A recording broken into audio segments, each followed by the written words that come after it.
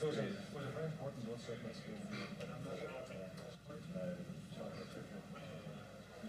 say that a place where you saw the good credit that this was challenged was in I did see the results from it.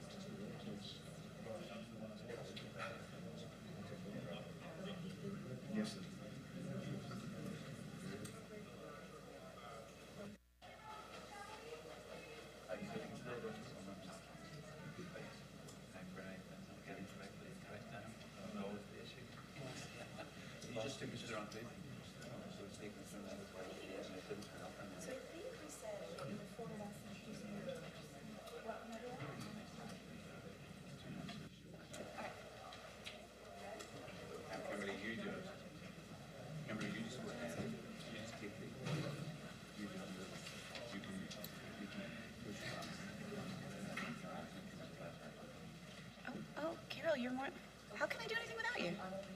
Okay. Okay. Good morning, everyone. Thank you so much for coming. We're delighted to have you. I've got a little echo. Is that okay, folks? All right. Thank you so much. My name is Kimberly Cowell-Myers. Please remember the Myers part. It'll be relevant later in the program. This is my colleague, Carolyn Gallagher, and we are so happy to have you and very much appreciate you coming. And I also want to acknowledge present in our space is our collaborators, Dr. Duncan, Duncan, help me. I've known Duncan since 1995. I once introduced my best friend as, she said, you've known me your whole life. So Duncan Morrow and Johnny Byrne as well. And we are delighted to introduce one of the conference, the sponsors of the conference. The director of the Northern Ireland Bureau is Mr. Andrew Elliott, and we would like to invite him up to say a few words to get us started. Thank you so much.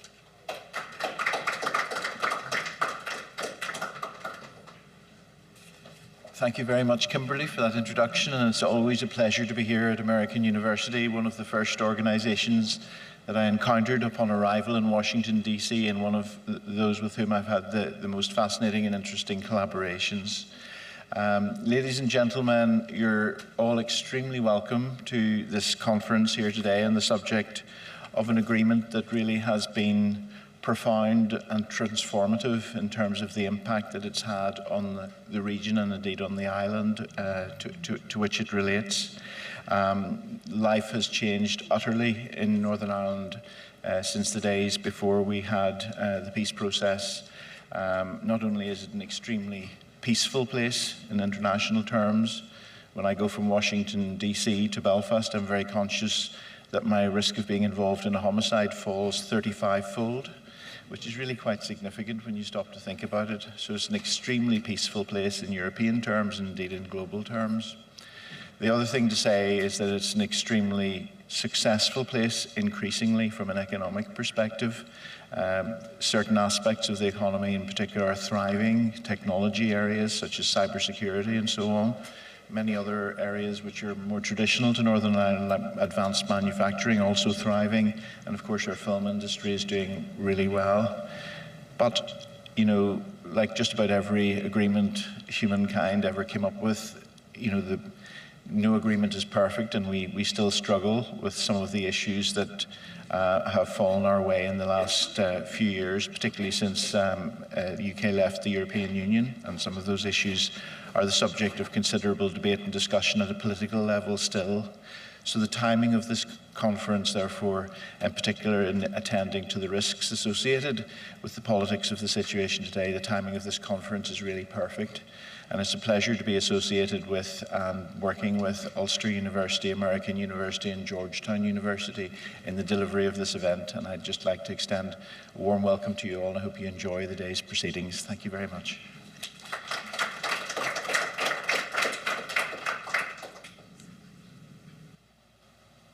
Thank you, Andrew. It's lovely always to have you here at American University. I want to now just very briefly introduce you to the Vice Chancellor of Ulster University, Paul Bartholomew. Thank you for coming and for bringing your lovely colleagues.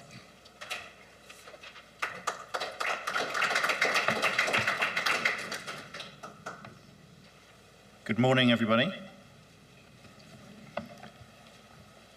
And indeed, my colleagues are lovely indeed. Duncan. Ladies and gentlemen, distinguished guests, as Vice-Chancellor of Ulster University, it's a genuine pleasure for me to be here in Washington today for the opening of this summit on the Good Friday Agreement. For all of us, the 25th anniversary of the Belfast Good Friday Agreement marks a watershed moment. A quarter of a century has passed since Northern Ireland turned away from violent conflict, which had for decades dominated life and destroyed too many lives. Of course, we know that a peace agreement was only one step away from violence at any point in time, and that nothing as complicated or as deep-rooted as conflict on the island of Ireland can be resolved in a single moment. But without political decisions and the work of diplomats and negotiators that led to the agreement, much of the journey would have been impossible. Indeed, so important is the agreement, even for those who had and perhaps still have doubts. Everything in Northern Ireland is now measured to some degree on whether it was before or after 1998, because that's indeed a point of difference. I've been in the country for just over a week now, and one of the things that I've pointed to as a proxy and a metaphor for the change is that Ulster University has a number of campuses, but we've recently built a new campus in the centre of Belfast. That campus in the centre of Belfast comprises, amongst lots of bricks, comprises 22,000 square metres of glass in the middle of Belfast. And if you think about that as kind of a visual metaphor of the change that's gone on, I think it's a really powerful observation. So, that having been said, our 25th anniversary is a moment for stock taking. And we've been thinking about that, I think, at Ulster University for a while, about what we wanted to do about that. And we've designed a programme of events to mark the agreement at 25. And we've chose that wording deliberately because the emphasis is on a relative point of maturity. You know, it's 25 years on. So we're not so much revisiting the text or the negotiations of the past through our events as we are using the passing of 25 years to measure our progress, or perhaps for some limitations of progress, and to participate in the resetting of the direction for the next 25 years. So while the past must not be ignored, or the programme's not be ignored, the programme's primary value is as an opportunity to identify our priorities for the future. Not so much where have we come from, although that's important, but more where should we go now? And that where we go now is entirely about the lives of people. And my colleague Duncan here, I know, who has a very specific role within the university of reaching out to communities, working with communities, listening to those stories, has really shaped what we want to do next. So today's event offers us an opportunity to take up a particular vantage point on the Belfast Good Friday anniversary events calendar, from which to consider not only US and international support that shapes the peace process, but how it continues to play an important role as we go forwards. We'll also hear from a panel of new leaders for Northern Ireland on how they see the future and how it might differ from the past. Through events like this, we hope to promote a society that's more tolerant, more inclusive, more outward-looking, where university teaching and research play a central role in educating the next generation of leaders, and thereby ensuring that debate, and indeed Northern Ireland society, is marked by a respect for evidence and for scholarly analysis of that evidence. So we're delighted today that today's conference is in partnership with our colleagues in American and Georgetown universities. Holding it in Washington emphasises a contention that the agreement would not have been possible without enormous political and diplomatic efforts of the British, Irish and US governments and the European Union, and that the agreement was an achievement of international significance which should be examined and explored beyond our shores. Above all, though, the partnership with other universities that this event embodies underlines our commitment to leading change in Northern Ireland as an outward and forward-looking region where international networks underpin progress and change at home.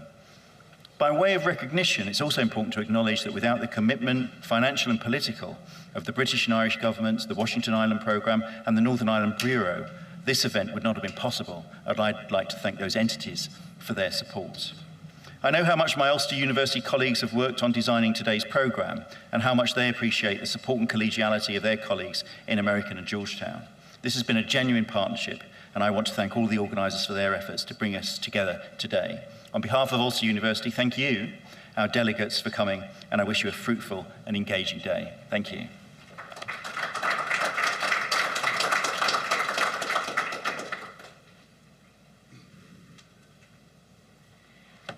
Hello again. My job at the moment is to introduce to you someone who needs very little introduction.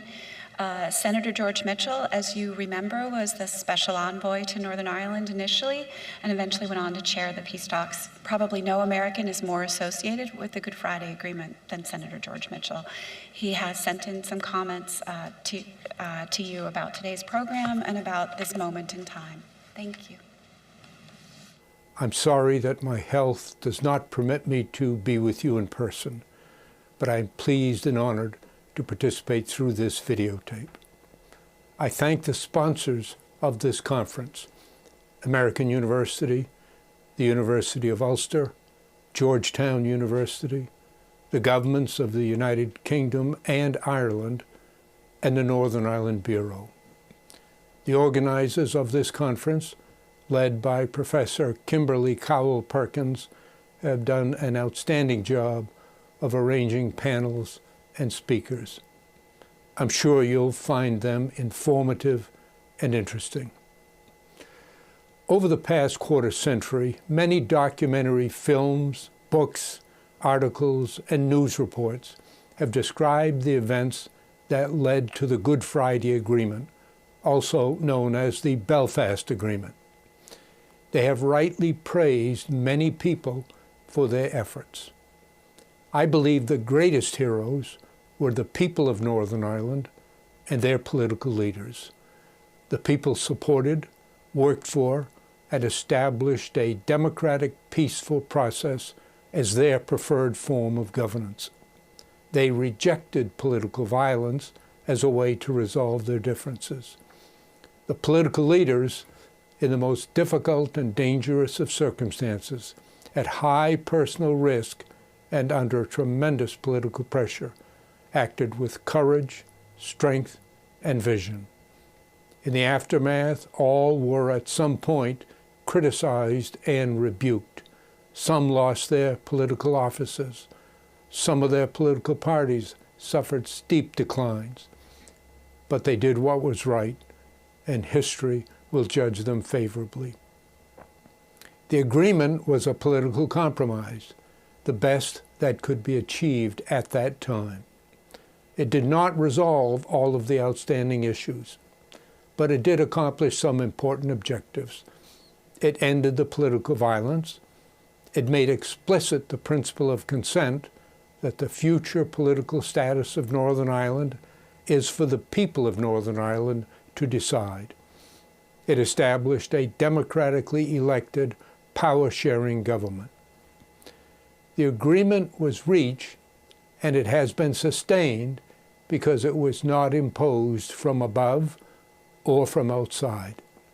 It was written and agreed by the elected representatives of the people of Northern Ireland, and then approved by large majorities in referendums in Northern Ireland and in Ireland.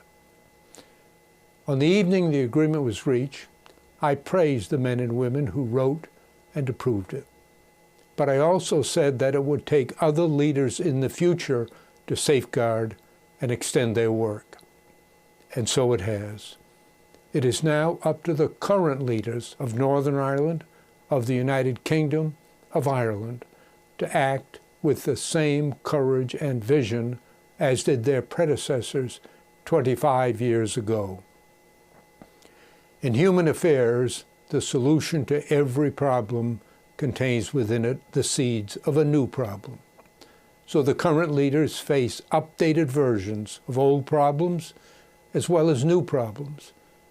But the current leaders can and must do what is necessary to preserve peace, to return self-government to Northern Ireland, to ensure for those they represent freedom, hope, and opportunity. In June of 1996, after years of effort, the negotiations which came to be known as the all-party talks began.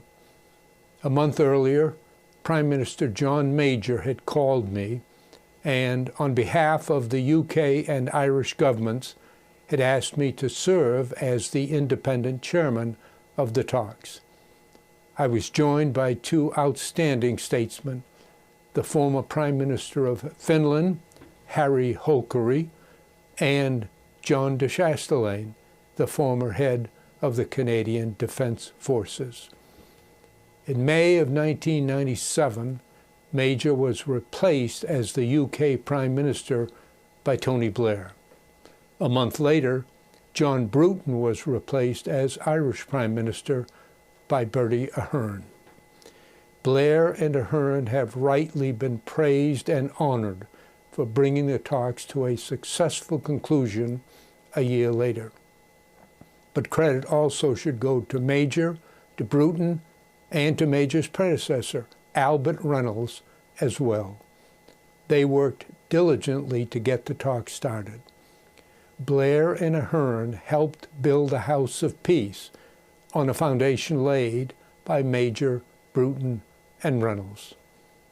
As to the talks, as I've said before, we had 700 days of failure and 1 day of success. For almost all but the last 2 weeks of the nearly 2 years of effort, the negotiations were negative and repetitious.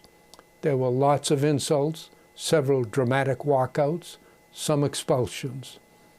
Gradually, the discussions became more orderly, but they remained largely unproductive. Just before Christmas of 1997, after a year and a half of effort, in desperation, I convened a meeting of party leaders for what I hoped would be a frank discussion to get the talks moving in a positive direction. After a promising start, the meeting degenerated into another angry round of discord and disagreement. Then it got even worse. 2 days after Christmas, while in prison, a prominent Loyalist paramilitary leader was killed by a group of Republican prisoners. That touched off an escalating series of retaliatory killings that threatened to derail the talks and to plunge the whole society back into violence. The next rounds of talks were disastrous, as each side blamed the other for the rising violence. I became convinced that the only possible route to an agreement was to enter into an intense final round of negotiations with an early, unbreakable deadline. I talked with my fellow chairmen, and they agreed. We then spent most of the month of March getting the two governments and the 8 political parties still in the talks to agree to our plan. It was a very high risk, but we believed all of the alternatives were worse. We set specific targets for each of the 14 days scheduled for negotiation. We didn't meet any of our targets until the very end. And on that last day, April 10th, Good Friday, we distributed the final document. Prime Ministers Blair and Ahern had personally and effectively led in the final negotiations, so the governments were in agreement. Each of the parties then went into caucus. There, they debated the future of their homeland, of their communities, of their families. By late afternoon, they had all agreed. After a long and very emotional final meeting, it was over. These men and women of Northern Ireland had spent their entire lives in conflict, but they wanted peace, and they got it. On that day, they rose to greatness. In closing, I want to make a personal comment. In 1994, after nearly 15 years of service, the last 6 as Majority Leader, I decided to retire from the Senate. Just before I left office, President Clinton asked me to serve as his representative in Northern Ireland. He was deeply committed to the cause of peace there. My assignment was to be part-time and limited to 6 months. I was to organize a White House conference on trade with and investment in Northern Ireland. A few months earlier, the IRA and then the Loyalist paramilitaries had declared ceasefires. The UK and Irish governments had been working under successive governments in both countries to resume negotiations in Northern Ireland. Despite the failure of all previous efforts, the ceasefires presented a new opportunity. The White House conference was held in May of 1995. It went well. President Clinton then asked me to stay on for another 6 months, and that led to other assignments. And so what started out as a 6-month part-time assignment became, for me, a long and intense 5 years, during which I chaired 3 separate but related negotiations. In the process, I came to know and to love Northern Ireland, the place and the people. They are energetic, skilled, and hardworking. It's true they may be quick to take offense, and they have lots of internal differences. But what society doesn't have problems and differences? They deserve our continued friendship and our strong support, as do our friends and allies in Ireland and in the United Kingdom.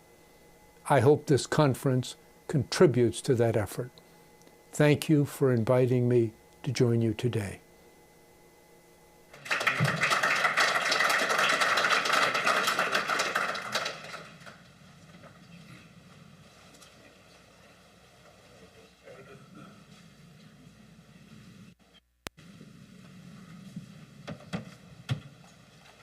So our next event will be reflecting on the peace journey, and it'll be 4 of us, 2 from American University and 2 from Ulster University.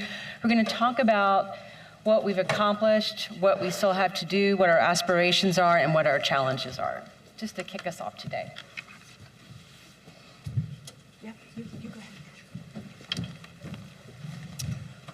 So good morning, everyone. It's a pleasure for me to be here, Dr. Dara Gannon here, to chair this wonderful session and to be here at American University.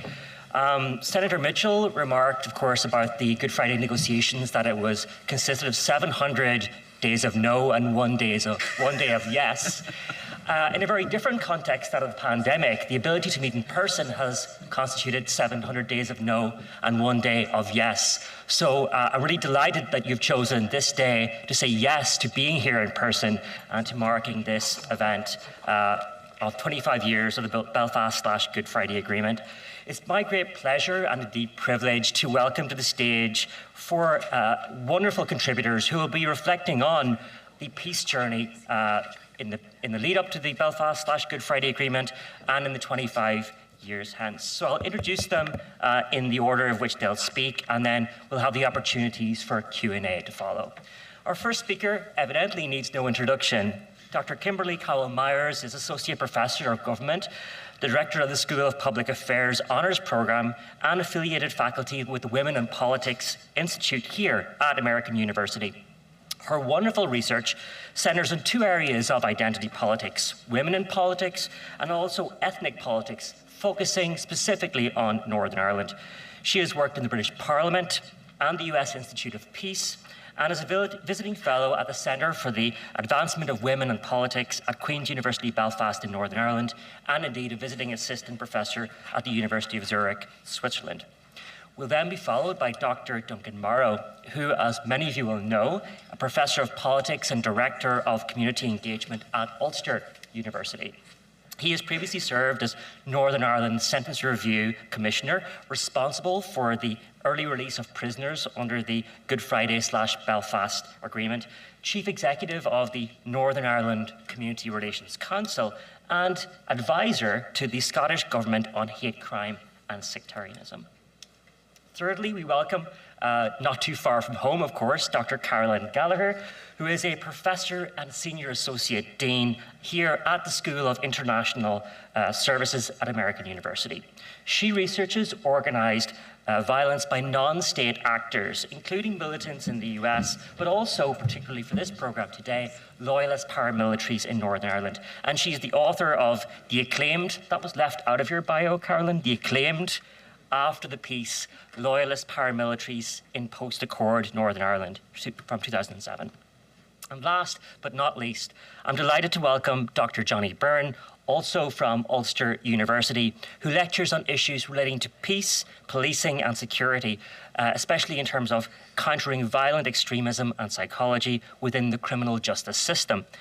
He has completed a number of research projects on public attitudes to peace walls, for example, paramilitary violence, young people's participation in political violence, community experiences of public order, policing in Northern Ireland, and the manipulation of commemorations and celebrations in a contested society. Johnny, of course, works closely with a number of organizations, including the PSNI and the US Department of Justice. So we have a wealth of contributions here for you this morning, and I'd like to welcome all of our panelists at this moment. And of course, it's my great pleasure to give the microphone to Dr. Kimberly Cowell-Myers to begin our contributions. Thanks so much, Dara. Can you hear me okay? I'm wondering if the mic is on. Are we okay? Good, thank you. Oh, okay. How's that? No? Yep, you're doing okay. Oh, yep, we do actually have it on. Okay, thank you. Isn't this fun? I'm really glad you're here. I think I tapped it. Batteries. Yeah, that's a little rough. Technology is always the issue. Every time. Yep, mine's on. Hello, yeah. That way we can keep moving. And I actually have some slides. Duncan and I have some slides to share with you, which I think are going to be put up on the screen here. Our job this morning in terms of this first panel is really just to sort of set the context for the day. So what we're about to say are really sort of thoughts to frame the day, to start our conversation, and they're not intended to be comprehensive per se. I'm going to start out by talking a little bit about the agreement and its context, and then talk about some of the changes since the agreement occurred that sort of add to the landscape in which the peace process continues to unfold. We did want to mention, if you are tweeting, there's a hashtag we're using for today. So please join us in pushing out information about what you hear today.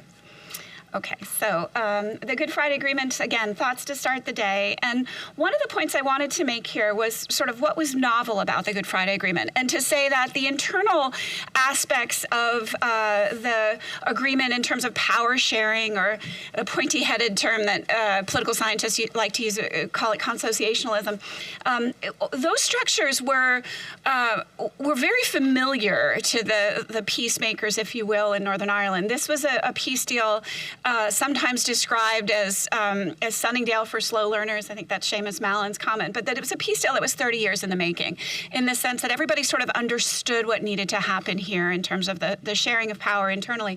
What distinguished the Good Friday or Belfast Agreement from previous efforts, such as those undertaken in the 70s and 80s, was the international settlement, which was sustained by diplomatic frameworks and the multilateral approach of the Irish and British governments working in close collaboration, really from the point of the 1985 Anglo-Irish Agreement.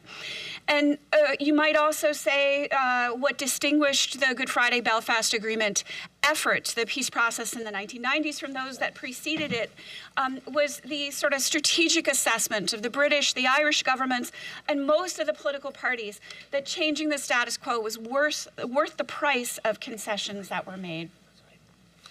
Now, how has it worked? Firstly, the two communities received the Good Friday Belfast Agreement very differently. And though the referendum in Northern Ireland passed with 71% of the voters approving it, Unionists only supported it with 56%, whereas Nationalists were much more enthusiastic. It had 96% from the Nationalist community. The decommissioning requirements in the Belfast Agreement were also interpreted differently by the two communities, the key phrase being that decommissioning would occur in the context of the implementation of the overall agreement. And so the two communities understood decommissioning on the one hand needed to occur in 2 years, and on the other hand needed to occur in the context of the implementation of the other parts of the agreement. And so that, as we know, led to the better part of a decade of disagreement. And the gap between the two communities widened after the Good Friday Belfast Agreement was signed, in that the parties of the centre around whom the agreement was built lost out to their more strident wings. And This is actually something noted in the literature on power sharing or consociationalism. And I have a quote for you from Tilly, Evans, and Mitchell, who are talking specifically about what happened after the agreement was signed, and referring to the notion that because power sharing causes parties to mobilize their core voters rather than campaigning across party lines, it has rewarded, or it tends to reward, the parties most closely associated with communal defense. And so I have a little GIF to show you here. I do want to point out to you, there are two things to note here. First, the title is wrong for the 1996 entry, in that obviously there weren't assembly elections, there were forum elections at the time. The rest of it reads correctly. But also the party on the leftmost bar is Sinn Féin, the SDLP, then the UUP, and then the DUP. You'll note that Alliance is not represented here, but will be in a future slide. I want you to watch what happens from 1996 moving forward. So I'm going to click play, and hopefully here we go. Okay, there's 1998. There's 2003, 2007, 2011, 2016, 2017, and then 2022. And I think that GIF makes the point quite powerfully that the parties at the center around whom the agreement was framed bottomed out by 2003, where the UUP and the UUP and the SDLP lost out to their flanks. It then required a second agreement in 2006, known as the St. Andrews Agreement, to get the Good Friday Agreement, Belfast Agreement institutions actually to function. As I indicated already, the DUP and Sinn Féin by that point were the leading parties on their side of the divide, and they agreed in 2006 to enter into the executive together, and that agreement kicked off the most successful phase of the post-1998 moment. And after St. Andrews, the executive was established in Northern Ireland and functioned really quite effectively for the next 10 years. We should note that means that the Northern Ireland executive has really only functioned for 56% of the time in the past 25 years. So what have we learned? Oh, sorry, yep, here we go. So what have we learned? One of the things that we learned is that the institutions are vulnerable to personal relationships. And this perhaps shouldn't be so surprising to us, because peace and conflict resolution scholars have been pointing this out for decades. For example, the Track 2 diplomacy agenda is really altogether framed around trying to foster relationships between negotiators. Consider, do you remember these guys? Oh, no, not those guys. Those guys, the Chuckle brothers, right? So it took personal relationships to get these institutions up and running. You remember even Peter Robinson and Martin McGuinness became personal friends. And the point is that without trust and without interactions, this does not work. Even power-sharing scholars, consociational scholars, have reminded us that the leaders of each pillar need to be more statesman-like than their followers if power-sharing is to work. We also learned that the institutions are vulnerable to the party's self-confidence in the moment and their confidence in the future. There we go. So let's talk some about the changes to Northern Ireland society since the Good Friday Belfast Agreement was signed. You'll notice here you have a slide representing, or an image representing, the changes in demography according to the Northern Ireland census, which is conducted every 10 years. So 2001, 2011, and 2021. The orange representing those who say they were raised Protestant or currently identify as Protestant. And you'll notice that that bar takes up in 2001, right after the Good Friday Agreement was signed. That takes up more than 50% of the population as reported. And by 2021 is less than 50%. In fact, neither community represents more than 50% of the population in Northern Ireland. And you will see a real growth in the portion of the population that identifies as having been raised in no religion or claiming none in the present. Another important change here would be the political changes. So what you have before you, the narrative is quite familiar. The first line is the line of the nationalist community. The second line coming up here in orange is of the Unionists, and this is the block in the Assembly elections. So taking those who self-identify as Unionists, those who identify as Nationalists, and you'll see that unionism is in decline relatively. Nationalism is holding steady, and you've seen a huge increase in those who identify as none or other, neither or other, rather. So that is your, sorry, I'm challenged between my clickers here. The Unionists lost their majority in the Northern Ireland Assembly in 2017. They lost the majority in the Northern Ireland delegation to the United Kingdom legislature in 2019. And 2022 was the first time that Unionists did not have the largest party in any assembly in Northern Ireland's 100-year history. Alliance seats, that's the other sort of interesting narrative here. I mentioned unionism in decline at some level, nationalism holding steady, and a huge increase in the neithers or the others. Alliance seats in the Assembly rose from 8 in 2017 to 17 in 2022, rising from 9 to 19% of seats. Today, more people reject unionist or nationalist labels in the Northern Ireland Life and Times survey than identify as either one. So unionists in the community identify, 32% of them identify as unionists, 26% of people in the community identify as nationalists, but 38% of people in the Life and Times survey identify as neither. And so what you have now, in contrast to when the Good Friday Belfast Agreement was signed, is no longer a majority with a large minority, but really, if you will, 3 minorities.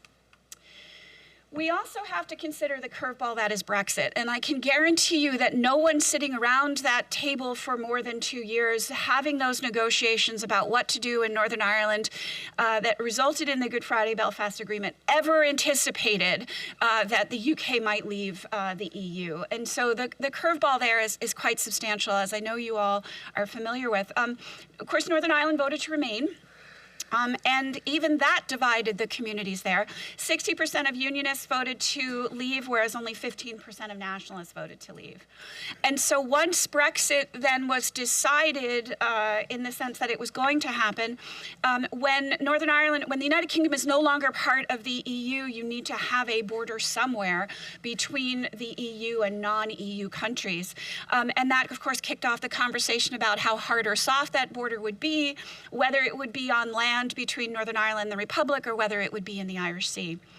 The confidence and supply agreement between the DUP and the Conservatives in the British House or the British Parliament, it tended to undermine confidence instead.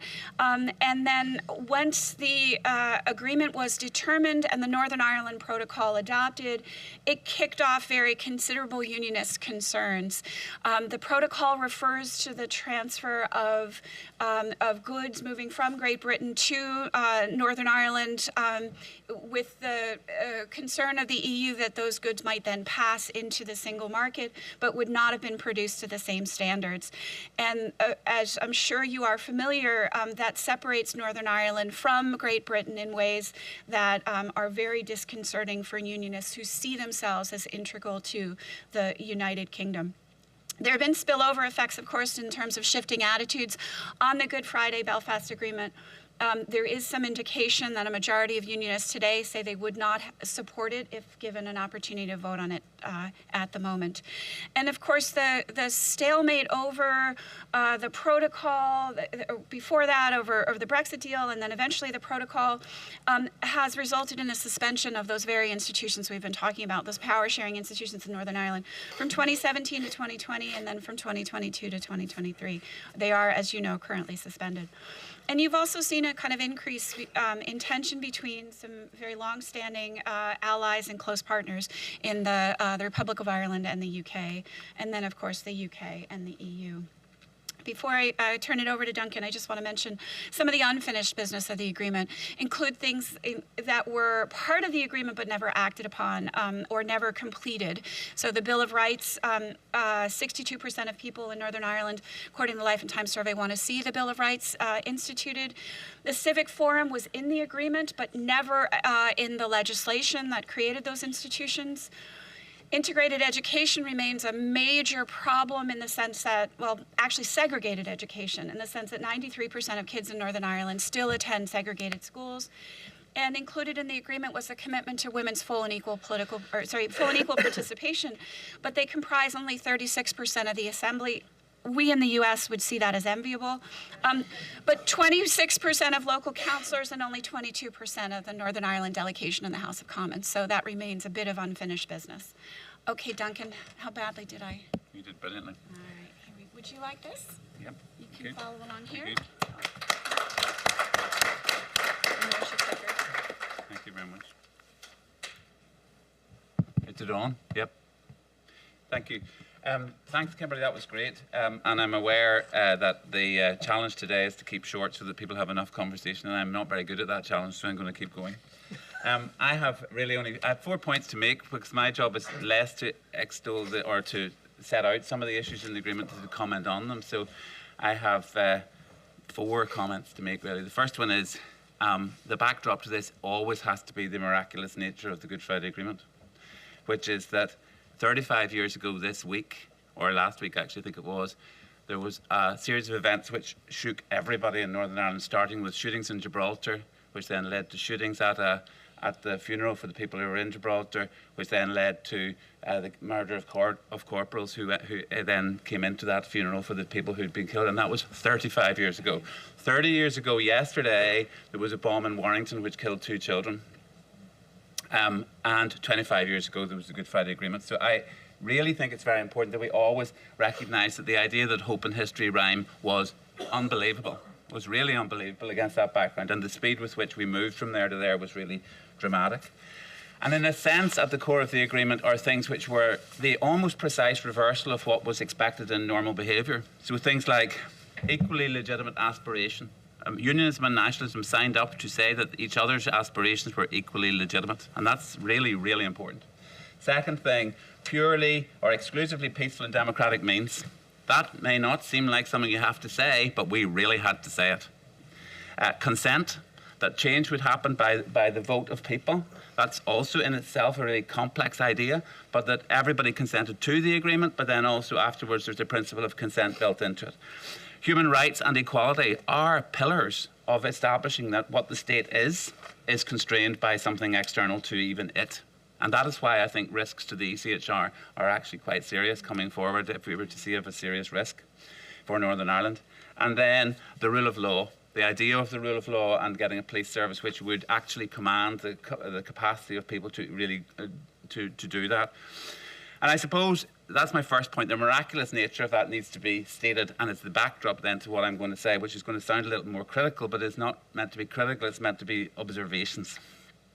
At the core of the agreement is still, and I think George Mitchell almost says it, a fudge between whether this is truce or transformation. And I think that fudge has been with us for 25 years, because truce is represented in many ways by the principle of consociation. It's sharing out power more than sharing power. It's based on checks and balances. It's based on power distribution, not necessarily integral decision making. And it, at the core of it is also this notion of continuing aspiration and no apologies for the past. And I think that means those things remain really quite serious. And if we have a truce, then what you do is you stop and you try and draw a line and you do what your best. But the question of transformation is tied up with this language of, it's in the agreement, that the purpose of the thing is reconciliation, tolerance and mutual trust based on partnership, equality and mutual respect. And that if we don't transform to that space, then actually consociation sits as a mechanism which is actually not dealing with what its fundamental purpose is to be. And there's nothing which makes it imperative in the consociation agreement that that's going to be the core. But it is clear to me that the agreement essentially has a hole in its heart unless it deals with those issues. 2 colleagues of mine, if I could put up a slide, on the next slide, yeah. In the university in 2003 defined what reconciliation might mean in politics, and I want to put it up there because it strikes me as they were meant to be. They became a funding formula for the European Peace Programme, and in fact define almost the things where we've had most difficulty. developing a shared vision of an interdependent and fair society. All right, that's great. Acknowledging and dealing with the past, building positive relationships, significant cultural and attitudinal change, and substantial social, economic and political change through the Equality Commission. And I think if you were to look and say, where has the agreement had its most difficulties, you would have to say that rather than that being the core of what the purpose of politics turned out to be, this turned out to be all of the traps which the political system found most complex to deal with. Just to say that if we look at it, the history of politics in Northern Ireland since 2007, in my view, is that it has constantly tripped up all the time over these issues. So that the question for me is the goal now the re-establishment of the consociational system, or do we have to do something to refocus the agreement to make sure that when they get back in, this is what they're going to do? Because if you look at it, even in the period that rightly Kimberly describes the most successful period of the agreement, the 2007 to 2012 period, my colleague Paul Nolan, at one stage he declares in a report in 2012 that the political system of Northern Ireland can be considered a success. Well, be careful what you predict, because since 2012 we have been essentially in permanent and repeated crises and escalating crises. Because even between 2007 and 2012, the things that were shelved were the Eames-Bradley report, the Bill of Rights, and the Shared Future policy. And those things just couldn't happen. They were frozen, nothing happened, but they all froze. The policing model was pushed through, but it was pushed through actually only after the Prime Minister's essentially camped in Hillsborough and forced the devolution of policing and justice. And it looked as though it was going well until 2012. In 2012, then the flags protests happened in Belfast City Council, if you remember that. But it moves on with almost a Christmas crisis every year to 2016 and a fresh start.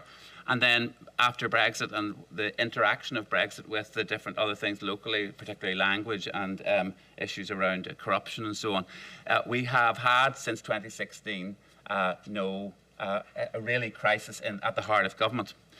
One of the things being a university lecturer is really interesting is that people move very quickly. Your classes, suddenly history becomes history very quickly if you're a teacher and you have 18-year-olds in your classroom.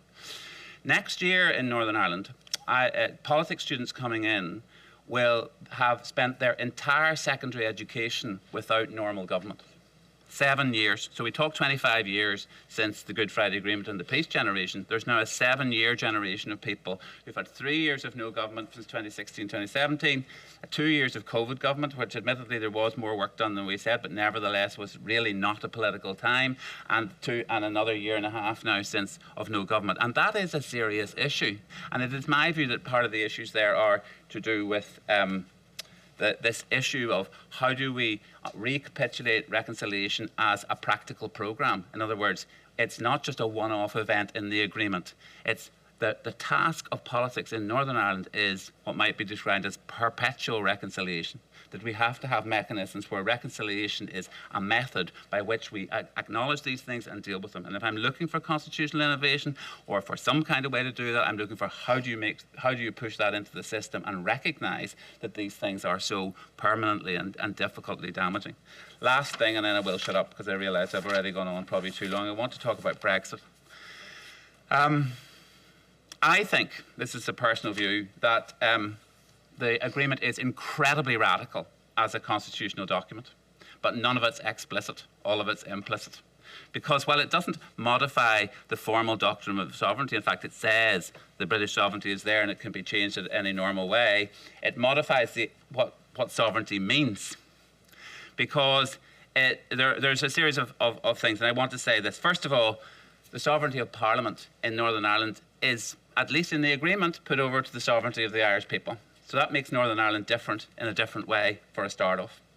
Second of all, and there's different ways to understand that, we can talk about that.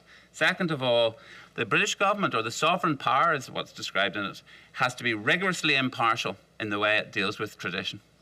So your citizens and your not citizens have to be treated equally. That is quite remarkable, interestingly. We have the right to be British, Irish, or both, as we may choose. That is a phenomenal secularisation of the idea of citizenship. I don't think it exists anywhere in the world where the people, and we can remove it from time to time. If you try to choose your mount, you can choose it from time to time. And there's actually for Irish nationalism something really big here too. There is a concomitant recognition in saying that the aspiration to unionism is equal to that of nationalism, that the United Kingdom is there not as a colonial power, but as the will of the people. And that is a massive historical change for Irish nationalism. And it is all implicit. And it has happened, and it has changed not only, it affects Northern Ireland, but it grows out of a change which must affect the whole of the United Kingdom and the whole of Ireland. And I believe that that was never internalised in London or Dublin. I believe that the scale of the constitutional innovation that was used to sort Northern Ireland out was never internalised in Northern Ireland. And that Brexit, the problem is that it drives a coach and horses through that implicit deal. It makes Northern Ireland into what is seen as an irritant to the United Kingdom in terms of trying to deliver what it calls sovereignty. But at the same time in Ireland means that Ireland has a permanent relationship with the United Kingdom which has to be negotiated separately from the EU, and it's brought the EU in. And that is a really difficult problem, because the Good Friday Agreement requires rigorous impartiality. It requires something which is more than simply sovereignty as it was previously exercised, but sovereignty exercised in a specific way. And consent is, in fact, consent for the whole package of the agreement. And that is really problematic. So I do think that if we think of the agreement as a Northern Ireland document, which most people in Britain and Ireland do, I think, in fact, they're making a mistake. This is a doctrine about our countries and how we relate to each other, and that has to be seen through. So the final piece then, and this is my last point, is really this, is that the good news is it has resulted so far in stasis, not crisis. So I am personally think that stasis is, but it doesn't mean it's going to stay there. The bad news is that we have to take this very seriously as international people if we're going to change this. That something around this has to be taken very seriously. So I think the Windsor Framework is a definite way forward in my view, but it does create immediate problems, as Kimberly has followed out, for the sense of what does sovereignty mean for us. And I suppose all I would say is what is to be done. I think I want to say, first of all, I want to protect the sense of fragility in Northern Ireland, and that the international community and Britain and Ireland take that seriously. They stop trying to go back to old sovereignty models, but that we try to work this on further. Second of all, that we have to find some way to build accountability for the purposes of the agreement, i.e. reconciliation in my view, as defined there, into the activities of when government goes back in. I don't just want consociation. I want consociation which is determined to try to work out some of these problems. And then finally, I think there's a question of that has to be raised about Northern Ireland cannot simply be a bipolar society anymore. The new communities that have arrived in our community have radically changed the nature of how we have to understand citizenship. And I think that that is really important part of reconfiguring it. So it's not about going back to 98, although there are some elements of 98 I really want to protect. It's now about reconfiguring it that for the society that we now have, including people who were not included in that. And I have one last slide. We had a peace summit. I'm not going to do this one. We had a peace summit with the John Hume Foundation in Derry, and it came from a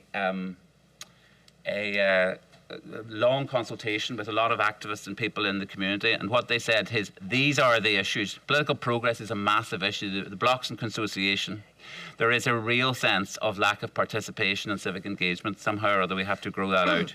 That the issues of cohesion and sharing, the issues of reconciliation have really not been addressed. And there are new issues that have risen since the Good Friday Agreement, particularly around new communities, which now need to be thought through if we're to be serious about how we move forward. Sorry, I've spoken too long. Thank you.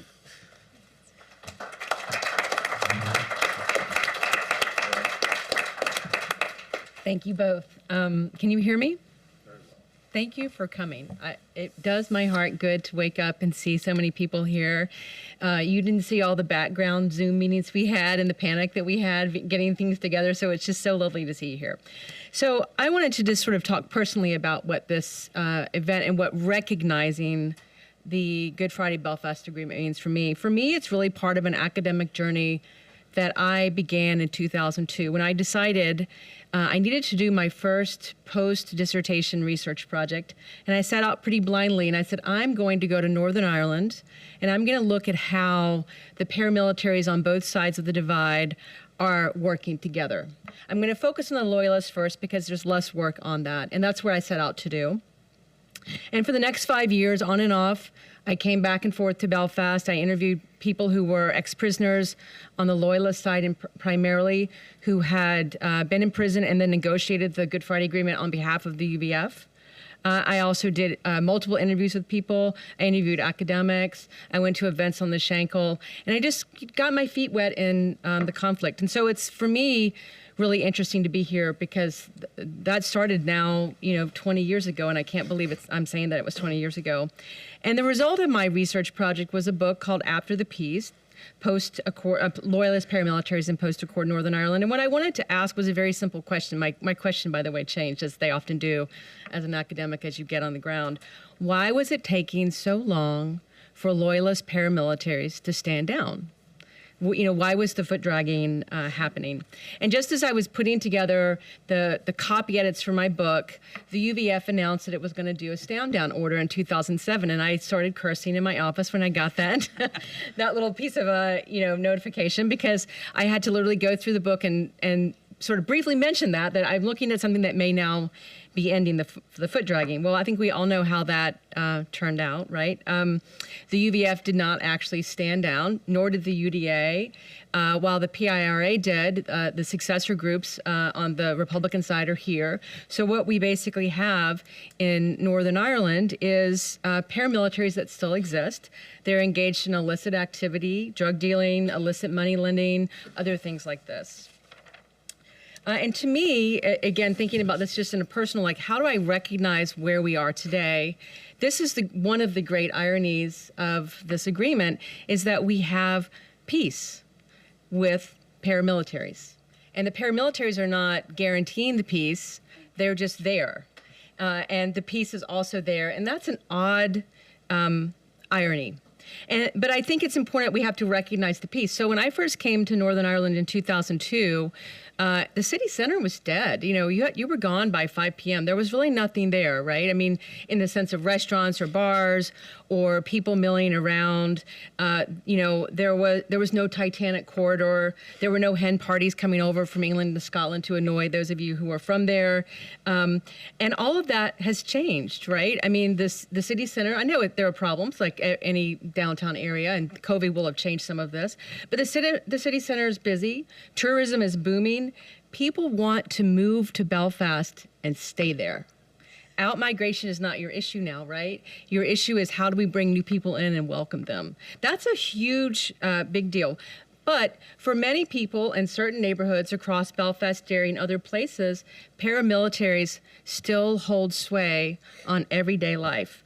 They are engaged in quote-unquote paramilitary policing or rough justice. Sometimes you go to a local paramilitary person to solve an issue you don't feel comfortable going to the police to solve. They can, in some cases, provide a form of justice, but they can also be the person who is selling drugs down the street from where your family lives or where your children go to school. They can be people that are score settling in ways that have nothing to do with politics. They can be engaged in illicit money lending and create major debt for many people.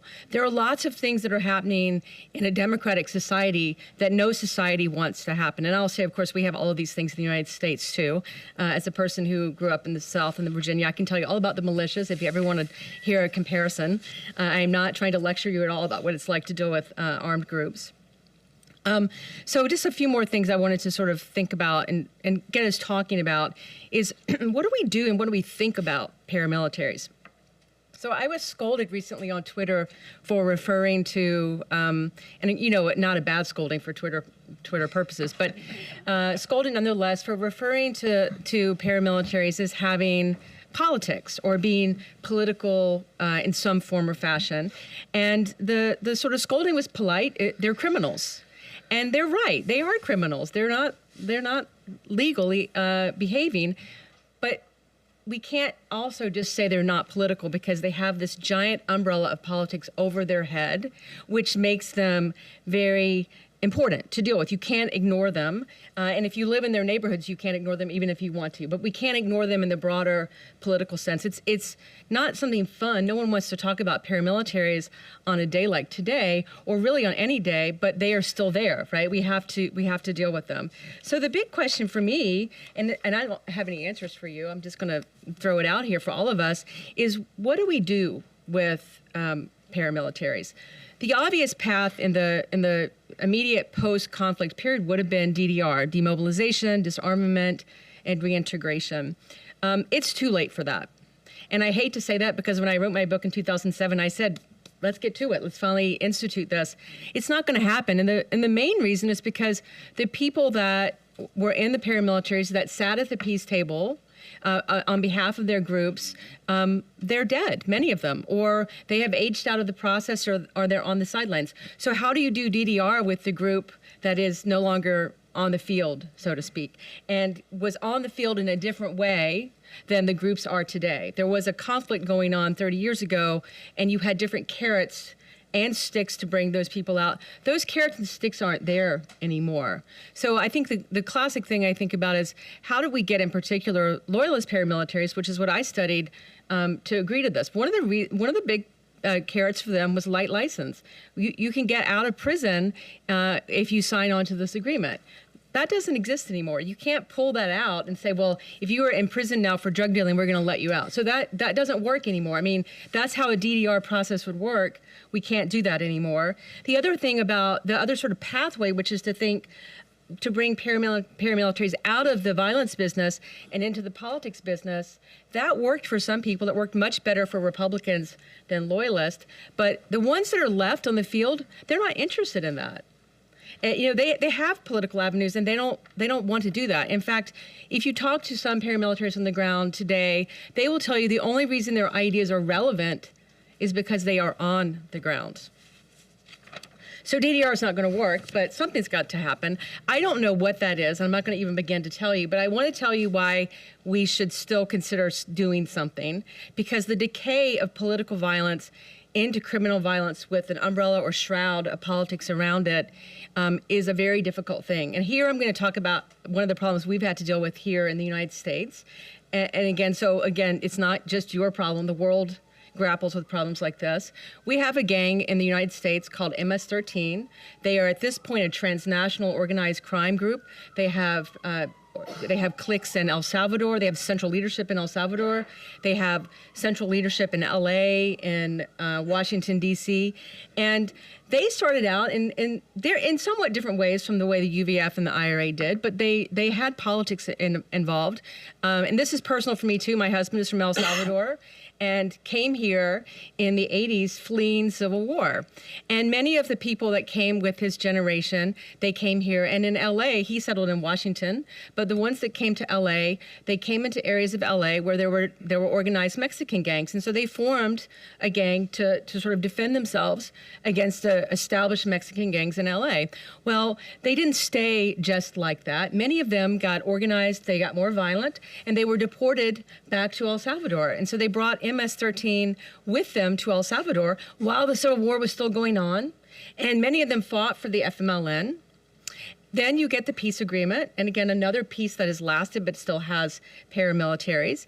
And now this is a transnational gang. But here in Washington, D.C., we have MS-13 cliques that look a lot like what paramilitaries look in Northern Ireland. I'll give you an example from Langley Park, Maryland, about a mile and a half from where I live. The person that sort of controls this clique there is known as the roofer. So he has a full-time job. He actually puts roofs on people's houses. I mean, I don't know him personally, but this has all come out in court documents. But he also runs extortion rackets and the apartment complexes in his area. He controls, what people can say, what engagements they have with the politics in their local area. And one of the things that, and when I talk about the decay of peace, and then I'll leave it here, is that the decay of violence is the violence continues, and it also changes form in noxious ways. So today, MS-13 goes to schools in this neighborhood, and it recruits kids. And it recruits them in middle school. It doesn't recruit them just in high school, but in middle school. And one of the ways that they bring them into the gang and also make it very difficult to leave is through initiation through violence. And so this and the pointy-headed language that Kimberly was talking about, this is path dependence. Once you do something like that, you have an initiation ritual that includes violence that brings you into the gang, it's really hard to pull you out. And so what I worry about for Northern Ireland is not that you will become, the country will become like the United States with MS-13, but what does the decay of violence related to these shells or remnants of the paramilitaries look like going forward? And most importantly, how do we deal with it so that we don't get the path dependence that we have here for many neighborhoods? So thank you.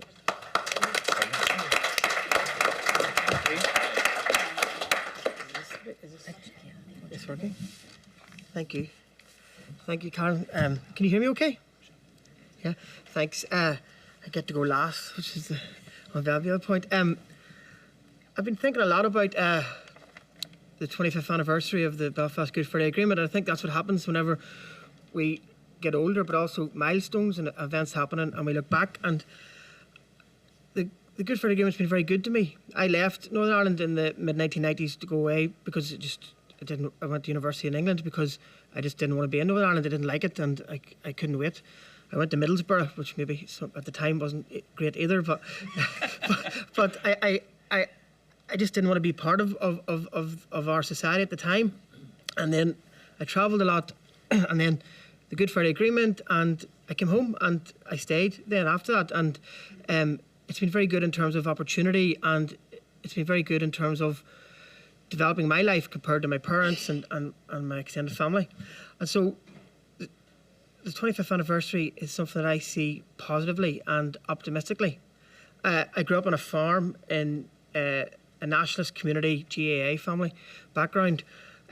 My wife grew up on a peace line. She's from a loyalist background, and she doesn't share my optimism about the 25th anniversary of the Good Friday Agreement to a certain extent. So we actually can't agree on the language to use about the 25th anniversary in terms of what tone should you set. Should you be optimistic? Should you be congratulatory? Should you be celebratory? Or should you be more somber about missed opportunities? Should you be more reflective on the marking it? And even listening to the comments from George Mitchell, or you realise that you forget sometimes where we were and the risks that people took to get us where we are now.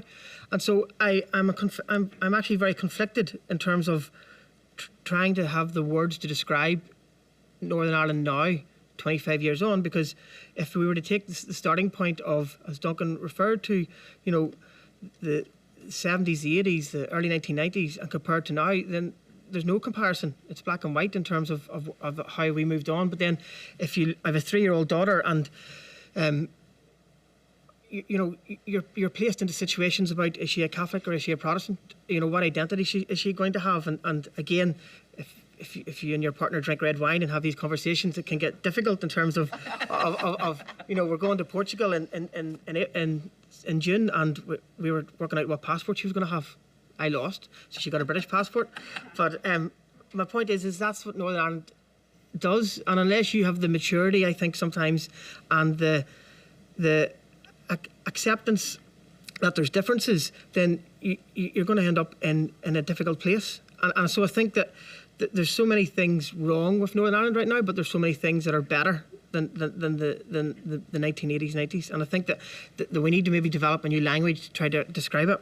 I'm going to briefly just touch on two things about the 25th anniversary that make me think, and that's in relation to policing and security. The Belfast Good Friday Agreement set in motion a series of events and decisions which led to the establishment of the PSNI in November 2001. And driving that change was recognition that there had to be a reset between the relationship of the police to society, with the aim of securing police legitimacy and public confidence in those institutions. To be very blunt, for the peace process to work, there had to be new policing. There was no negotiation there. So the vision of a new beginning to policing was delivered through the Patton Report and its 175 recommendations. And those were around name change, uniform, symbols, substantial changes to structure, composition, training, and the oversight mechanisms. And underpinning those recommendations, which is really important, was this idea that policing reform wasn't just the responsibility of the state or the police, but it had to be owned by the community. So it was about a partnership between the community and the police to develop new policing.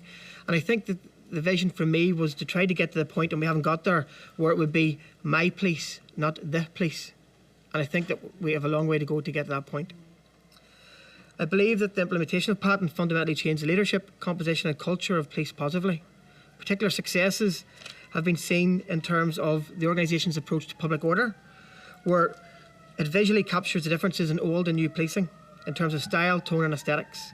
Historically, policing tactics were often defined by physical confrontation, the use of lethal force and militarised tactics and vehicles. However, the last 2 decades, it's been about a decrease in use of force, and it's about partnership with the community in this idea of a graduated response to situations. Furthermore, the police have, for the most part, successfully managed the transition from security policing to community policing, although there were others that would disagree with that comment. It's also important to acknowledge the advancement around making the police more representative. The policy of 50-50, positive or affirmative action in this context, was both sensitive and extremely controversial. But it increased the numbers of Catholic officers in 2001 from just under 8% to about 32% now, and that ran for 10 years. Interestingly, at the same time as that positive affirmative action around Catholic Protestant, female representation increased significantly as well, which was a byproduct of that policy. So while there have been successes, there have also been missed opportunities and challenges. And I think the most significant for me, again, is the failure of our society to progress the discussion about normalised policing. So to some extent, it's still talked about in the shadows.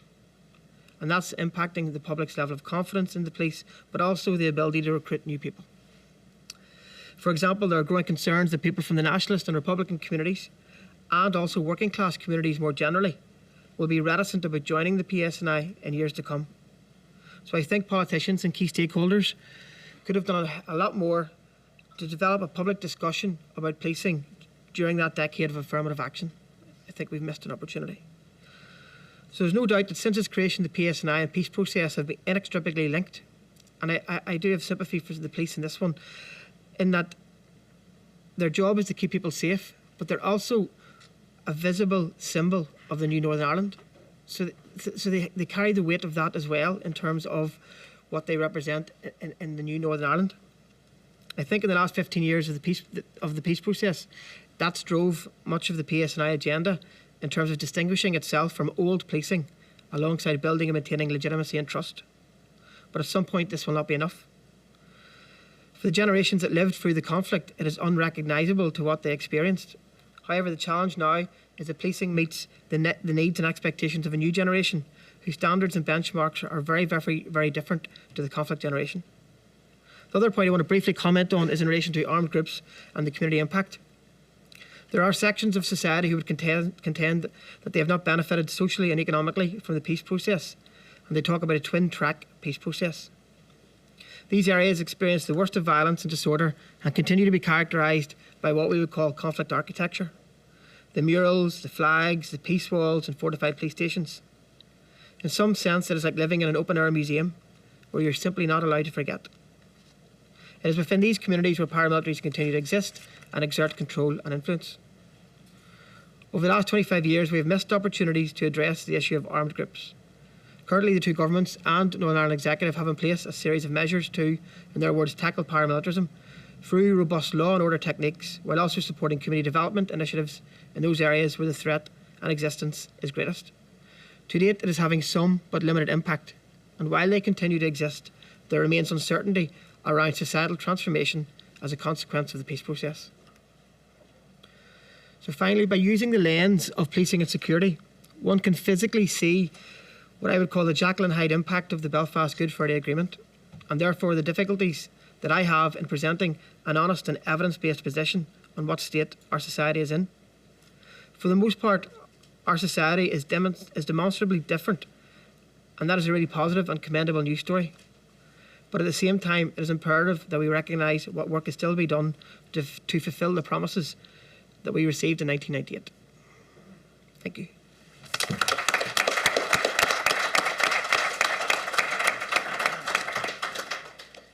Thank you so much to all of our contributors for such a rich and diverse contribution to this opening panel. So we have some time for questions. We'll come to the audience in a moment. I'm just going to give you time to take all of that in, reflect on the very important contributions made today, and abuse my position as chair, I suppose you might say, to ask the first question. And of course, as the historian, I would ask about the past before we move into the present and the future. And I'm just wondering, and Kimberly, you mentioned the idea of, Sunningdale for slow learners, that well-worn aphorism. But I'm just wondering for the panel at large, to what extent in terms of the making of the Belfast/Good Friday Agreement was a treaty consciousness part of the making of that agreement? The idea that the participants were not only aware of what happened in the past, going back to, let's say, even the 1921 Anglo-Irish Treaty, but also that, as Duncan quite eloquently said, that they will become, figures in history books 25 years hence. Tony Blair talked about the hand of history. So to what extent was treaty consciousness a part in the making of this agreement? Well, it's a really good question. I'm actually in the school which says it should have been greater. It should have been bigger. Because I think the substance of what we were doing in Ireland in terms of the historic relationship was so gigantic. I'm really in the watershed school, which is we were as society, especially in the north, but resulting from the whole of Irish history, as society which was constructed on antagonism. And now we're moving to being a society that's constructed on sharing and on working together and all these things. And I don't think people really understand just how night and day that actually was.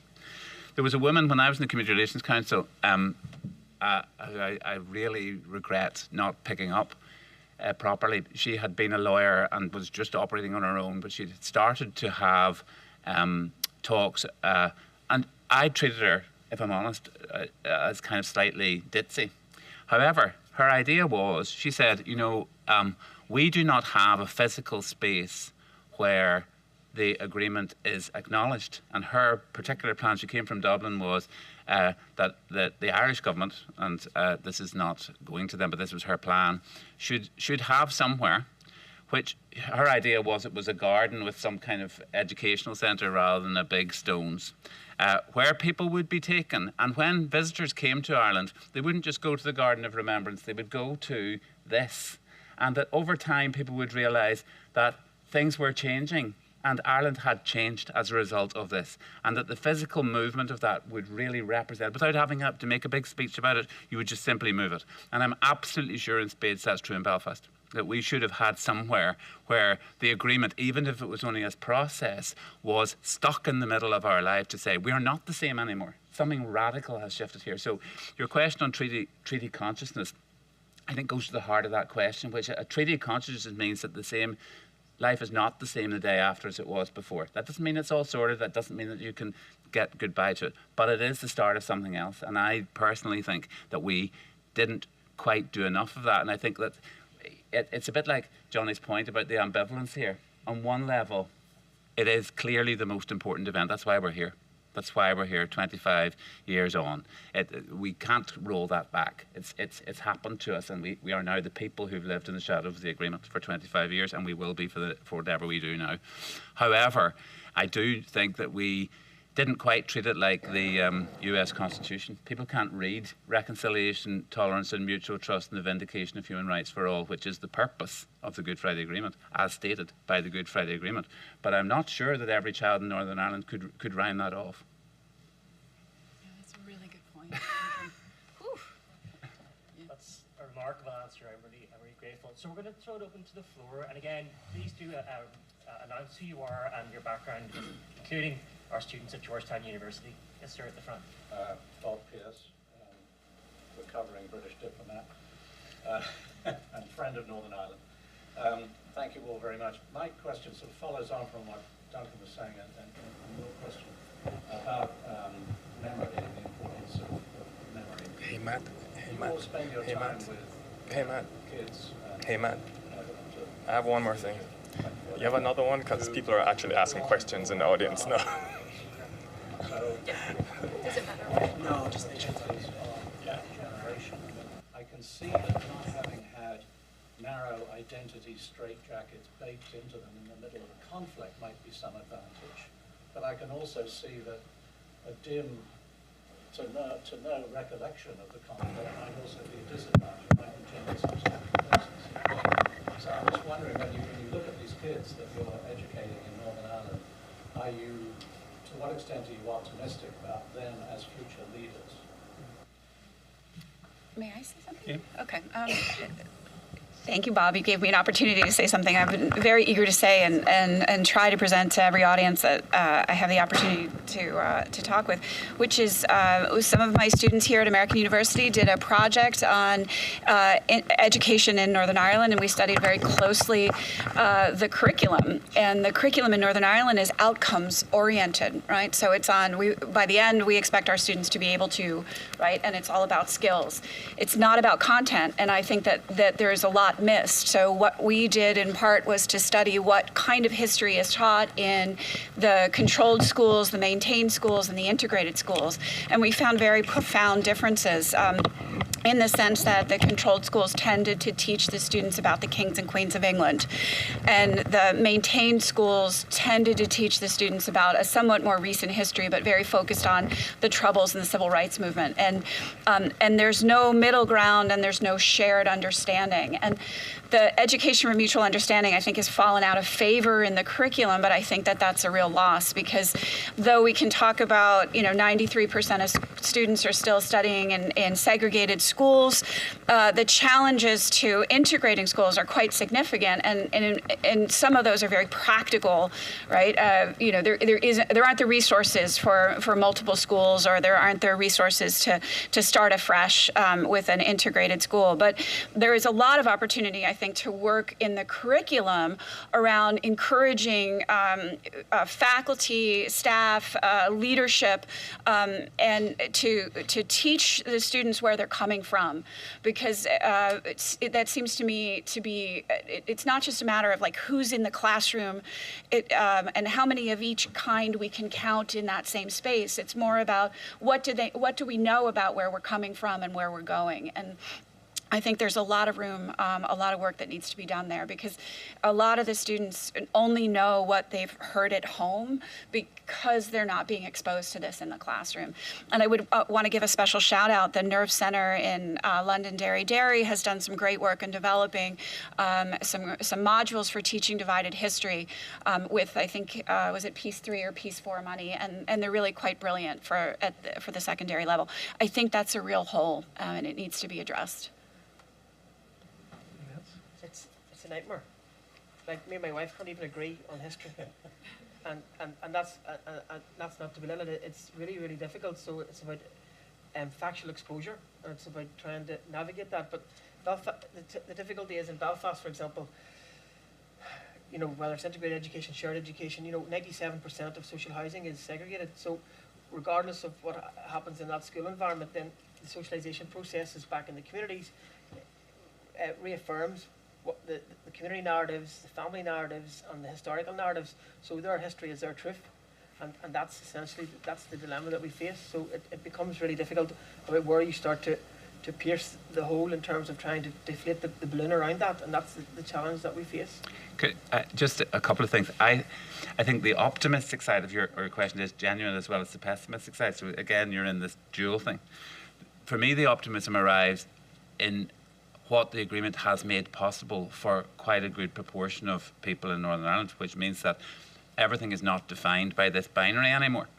So the arrival of new people into Northern Ireland has changed it. For middle class people, and I think there is a class dimension here. There has been a kind of a cosmopolitanization. They've become part of a wider cosmopolitan world, and their parents basically instruct them, living in that world myself, not to get involved in this stuff. So there has been definitely a change in their world, but there's almost been a hardening of the gap between that group of people and the people living in what Johnny described as the open air museum. In other words, that there are parts of our society which remain where you would not think that anything had changed at all. And there's other parts where everything has changed. And that dialogue needs to start, I think, a bit more now. And I would go back to my point, which is intentionality about understanding that we're on a journey here as part of policy, as part of your thing, is we have to become intentional about housing. And that is going to raise really big questions because, for example, the issue of housing ultimately turns out to be an issue of safety. So the issue of paramilitarism is connected to it. The reason why people don't live in houses just where they get a house is because some people don't feel safe in some places rather than others. So they want to feel safe in their house. Fair enough, that seems like a real point. But we have to do something about that. That means the policing issue then becomes a really critical issue. What kind of policing are we going to have in our community? So it's going back to my point, which is, if I'm looking at young people, I'm saying they don't think the same way as they did before. There is a more complex, it's a different society. We have different versions of the problem. But intentionality about dealing with the consequences of this is still, in my view, there are two ways. This is a final point. You used to have this thing called good relations.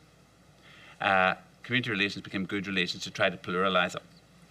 And good relations was then defined by harmony. And so the best way to get harmony in Northern Ireland was to not talk about anything. So because harmony equals good relations, therefore the best way is avoid. So you're back to the avoidance culture. And I want to make an argument for the exact opposite of that, is that good relations are relationships which can withstand the conflicts that are required of them. And therefore, we have to have mechanisms through which these things are intentionally and thoughtfully addressed and properly put into space. I think universities have a role in that. I think public education has a role in that.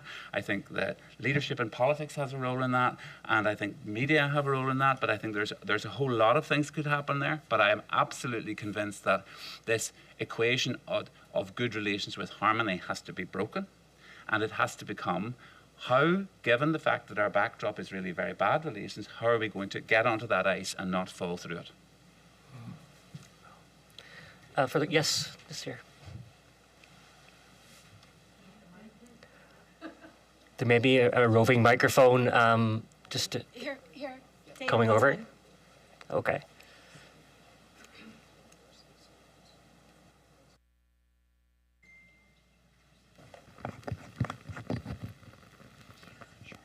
Hi, my name is Lorelei Kelly. Hi, Duncan. I lead the Modernizing Congress portfolio at the Beck Center at Georgetown. I'm standing up a new program at McCourt to carry on reform in the House and Senate. My question is sort of U.S.-centered in the sense that if I were Canada right now, I'd be studying the United States as a low-intensity conflict on the road to violent extremism. And so after January 6th, in fact, I invited Duncan and a few other folks who'd been working on Northern Ireland over the last 25 years through colleagues at Stanford to learn lessons or to at least create a timeline of when you have to do certain things to prevent deadly conflict. One of them, at that time, this was after January 6th, was to stand up and, in a unified way, elected leaders need to condemn violence to the margin.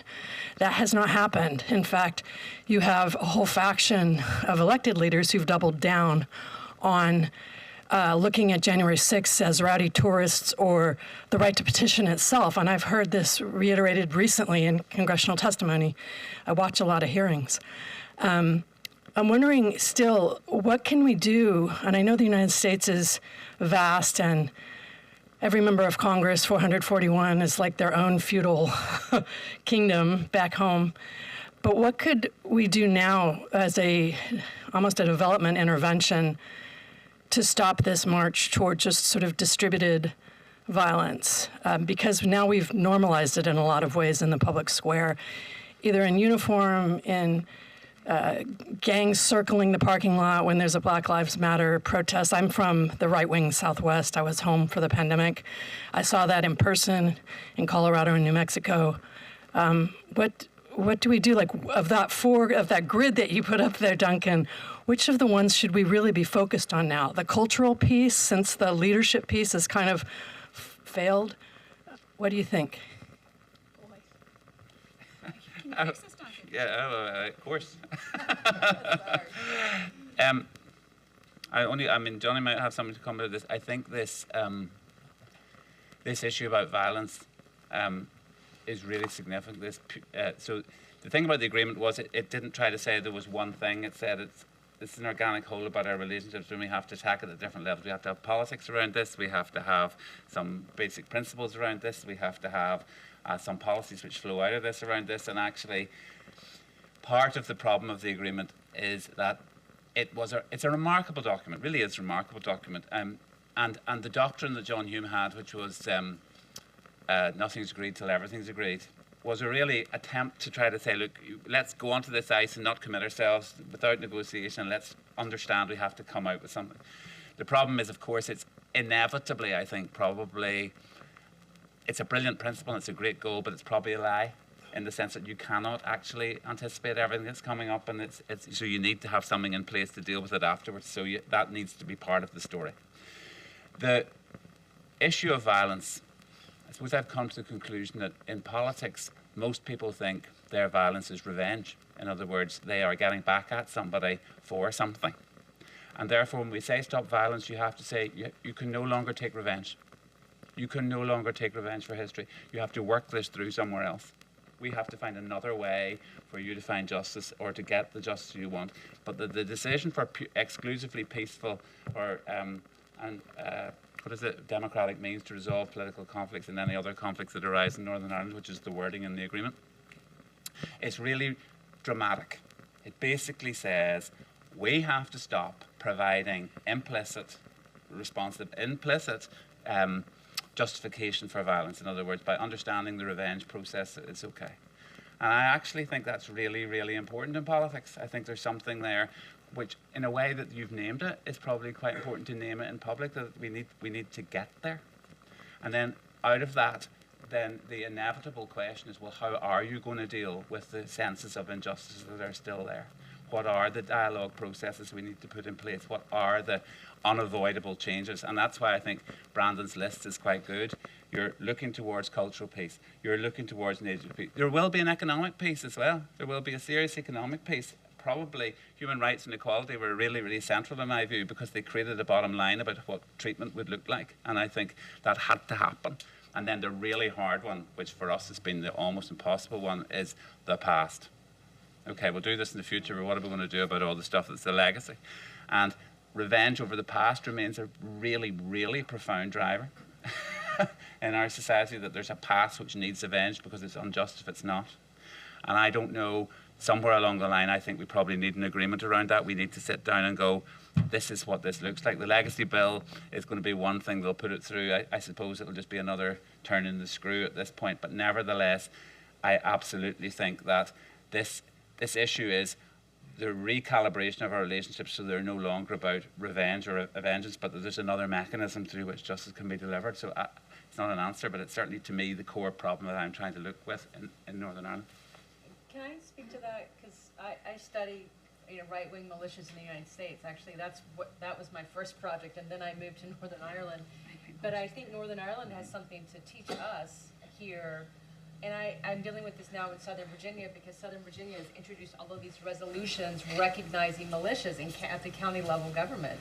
And it's like, I've said to people, in these counties, you've never lived in a place where you have multiple armed groups you have to navigate. You're not just navigating the police, you're navigating a militia. And what happens if the militia you've recognized gets a competitor militia, and they're going to try to come in and be this militia. And so, the average citizen may have a particular politic that they want to advance, but it's a different world having to navigate the formal police, the paramilitary or the militia in your backyard, and then another one. And it's funny because Americans, we're so insular, we don't think about what it's like to live like this. And it's like, go to other places where you've had this and say to yourself, is this what you really want? Is this the way? Because we don't have the geography that you have in Belfast. From some communities. I remember talking to a loyalist paramilitary in 2003 after the second feud, and it was with Johnny Adair on the Shankill, and it was like, this guy lived north of the UDA-UVF line, and so to get to the city center, he had to go this really long, convoluted path to get into the city center. And then other people, I'm going to Wales, or I'm going, that's a geography that you had to traverse. And I don't think people here realize what that looks like and how constraining that can be.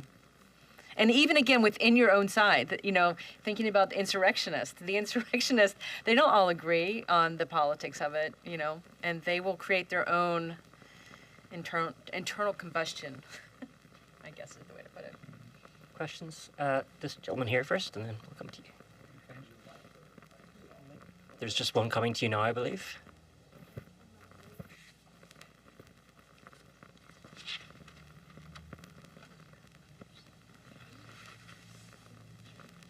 Okay, we're going to go a cappella, I think.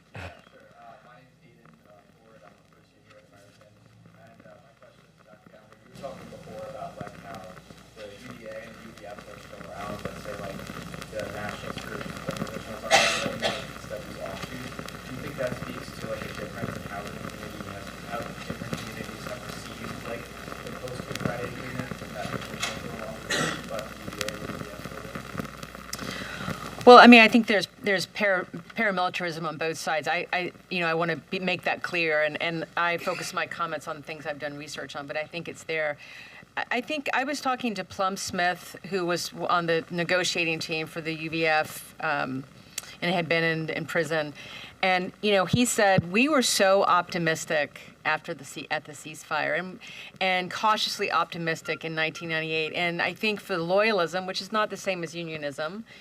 There has been pretty much a slow downhill view of the peace process. And I think one of the problems with that is the idea of going from a paramilitary to politics, what worked for the Republican side. And it created kind of gains you could sell back down the line. That didn't translate for loyalism, in part because unionism was the party of law and order, so they always had a much further and distanced relationship with paramilitaries than on the other side of the conflict. And so, I remember another community worker who had been in the UVF saying, the lady down the road is happy to come to me to help her sort her pension problem, but I can't get elected to, even a local council. So that equation of one of the big carrots of pulling you out of paramilitaries is going to be politics didn't work evenly on both sides. But that's, again, one narrow slice of, I think, how you would answer that question. There's just one question here. Do you want to come in on that first? No, just very briefly, we don't have a post-conflict dictionary in Northern Ireland. We have a conflict dictionary, so your question is very complicated, and even with the horrific incident with the Detective Inspector John Caldwell, the murder, the attempted murder, what it flags up is the language of terrorism, paramilitary, armed group, organised criminal. And so we have all these different labels and terms now for behaviours and tactics and incidents that would have taken place during the conflict, which were easier to label and understand. And so we still use a lot of the language from the conflict to describe events 25 years later, which aren't necessarily the same motivations, but yet they get labelled that way. And then the risk is that through the labelling we legitimise, and that's the difficulty. Thanks so much. We've got time for one more question, I believe. So this contributor here.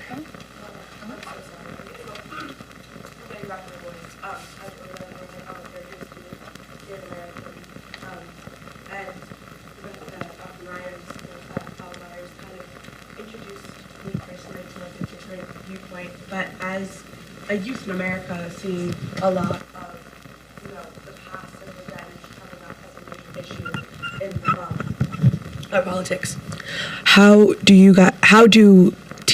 does teaching about the conflict in Northern Ireland to the youth differ in terms of fatigue of hearing these things over and over and having to often contextualize for a group of people that have never had to live through the things you're speaking to? Have you noticed a difference in how you have to relate it to the individuals you're speaking with? Because it's hard to hear about things you can't actually say I was there for.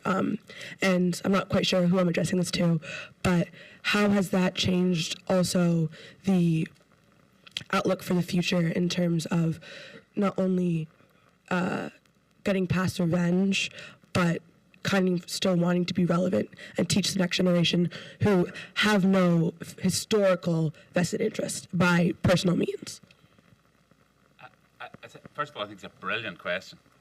because I think it's exactly what happens. I think people feel sometimes, and Johnny's almost kind of articulated this, pulled back into a narrative which belongs to the pre-98 era, and we can't quite get to the next bit. So first of all, acknowledge the question. Second thing I think is, so first of all, as a teacher of politics in Northern Ireland, it was a remarkable experience, really, and it is a remarkable experience because the one thing that you can be, universities successfully negotiated the troubles to the point that everybody was still in the room in different amounts, but actually it was an integrated space in terms of participation in the classrooms. So you're standing in a classroom teaching Northern Ireland politics in Belfast while the war's going on, and you have no, one thing you do know is nobody agrees with what you're going to say. You have no authority, except that somehow or other you can pull them into a conversation which is around evidence and around thinking and around reflection and so on. So it's a huge pedagogical challenge, actually, to be honest, even in that context, because actually what you have to concede is, so if some of this doesn't chime with what you know or what you've experienced or what you've been told, let's use that now as a learning opportunity rather than as a, you know, you're wrong and I'm going to batter you down here. I want to know what's important to you and where you think you got that and how you do it. So you kind of try to trace it back into so that class becomes an open space. That's the first thing. And I think that really taught me around how actually generationally we have to do that now too. In other words, actually paradoxically the students have to teach us. We have to keep, it's a really good place to stay relevant is actually, but you have to have that mindset that I'm not here only to teach you. I know what I know. I know my evidential processes, I know what I'm looking for, and I have a certain academic capacity. But what I have to do is, you know, we have to exchange this. So let's just say there are a lot of issues which are really, really changed.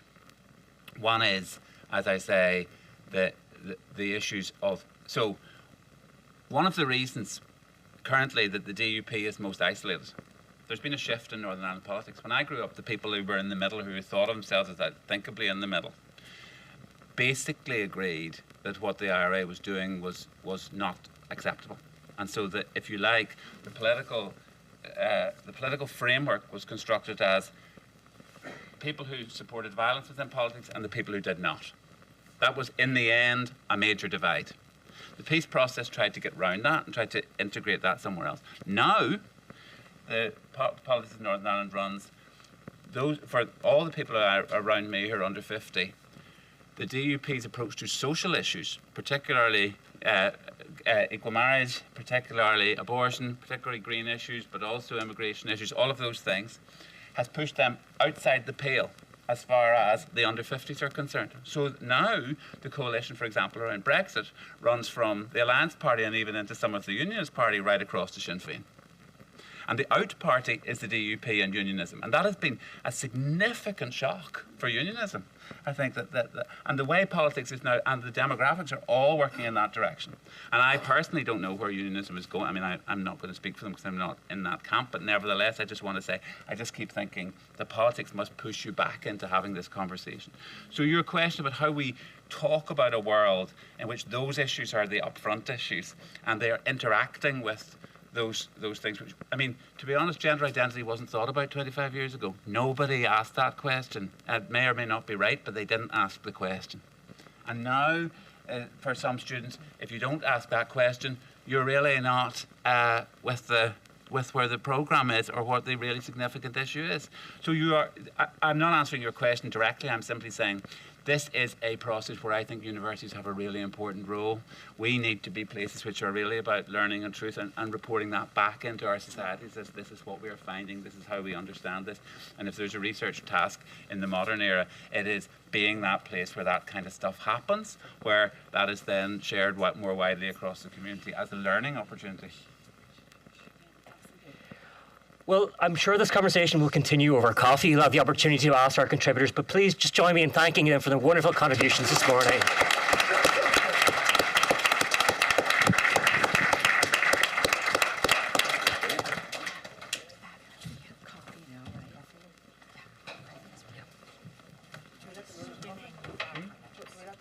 Yes, there's a coffee. Volunteer. There's a Ulster volunteer comfort break force. now, and there's coffee outside. Well done on that. I actually had a conversation with Dr. Carlin, which we obviously never got to, but The Ulster Defence Association.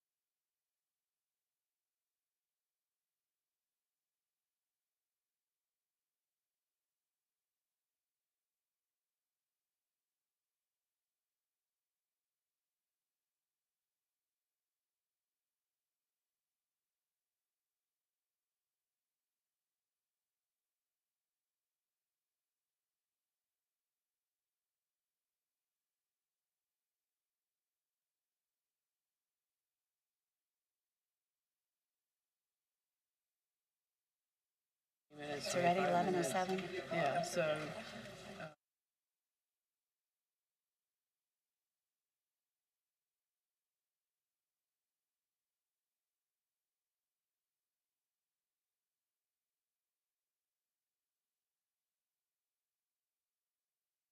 Well, I have the wonderful role now of introducing to you Ambassador Nancy Soderberg, who was the ambassador of the United States to the United Nations. She was also a part of the Clinton National Security Team throughout the 1990s, through the Adams Visa and also the Good Friday Agreement. So we are delighted she is here with us. Thank you so much, Ambassador Soderberg.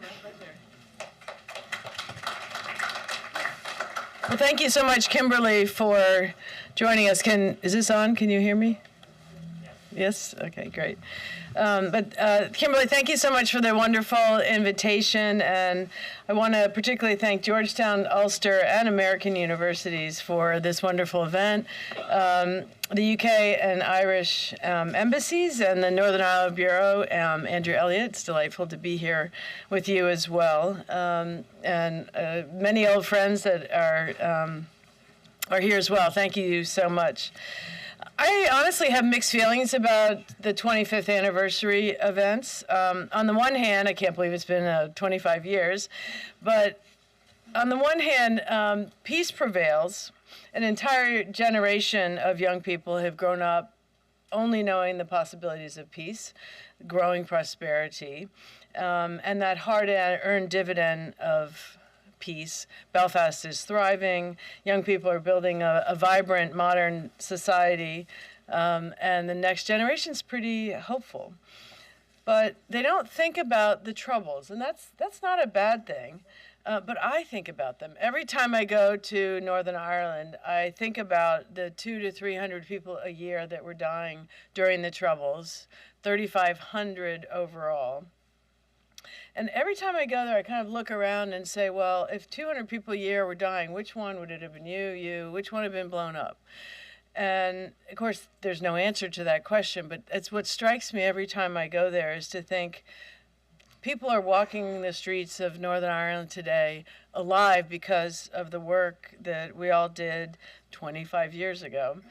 And I'm very proud of having worked in the Clinton administration to help reach the ceasefire in 1994 and help pave the way for the Good Friday Agreement. And I have to give a shout out to John Connorton, who was on the ground with all these efforts. So John, thank you for the work you've done on Northern Ireland through many years. So it's a good story, but on the other hand, I think, why has this not come further in 25 years? Right now, there's no devolved government, no Stormont. The society is as divided as ever. The Good Friday Agreement has been put at risk by the Brexit decision, with frankly no thought on how to protect the Good Friday Agreement at the time of the Brexit negotiations or the vote. There are still these so-called peace walls and a very segregated society. And rather than taking its place among modern integrated Europe, Northern Ireland's prosperous future remains stymied by old fears and old resentments that are frankly still mirrored in the past. There's this victimhood mentality that I'll return to later in my talk. And I would say that certainly the agreement between the UK and the EU, the Windsor Framework, is an important key step to protecting the Good Friday Agreement and helping ensure that Northern Ireland benefits from both the UK's internal market and the EU's single market. But there remains hard work to be done, getting Northern Ireland institutions, political institutions up and running, promoting economic growth. And I think that points to the importance of Northern Ireland Bureau, but the work of Joe Kennedy, our new special envoy to Northern Ireland for Economic Affairs.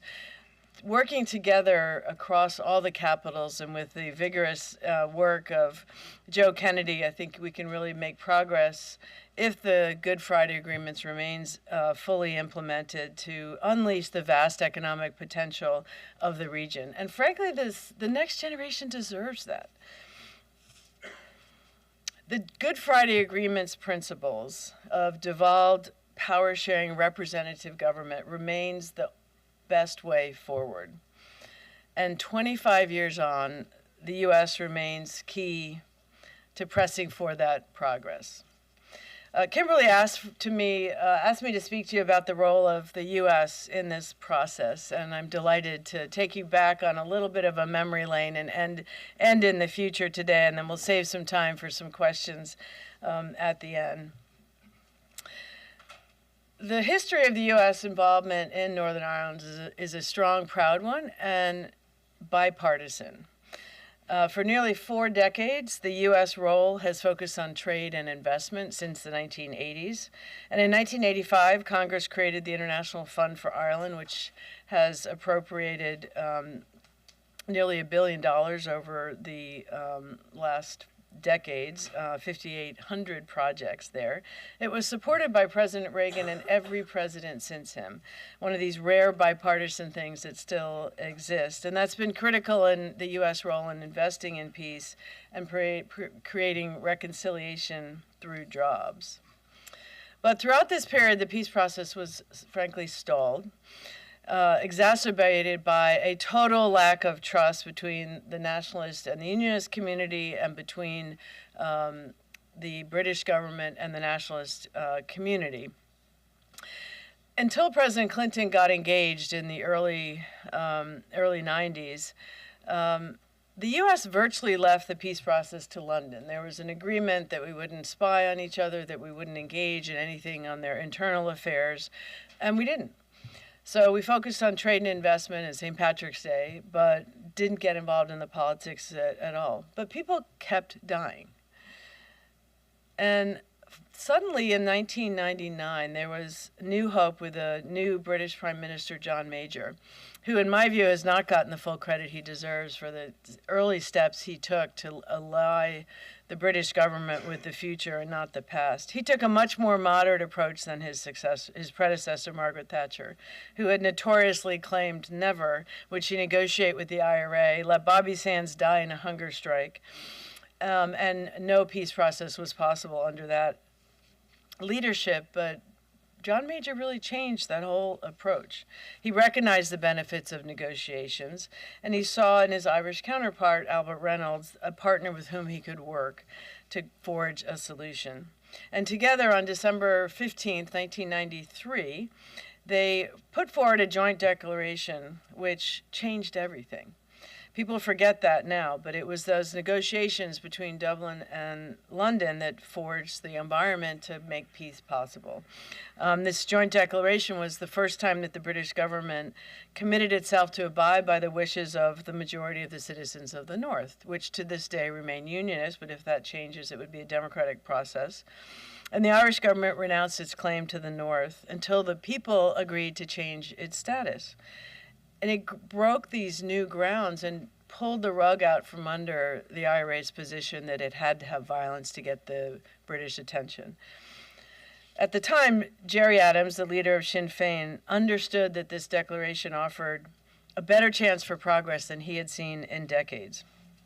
But he also knew that he needed more to convince the IRA's inner circle to accept a negotiated solution. And that's where the U.S. came in. He started a lobbying campaign with Irish America to get President Clinton involved. We looked at a whole bunch of other options, special envoy, other things, and it all came down to a visa for Gerry Adams. Now, during the 1992 campaign, and John is partly responsible for some of this back there, Bill Clinton endorsed a pretty pro-Sinn Féin platform in the campaign, not unrelated to the upcoming New York primary, which he won, but it was also partly his own instinct. He'd been at Oxford during the beginning of the Troubles and always felt that America had a stronger role to play. But himself, Bruce Morrison, John, and others convinced him to call for a special envoy for Northern Ireland and a visa for Gerry Adams. And frankly, I was on his campaign, and once we took over the White House, I was the number 3 on the National Security Council and ended up inheriting the Northern Ireland portfolio because I had worked for Senator Ted Kennedy for 6 years. But frankly, none of us really had bought into the Clinton campaign promises. And so when Adams applied for that first visa in '93, we flatly rejected it with no debate whatsoever. But everything changed with the joint declaration, and Irish America mobilized. What they did was brilliant. They organized a peace conference in New York City by the National Committee on American Foreign Policy, which just held a great event last Monday. And it invited Jerry Adams to a peace conference and then insisted that the U.S. give him a visa. No one in the U.S. government, except for Jean Kennedy Smith, who was the ambassador to Ireland at the time, supported that. She saw before anyone that it would come down to whether or not Adams' ability to deliver a ceasefire would come down to whether the U.S. would give him the visa and give them a chance to visit Irish America and convince them that this was worth going forward, and made it very clear to us that refusal to give the visa would be a deep humiliation for Adams and set back the cause of peace. And this is where American democracy is amazing. Irish America wasted no time in launching one of the most sophisticated political campaigns I've seen for President Clinton to provide this visa. We had Congressman Bruce Morrison, New York Congressman Peter King, again bipartisan, the ad hoc committee, others all pressing the president, calling the political side of the White House the president's chief of staff, our congressional liaison, our head of cabinet affairs, pushing hard. And the respected CEO of Mutual of America ran a full-page New York Times signed by over 200, an ad in the New York Times signed by over 200 leading figures pushing for this visa. They invited all the political party leaders to Northern Ireland, to this New York conference. And I was at the White House saying, really? Are you guys kidding me? We have to deal with this? We weren't ready to deal with it, but later I realized just how brilliant that move was. And even though I was furious at the time, it forced a decision on the White House that made history. And to put it in the context, it seems very hard today, and particularly for the younger students who are here today, but if you look back in 1990, in the 1990s, terrorism was a big domestic threat. The first attack on the World Trade Centers had just happened, and they would be back on 9/11. But Jerry Adams at the time was considered by the U.S. government to be involved with one of the deadliest organizations, terrorist organizations of the IRA. And while there was no concern that Adams would be involved in violence when he was visiting the United States, the concern was around law enforcement, so he would use the visit to raise funds and spread the lethal capacity of the IRA. Earlier that year, it had been discovered that the IRA supporters had recently purchased 2,000 detonators in Phoenix, Arizona, shipped them to Northern Ireland. So this was something that the FBI came and sat very hard on us to not send this signal that would weaken their fight on terrorism. It's hard to believe today, but it was a real battle here. But the forces aligned. We had Irish Prime Minister Albert Reynolds weigh in. John Hume, who had not supported the visa before, did as well. John Hume had had secret talks with Adams since 1985. And you had then all of Irish America, including Ted Kennedy, who'd lost two brothers to violence, weigh in and support this effort. And we ended up in the White House debating whether or not to do this, where no one in the federal government outside of Jean Kennedy Smith and the political people at the White House supported it. If you've ever been yelled at by Janet Reno and Louis Freeh, it's trembling, which is what I had at the other end of the phone. But in the end, it came down to an argument that I call the win-win argument, that if Adams was serious about trying to deliver peace, the U.S. investing some political capital in this was worth doing if he could deliver. And if he didn't deliver, then we could go back to all of Irish America and say, see, it's not working, cut off the support for the IRA. So it was kind of a win-win situation. The night before he made the decision, the Secretary of State weighed in with the president, arguing that we can't do this because the Brits will get mad at us and stop cooperation on everything. And we argued, look, the British will get mad at us, but they're not going to stop cooperating with us on Iraq or Iran and things that are also in their national security interests. So one Sunday morning, we went through the win-win argument with the president, and he finally said, let's do it. All hell broke out, and Major didn't take our calls for at least a week, and I was really glad there wasn't a crisis in Iraq. But in the end, what happened was the U.S. influence got a conversation going between the British and the nationalist community that was simply impossible because of the lack of trust. Time and time again, we would have Adams come to us saying, can you make sure that you can deliver the British to do X, Y, or Z? We would say no, but they just made a commitment that they would to their closest ally. And then the British would come to us and say, can you make sure that Adams would do this? And I said, no, but he just made this commitment to do X, Y, or Z to all of Irish America, including the President of the United States. And in the end, it worked.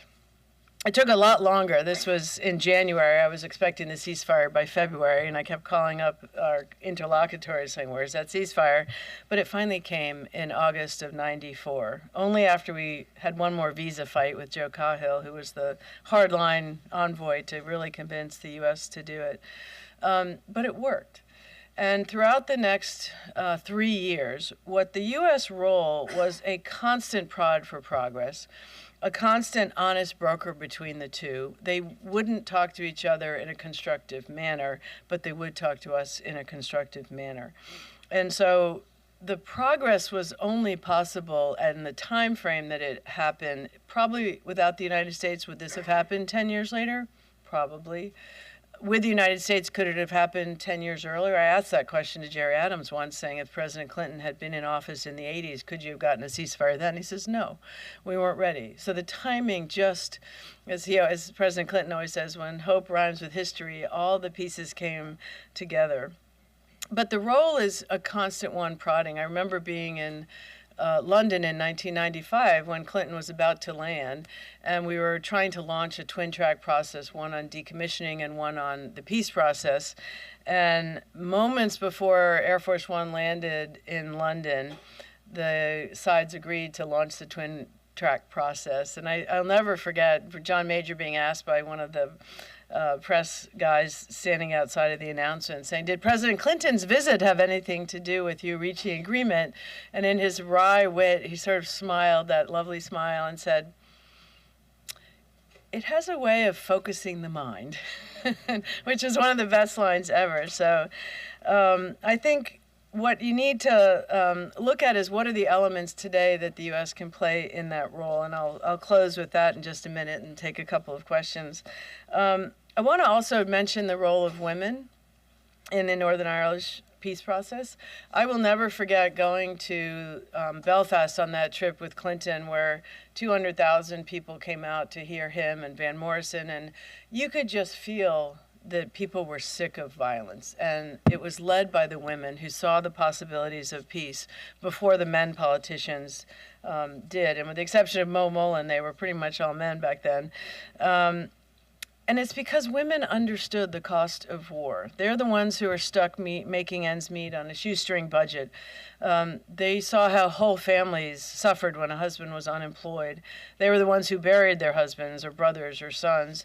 And those women organized to help each other on both sides of the religious divide to solve their common problem. And they saw well before the men did the possibilities of peace, and they insisted on making it real.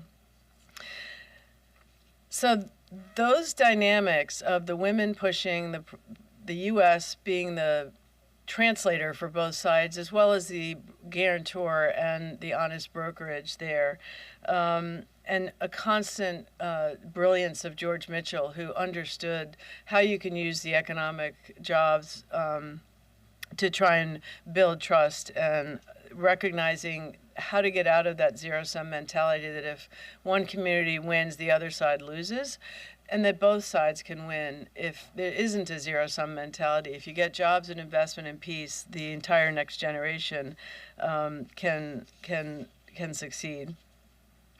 So fast forward, what is it that worked? I would say that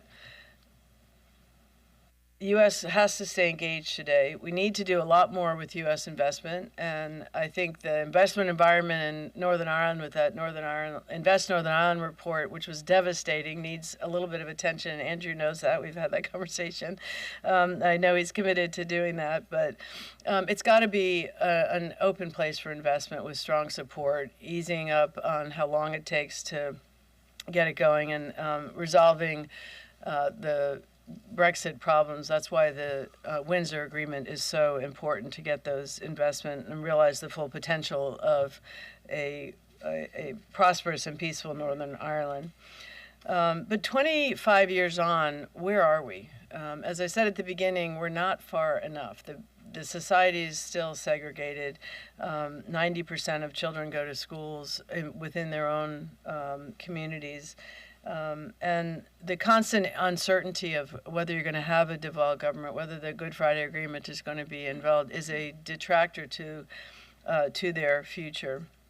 And lastly, I would say that we have to get over the righteousness of the victim mentality. And around the world, the peace processes, people aren't ready for truth and reconciliation commissions and processes, usually for 2 generations. We're 1 generation into this. I hope it doesn't take another generation.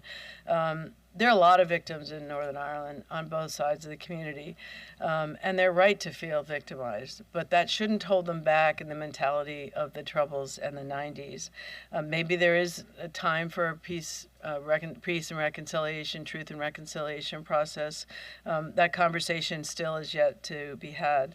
But unless you mentor the next generation in the art of compromise and leadership for the future, they're going to miss out on the prosperous future that they deserve.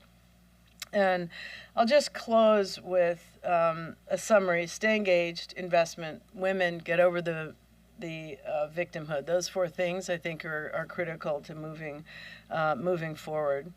And I'll just close with a quote from one of my favorite friends from this whole process, the late John Hume, when he got his Nobel Peace Prize in '98. He says, "I want to see Ireland as an example to men and women everywhere of what can be achieved by living by ideals rather than fighting for them, and by viewing each and every person as worthy of respect and honor. I want to see an Ireland of partnership where we wage war on want and poverty, where we reach out to the marginalized and dispossessed, and we build together a future that is great as our dreams allow." And I think that's the future that is within Northern Ireland's grasp if they stay through my 4, stay engaged, investment, women, and get over the sense of victimhood. So thank you very much. We've got a time for just a couple of questions, and appreciate it.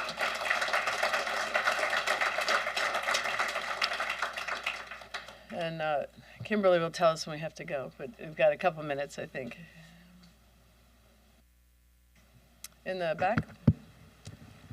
Thank you very much for your words. If you don't mind just introducing yourself so I know who you are. Johnny Byrne, Ulster University.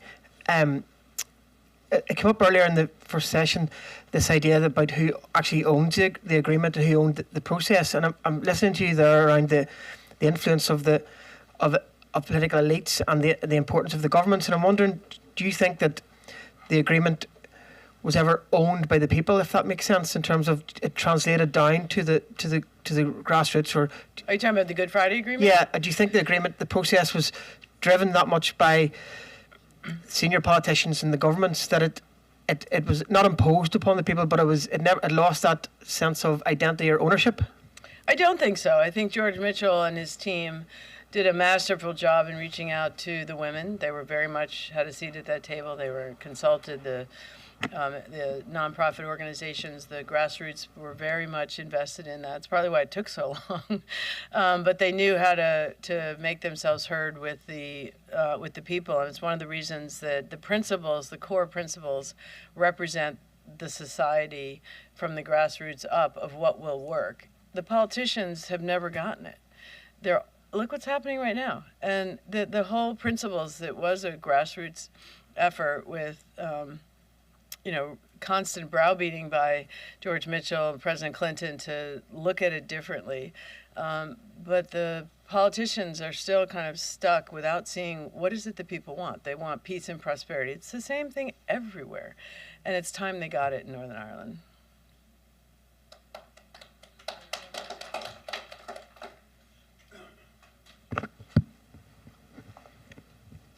Hi, thank you for your time. My name is Hari, or Hari, both work. I am a third-year student at Georgetown.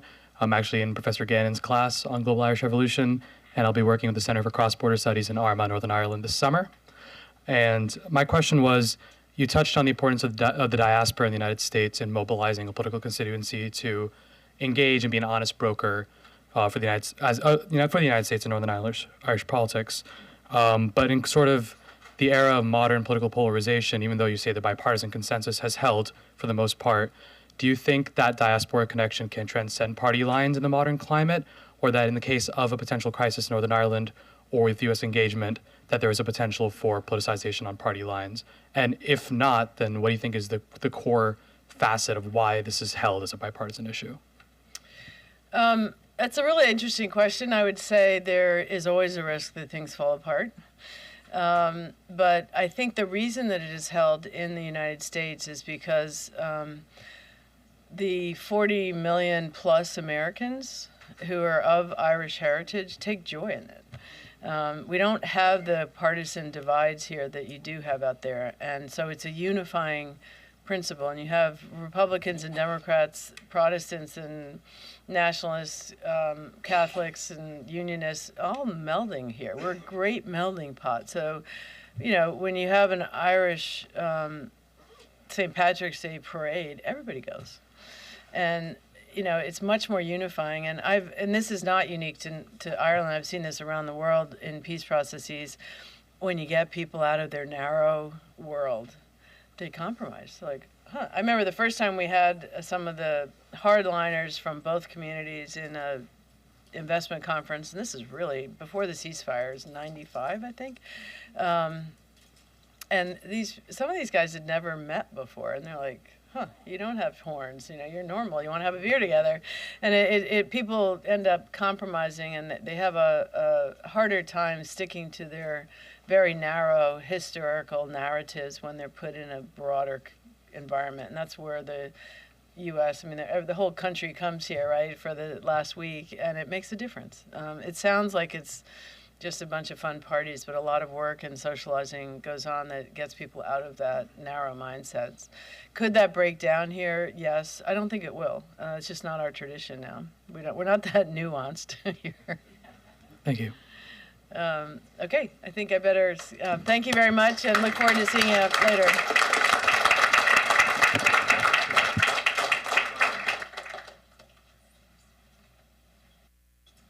And we have a comfort break until 11:45. I would just ask you to please come back about then. Thank you.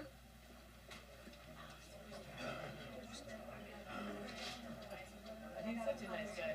Thank you.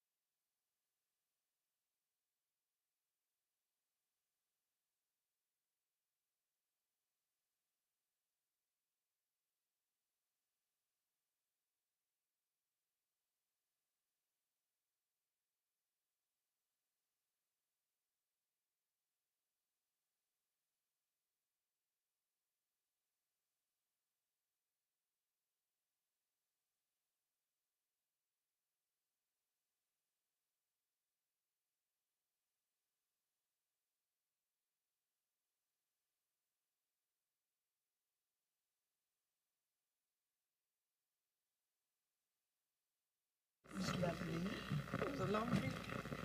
For you, it must have been. I thought it was a long week, but for you. Success has many fathers, and that's actually a truth that the Good Friday Agreement would not have come into being without the efforts of a vast number of different people. And one of the focuses of this conference that's already begun is on the international context within which the agreement was made possible. And I don't actually know what the collective noun for ambassadors is, but maybe it's a diplomacy or something like that of ambassadors. But we have a veritable feast, really, of people whose knowledge and importance in this area, and representatives of governments which took importance in creating the Good Friday Agreement and then fostering it since can't be underestimated. But before we do that, we have an opening word from the Right Honourable Lord Keane. Lord Keane is the Parliamentary Under-Secretary in the Northern Ireland Office, but that is to do no justice to his history. This is a man who has spent literally decades thinking about Northern Ireland, working on Northern Ireland.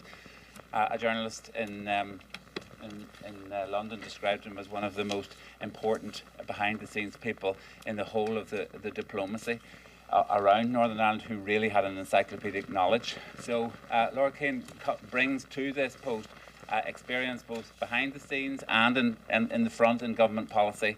He's only become a minister in the last few years, but before that he was probably one of the most influential people inside the Northern Ireland Office, shaping policy and engagement with local parties, but also bridging between the government and local parties. So it's a real honour for us to have you here, and just like to invite you up to say a few words, Lord Keane.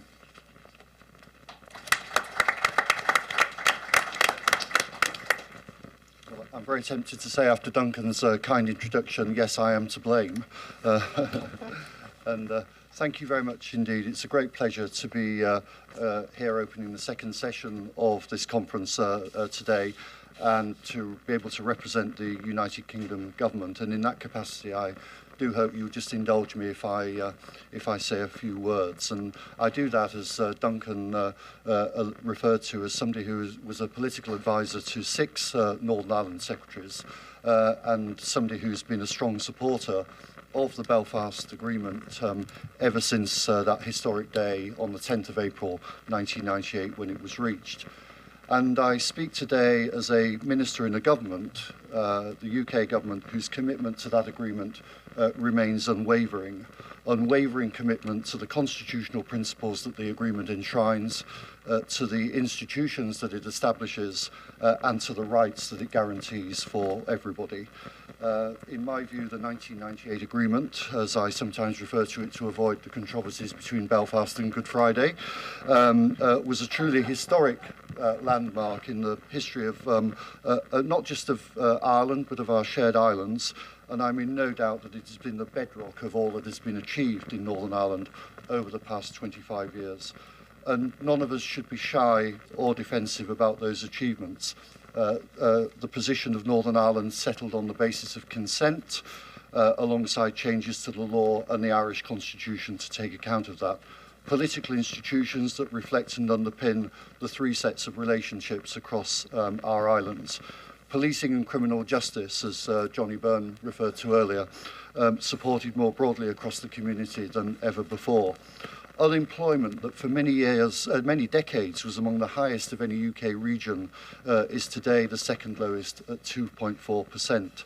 An end to paramilitary campaigns that inflicted so much suffering and misery, in my view totally unjustified, as well as the security response necessary to counter it. And I am mindful, speaking today, a day after the 30th anniversary of the Warrington bomb, which claimed the lives of 2 young boys on that dreadful Saturday. And as a result of the peace process and of the agreement, we have the priceless prize of a generation who, notwithstanding the ongoing threat from dissidents and continuing paramilitarism, as we heard earlier, have only ever known relative peace and stability rather than terrorism and destruction. So I don't think we should ever underestimate the achievements that have been ushered in by the 1998 agreement. And naturally, as we look back over 25 years, we all think about those who showed outstanding courage and political leadership on all sides whose contributions made such an enormous difference. As a Conservative minister, I will always acknowledge the great achievement of Tony Blair and his Labour government in securing the agreement. And indeed, my distinguished opposite number in Parliament today, Paul Murphy, very skillfully chaired strand one of those discussions. For my part, I'd like to join others who've highlighted the painstaking preparatory work of John Major, for example, in securing the Downing Street Declaration against the background of appalling violence in 1993. The role of my late parliamentary colleague, unionist and friend David Trimble, who so sadly died last July, and those members of the police and the security forces who serve to uphold democracy and the rule of law, and of course here in the United States, the work of Presidents Clinton and Bush, the great George Mitchell, and other special envoys, including Mitchell Rees and Richard Haas, who did so much to move things forward. As I said in my maiden speech in Parliament some years ago, part of the genius of the Belfast Good Friday Agreement is its ability to accommodate difference in ways that allow people to work together in the interests of the whole community.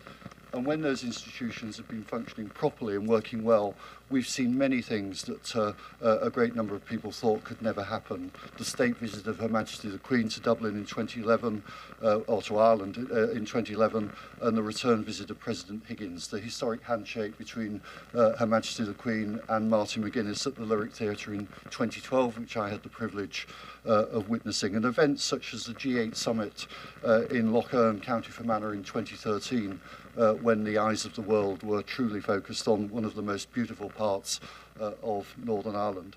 So there have been many examples of what can be achieved when things are working well.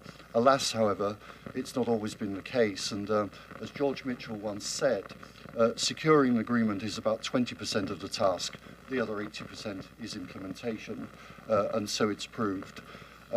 We had the stop-start devolution in the early 2000s, the suspension between 2002, 2007, the lack of a functioning executive and assembly in 2017, from 2017 to 20, and of course today Northern Ireland's been without a functioning executive and assembly since February last year, all of which is incredibly frustrating for those of us who support the agreement and want to see it flourish.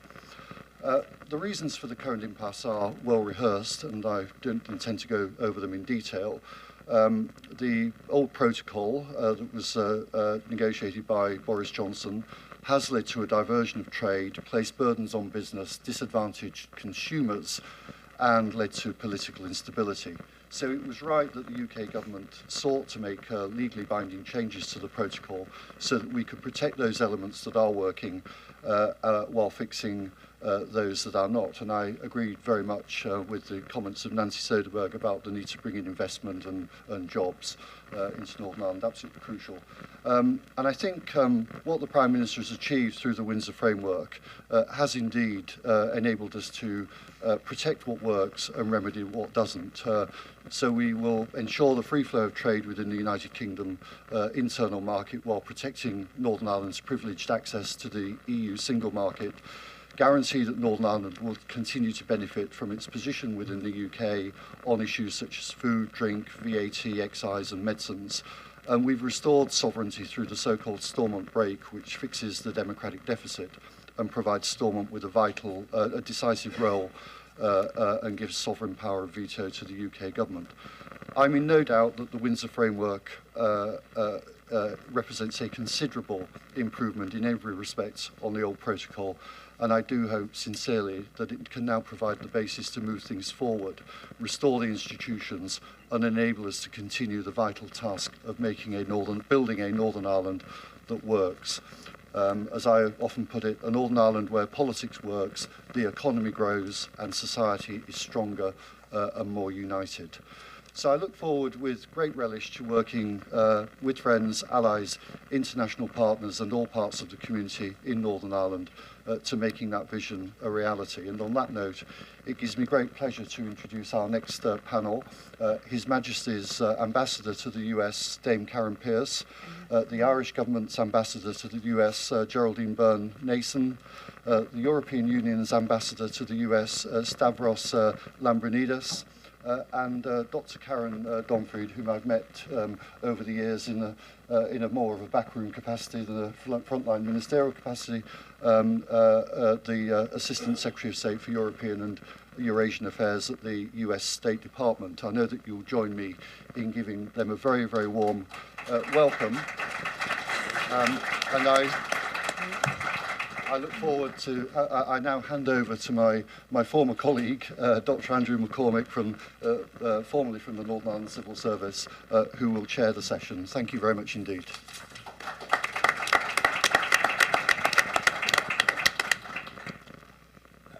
Thank you very much, Minister.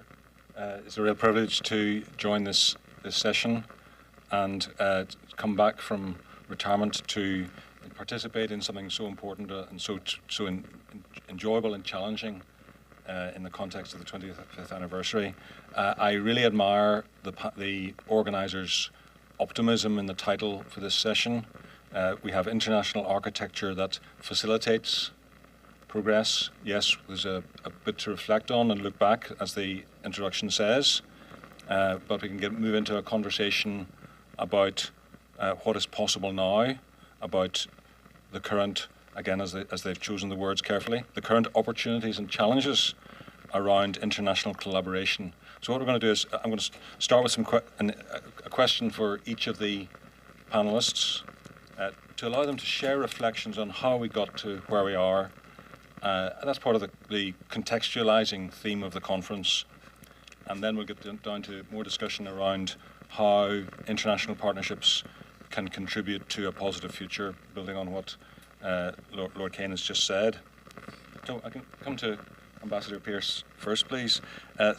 Through the period of the Troubles, and indeed for long beforehand, the British government had to manage the tension between the viewpoints that Northern Ireland was an internal issue for the UK and, on the other hand, a matter of international interest. And Kimberly drew out in the first session the international nature of what's going on, but that's not a universal view.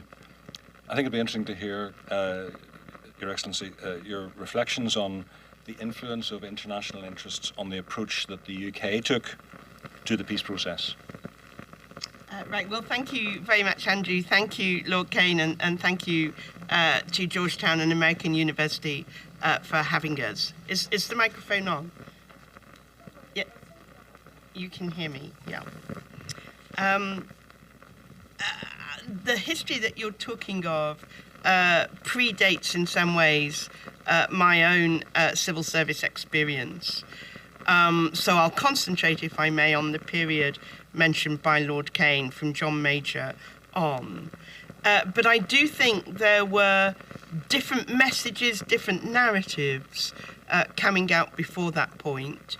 You had a counter-terrorism narrative on the one hand, you had a lot of stories about gun running, and on the other hand you had the human rights stories and what the British Army were doing in Northern Ireland. And you've always had a picture of Northern Ireland, I think, if you were not close to it, that takes all that into account.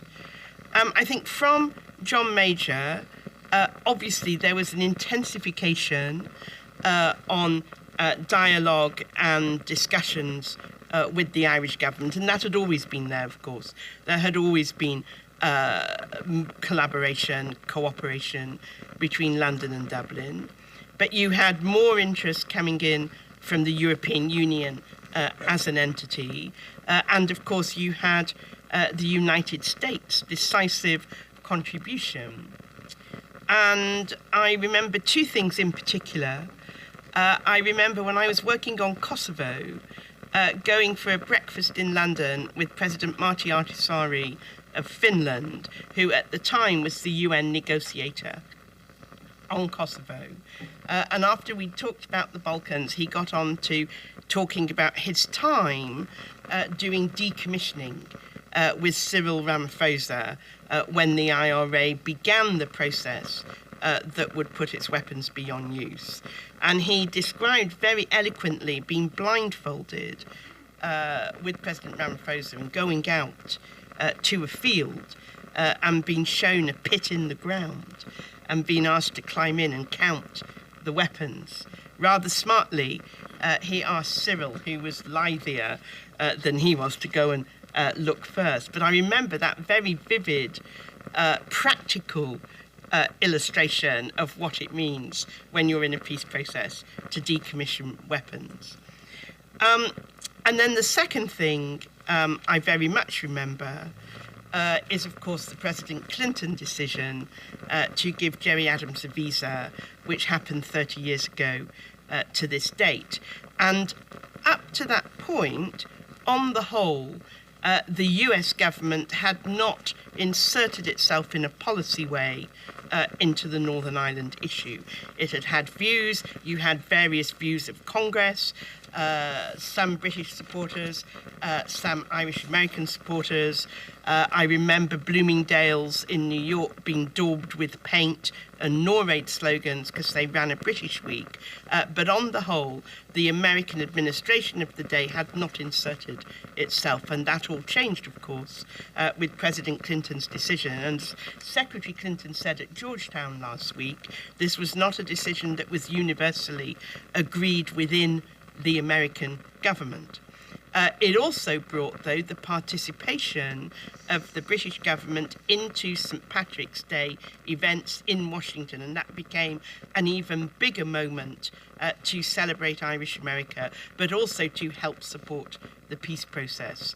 And the chain of events that followed the granting of the visa to Gerry Adams, though very uncomfortable for us at the time, but I think the chain of events that then followed that, leading up to the participation of Senator Mitchell, which was a very important moment, that I think saw Ireland, the US and the UK working together very strongly, despite certain disagreements, very strongly towards a common goal. If you like, all the efforts seemed to enter a funnel through which something good emerged. Thank you. Can I come to Ambassador Nason? Ireland has long been active in building and developing goodwill in many jurisdictions, not least here in the US.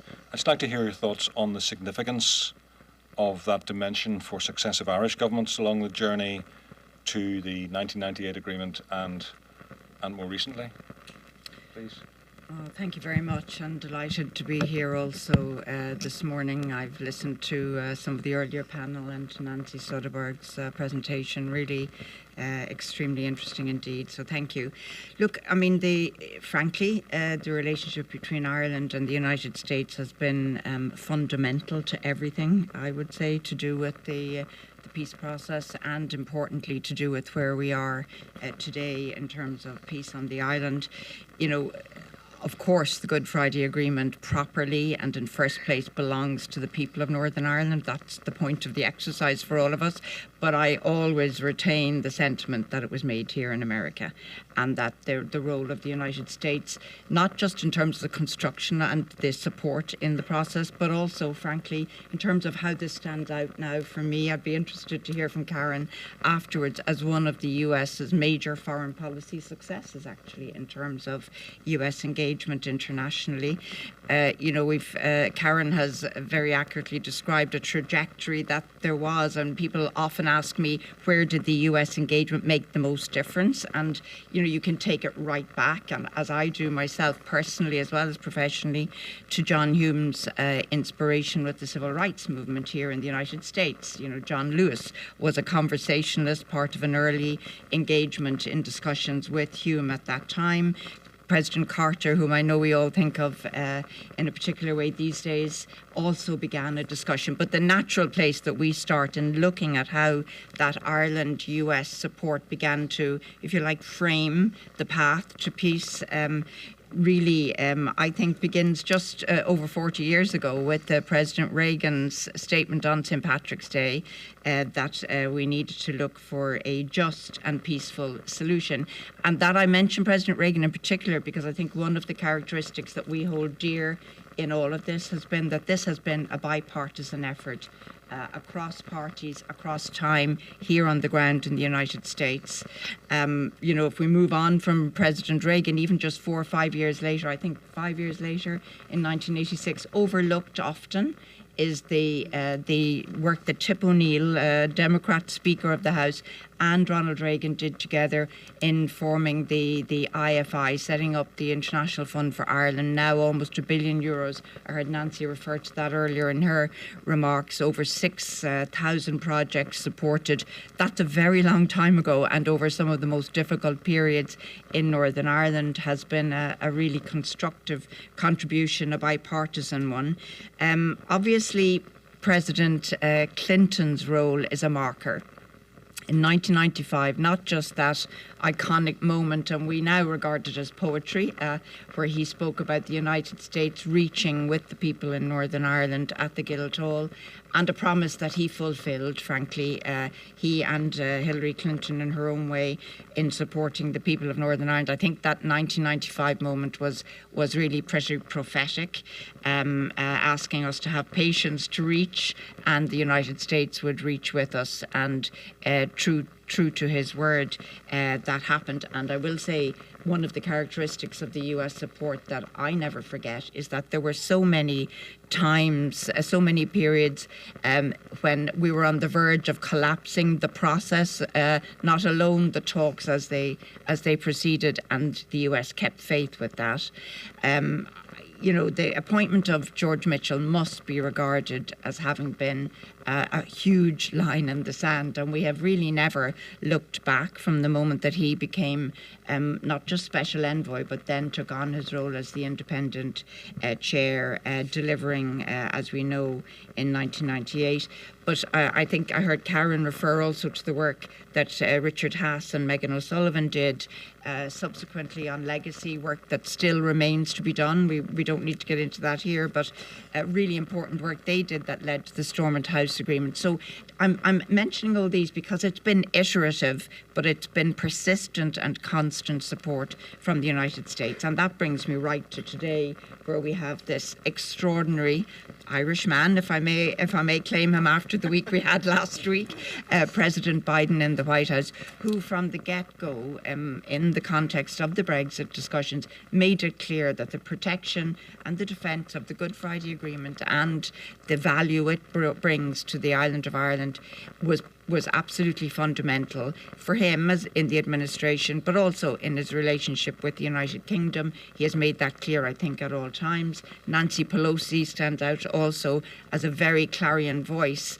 in all of this. So I round it off by saying it's been iterative, it's constant, but frankly, we have never been found wanting when it came to the United States understanding and support, and the bilateral, or the bipartisan rather, nature of that has been fundamental. And I'm really relieved as I arrive here as a new ambassador to find that that's as committed as ever, and that we continue to work in partnership with the United States. I think the appointment of Joe Kennedy is a really excellent example of how now, in looking forward beyond the current juncture, that we have someone who has the interests of the next generation in Northern Ireland at heart. Thanks. Thank you.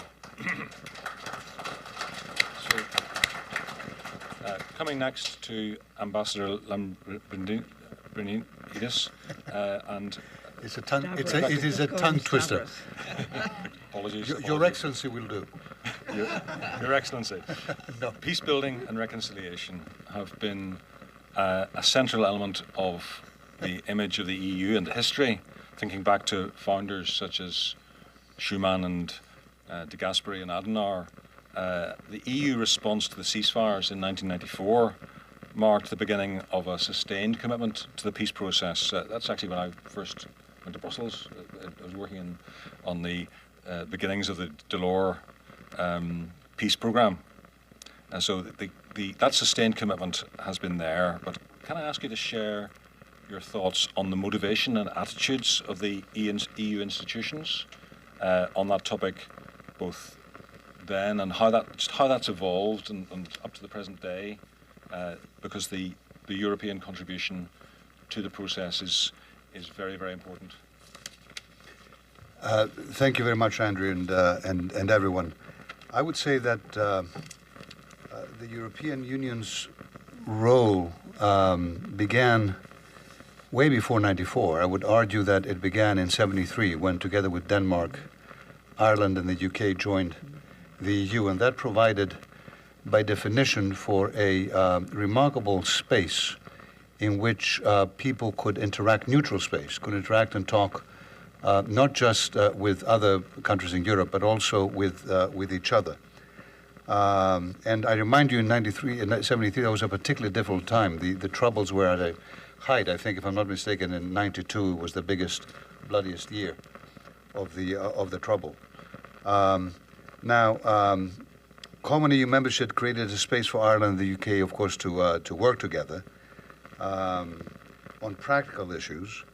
And it also allowed for politicians and officials in the British and Irish governments to forge relationships that I would argue helped pave the way eventually also to the Good Friday Belfast Agreement, many years later.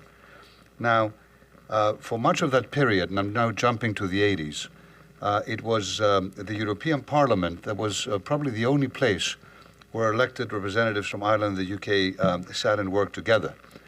And the Parliament provided a space where leaders from opposite sides of the divide in Northern Ireland, including, of course, John Hume, Ian Paisley, John Taylor, could engage, as I said, in neutral territory.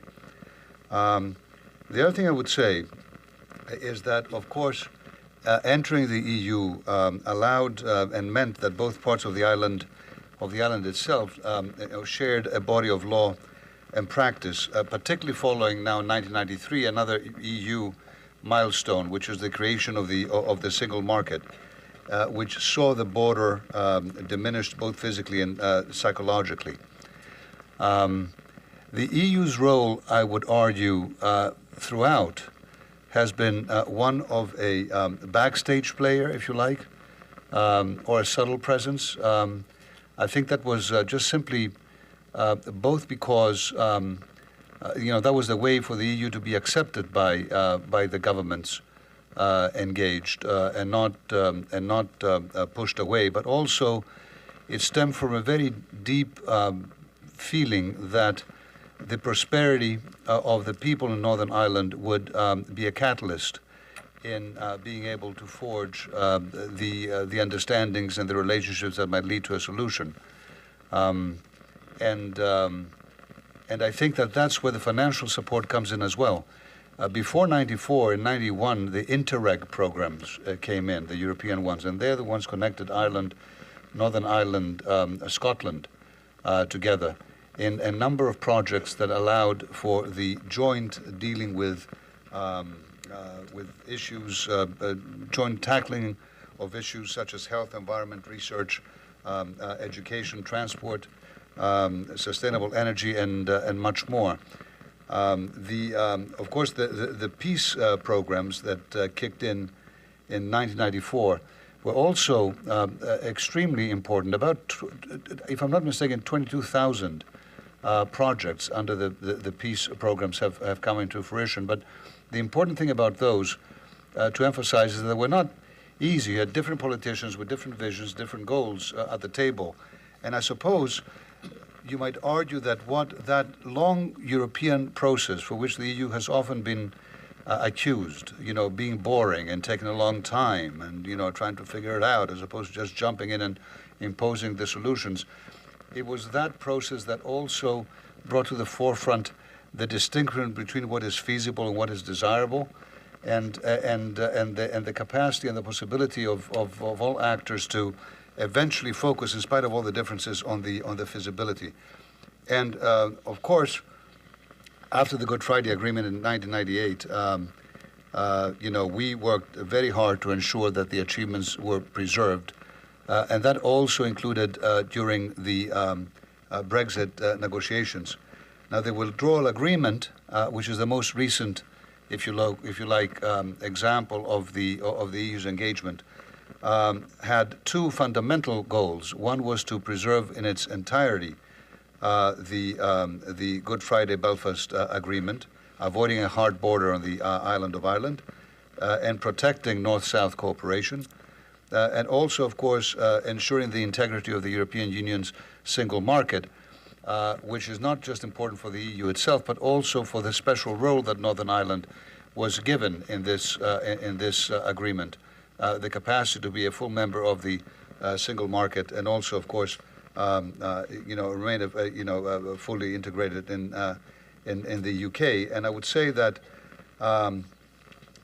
the agreement itself provided until 2024 a period where the parties could actually look at its application and what worked well and what didn't work well, like Karen mentioned, and in the events that they felt that they could amend issues without violating the fundamentals of the agreement, allow them to do so in the joint committee. And it is precisely, and this is the last act, if you like, that we have today of this process, that the Windsor Framework came together when the UK Prime Minister and the President of the European Commission met the UK and announced it.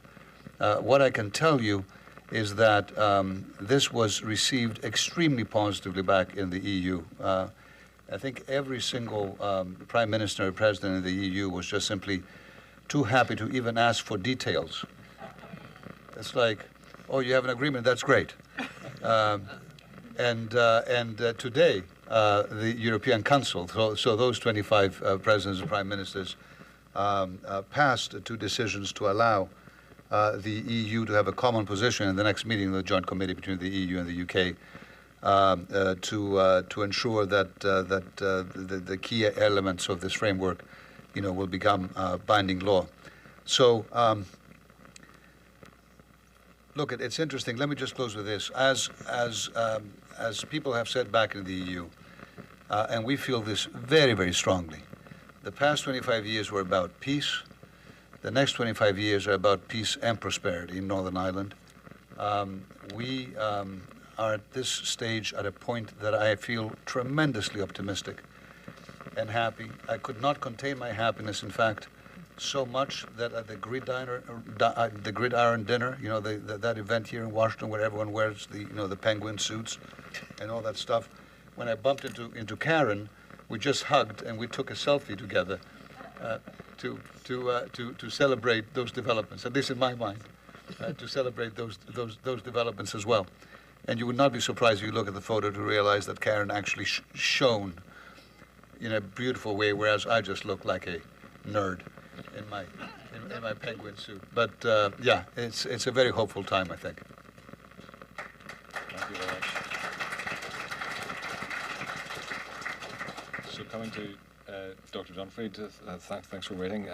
We've already heard from both the George Mitchell video presentation and from Ambassador Soderberg a little bit of some very strong reminders of the immense significance of the US leadership and influence.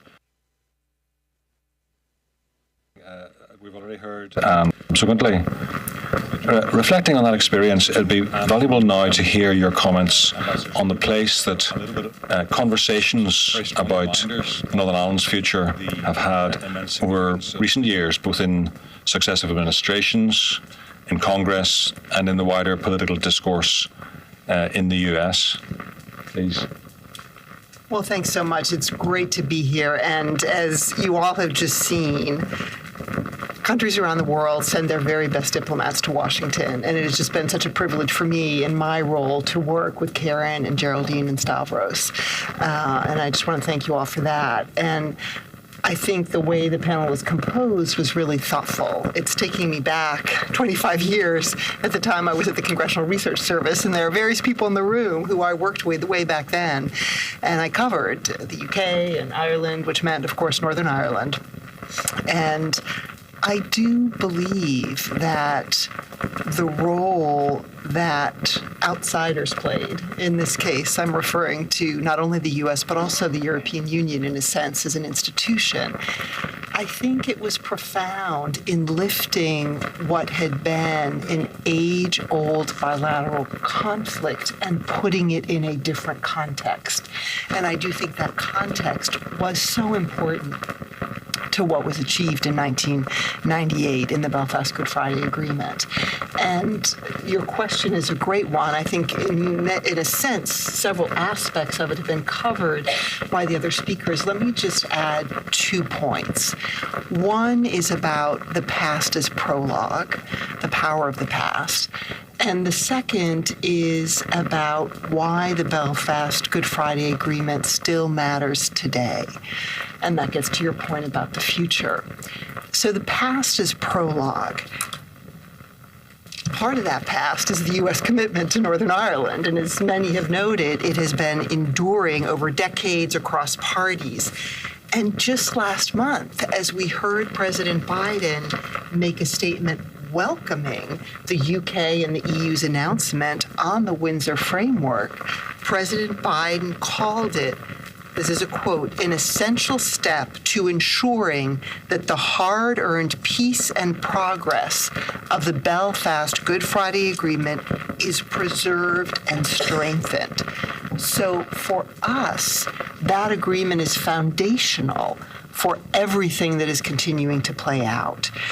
And when we think about the role the U.S. played, the U.S. has tried to be an impartial and an honest broker. And that surely is exemplified no better than in the person of George Mitchell. He's been referred to across the panel, and how perfect that he was able to do that video welcome for this event today. Because I think the fact that he had those attributes, impartiality, honest broker, that was what gave him the importance and the power in the role that he played in this particular period of history. Now, in noting Senator Mitchell's role, I also want to note the many unsung heroes across Northern Ireland who, of course, were so critical in this. And we should remember the sacrifices that so many made in this achievement that was reached in 1998. So this is about the past as prologue, why it still matters. And then when we think about the context today, the Belfast Good Friday Agreement fundamentally is what undergirds the progress we can still achieve.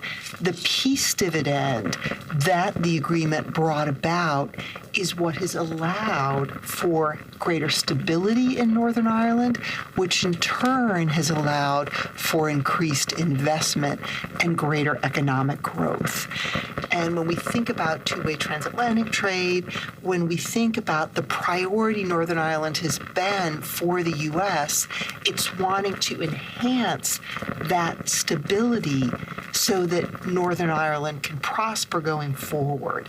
If I just look at the statistics for the U.S., we continue to be Northern Ireland's largest source of high-value, technology-rich foreign direct investment, generating nearly 13,000 jobs and over $1.8 billion of investment over the past decade. You've got companies like Seagate, Allstate, Aflac, Microsoft, who have established themselves in Northern Ireland. Now, I don't want to pretend that any of that has been easy. It hasn't been easy. But when we look at that history, it should give us confidence that when people of goodwill work together to try to solve something, they can achieve important outcomes. So in the spirit of the Belfast Good Friday Agreement, we here in the Biden administration have been encouraging all parties in Northern Ireland today to refocus their efforts and, in the spirit of collective responsibility, form a regional power-sharing government that benefits all the people of Northern Ireland. And, you know, I was thinking about this wonderful vignette that George Mitchell had in his 1998 book, Making Peace. And he talks about how he hopes that one day he can bring his then young son, Andrew, to hear the politicians of Northern Ireland debate the bread and butter issues of the day. And then, you know, you fast forward and he has this opportunity to bring his teenage son to Belfast and realize this, you know, dream he's had. And the media reported that they left Northern Ireland early because Andrew was just bored. And, in that case, boring is good. Boring is not a bad thing. And boring, political stability, is the basis for that economic prosperity. And Mitchell often would talk about the more business people from the United States that are aware of the talents and skills in Northern Ireland, the better. And that rings so true today. And Joe Kennedy was mentioned. He is the administration's special envoy focusing on economic affairs because that is the hope for the future of Northern Ireland. And whether you are nationalist, whether you are unionist, everybody who lives in Northern Ireland wants greater prosperity for Northern Ireland. They want that bright future for their children. They don't want that next generation leaving Northern Ireland in the numbers they are leaving today. So that is the moment we find ourselves in. And Stavros talked about the unique position Northern Ireland has now, part of the United Kingdom, but this privileged access to the EU market. There is no other place in the world that has that, and it is the opportunity. And I think if we all keep focused on that opportunity, it is what can unite these 5 parties in Northern Ireland to bring about that better future. So for me, when I think about the future, that past of the Belfast Good Friday Agreement is the foundation for what can be achieved. And just, huge thanks to the other 3 at this table who have played such an important role in trying to help bring that about. And I can say for the United States, we are committed to standing with Northern Ireland and everyone in Northern Ireland who is committed to seeking that brighter future. Thanks so much.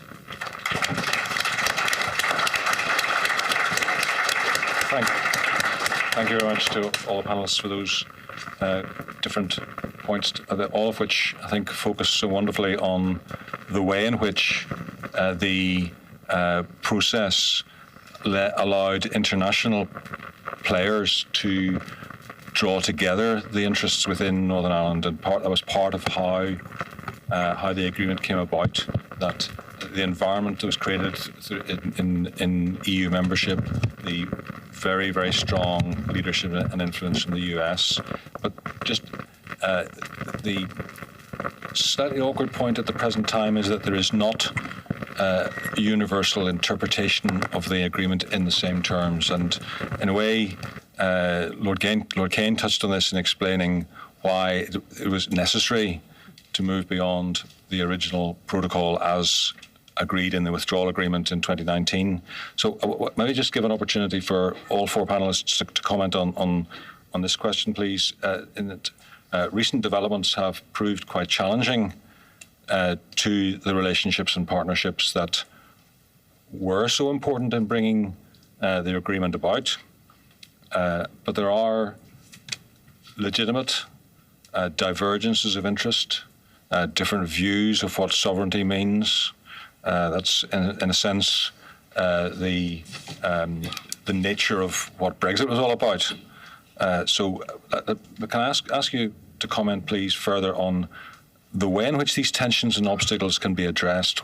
How can we draw on what has happened before, the success of international collaboration in bringing the process forward in what is actually still today quite a challenging context? Open to anyone who wants to come in first. But I think you need to pick someone. Go ahead, Karen. Well, thanks very much for that. Actually, just to go back, if I may, to the earlier question, I didn't pay tribute to South Africa, who hosted the Northern Ireland parties in 1997, and they themselves have given credit to the South Africans and President Mandela for what he was able to do about bringing communities together. So I think that's an important thing to add into the record. There will be a vote in the British Parliament tomorrow on the Windsor framework, so I'm going to be incredibly careful not to say anything interesting that might, however implausibly, cause someone to change their vote. The important thing is that the Windsor framework addresses the gap that came out of the Brexit negotiations in respect of Northern Ireland. There was a trading problem, a regulatory problem, but there was also a community political problem. And the Windsor framework, without going into enormous detail, addresses all three. Specifically, it makes it crystal clear that Northern Ireland is an integral part of the United Kingdom, not just as a constitutional issue, but also as a practical issue. Northern Ireland remains an integral part of what is the internal market of the United Kingdom. At the same time, as Karen and Stavros said, it has this very special access to the EU single market. And if we can get that right for the future, then that will be an enormous boost to investors in Northern Ireland, because it is genuinely unique. And I think it may be unprecedented. And Stavros referred to what happened in 1993 when the EU created the single market. And it was also very apparent with Ireland joining the euro that the economics of that were driving communities together in Northern Ireland. So if we can make the most, with the US and EU help, of the opportunities that exist in Northern Ireland, I think that could be one of the single most important things going forward. I can talk about the regulatory issues, I can talk about the Stormont break, and I can talk about the green and red channel so that the trading problems are resolved. But I think in the interest of everybody's time, I'll forego that pleasure. Yeah. Please, yes. I mean, I couldn't disagree with anything Karen has said there. I just maybe a little sort of more helicopter view on my side. I mean, to state the blindingly obvious, Ireland and the UK connected by geography and history forever, and that's a core relationship that for us, we're looking at. I couldn't help but think as I was listening to Stavros speak. I'm a former ambassador to the EU, about the comfort levels we had together, frankly, at the table in Brussels, two northern liberal, like-minded countries on issues including on human rights as well as economic issues working together. And that was a space that was extraordinarily valuable. So just by factual definition, not politics at all, Brexit was also always going to have a disruptive impact on that relationship. And that brings me back to sort of looking more, shining a light on the Good Friday Agreement's own. We talk a lot about creativity and vision for the Good Friday Agreement, absolutely important and critical, but it's the practical side and the institutions built into the Good Friday Agreement that are critical to that relationship between the two islands. We still sit as the co-guarantors of that precious Good Friday Agreement, and we are really, I think, the two countries in the engine room of ensuring that everything that happens now going forward works. Brexit disrupted our relationship. In my professional career, I haven't seen as bumpy a passage between the two governments as we've had in the last years. But I think in recent weeks, the Windsor framework, Prime Minister Sunak's very professional approach to all of this has really given us cause for hope. But without sounding overly technocratic as the diplomat that I am, we should remember that within the Good Friday Agreement, there are mechanisms that are primordial, really, in terms of the future rollout in Northern Ireland, both politically and economically. I mean, the British-Irish Intergovernmental Conference, which is built in, gives that important space there for not just officials to meet as they do on a weekly basis and discuss issues that matter in terms of Northern Ireland, London and Dublin's perspective. But I was interested to hear my own foreign minister in Boston just 2 or 3 nights ago say The most recent meeting, a political level of that British-Irish Intergovernmental Conference, was the best he had seen in 10 years, in a decade. And that to me gives also hope that there is now a getting back to serious business that arises in terms of our joint responsibilities within the Good Friday Agreement. Similarly, the British-Irish Council as a mechanism that we need to make sure operates, looking at issues from housing to education, to go to Karen's point, the boring stuff, the day-to-day bread and butter issues for the people in Northern Ireland. Those mechanisms help to frame and anchor that deeper relationship that we need between Britain and Ireland. I mean, we saw those high points with the Queen, and I was one of those most moved, I think, by the Queen's visit to Ireland, our own Uachtaráin in London, the big political moments, but we always come back to the day-to-day, sometimes the boring stuff that actually is the oil of ensuring that we can develop peace and prosperity going forward. You know, I think the peace and reconciliation process in Northern Ireland is at its strongest when the governments in Dublin and London are at their best in working together with each other.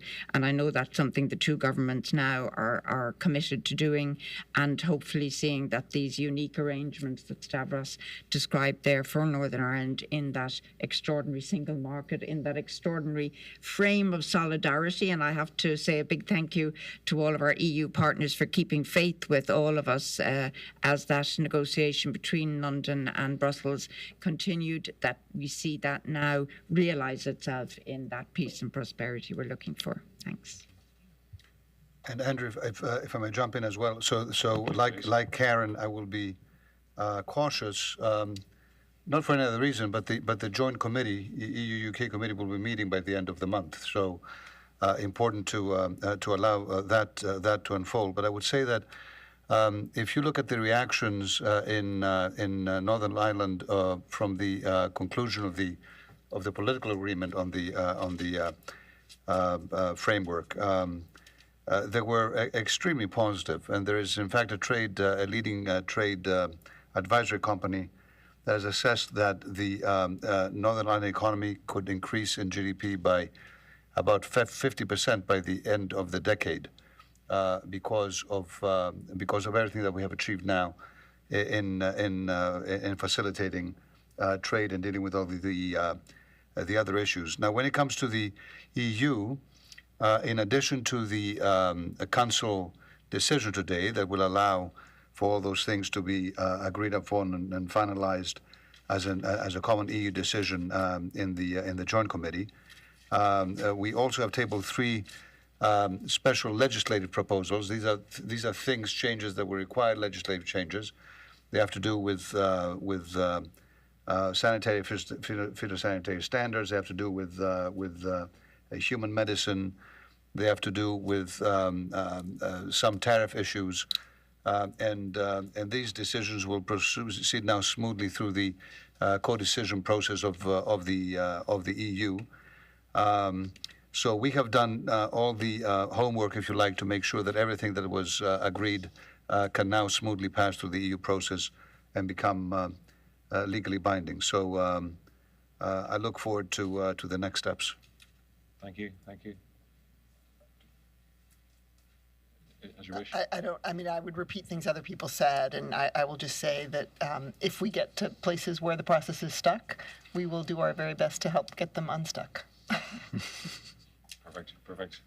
I'm going to open for questions from the. I have another question in reserve if we need it, but there's time for some questions from the floor, please. Do anyone want to come in from here? Sorry, it's more a comment. Nancy Soderberg spoke of the importance of women, and I think we're very lucky to have 2. Nancy Soderberg talked about the importance of women, and I think we're very lucky to have 2 such extraordinary women as the ambassadors here. And I also want to congratulate them at kind of color-coordinated jackets, too, so thank you. I think that says something, and I think that the space of goodwill and trust that they engender is very appreciative, so thank you.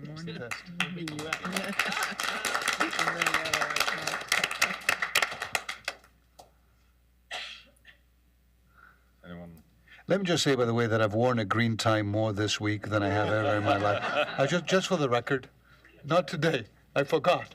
But there you go. Anyone want to probe further into these topics? Somebody over there. Please, yes. Sorry. Please introduce yourself and.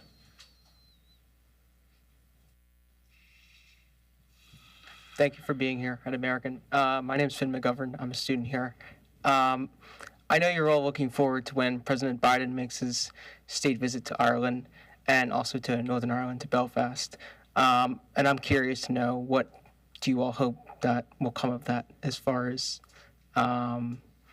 any sort of progress in any of the negotiations going on? Thank you for my question. I suppose I'm the one who gets to jump in first on this, and on this, I'm not going to be making news. So we know that President Biden has expressed his deep interest in making a visit to Ireland in the near future, but no specific news has been made on that. And I think we all know what a love President Biden has for Ireland, as Geraldine mentioned earlier, and how deeply committed he has been to the peace process in Northern Ireland throughout. And as we've watched the UK and the EU work through the Brexit process, he has always been a clear voice in saying we have to continue to respect the Belfast Good Friday Agreement. So I think his commitment to this is very, very clear. And I think fundamentally what will propel Northern Ireland forward is this perspective of a shared future. And several people have said it. I thought Ambassador Lambrinidis, also known as His Excellency, captured it really well in saying, really, if we think about the last 25 years, the focus was on peace. And as we think about the next 25, it really is this combination of peace and prosperity. And if I were to venture a guess, I think when that happy day comes that President Biden visits the Republic of Ireland and Belfast, that he will be carrying that message of the power of peace and the future of prosperity. Thanks. Yeah, I just might say, of course, every citizen in Ireland very much looking forward to welcoming the most Irish of presidents, really, since John F. Kennedy. And it's a poetic moment for us, 60 years since John F. Kennedy visited Ireland, which was, I think, a coming-of-age moment for the country. That's a whole other discussion. But I will say, as a president, that over his entire career, President Biden has taken a deep interest and played a really constructive role, very often behind the scenes, very often working with those bipartisan friends in the way that he is well known for in moving the agenda along. He's well known for his sentiment, and I have to say, as a Louth woman, can always mention this, that his antecedents have, of course, roots on the west coast of Ireland, but also in my own tiny county of County Louth. The Finnegan family hail from there. He brings sentiment, but he certainly brings substance to the relationship. And I think that's what people will expect when he comes. We are at a pivotal juncture in terms of looking forward, and I think his own appointment of a young envoy for Northern Ireland, somebody who has the future almost as written into his mandate, and somebody also with the past that he carries in his family's commitment to Ireland. Several Kennedys from JFK, of course, but through Edward Kennedy, Teddy Kennedy and others, and now to Joe. It shows that the president, of course, carries his commitment over time, but is definitely looking ahead. And I can guarantee him that he'll have a very, very warm welcome in Ireland. Yeah. Thank you. Duncan, yes, please. Thank you very much. A really interesting session. This might be a slightly academic question, so you'll have to forgive it. So just a comment to start. And this is actually not meant in any nasty way. It's simply to say that if you live in Northern Ireland, there have been loads of presidents who've been Irish. But many of them came from an Ulster Scots heritage background. And they're not owned in the same way by Ireland as that, but there have been more of them, actually. And so it's not that I don't think at all that Kennedy and that Joe Biden are not a hugely important Irish-American achievement. Not at all. It's simply to say that our histories, even in America, have been divided so that we don't own them in the same way. So it's the first point to observe. The second one is, I live in a tiny place, really a minute place in the world, which has garnered this type of an audience and a huge international interest, partly because the challenge that's there is quite big for human affairs, not simply for Northern Ireland. How do people who've got our history find a future to live together, and how is that possible in democratic terms? So that's a big question. So I'm now getting to the question you'd be glad to know, which is, I think we depend on your cooperation. I think it's not just that the collaboration between Britain and Ireland in particular, supported by America and the European Union, is actually what gives us the ground to believe that there's a possible shared future there. In other words, that Britain and Ireland, not just Catholics and Protestants living in Northern Ireland, but Britain and Ireland and people of British and Irish history can find a way to live together. So I suppose I'm really putting to you that the international dimension is at least as important as us in Northern Ireland making our deal, and that they are actually interdependent.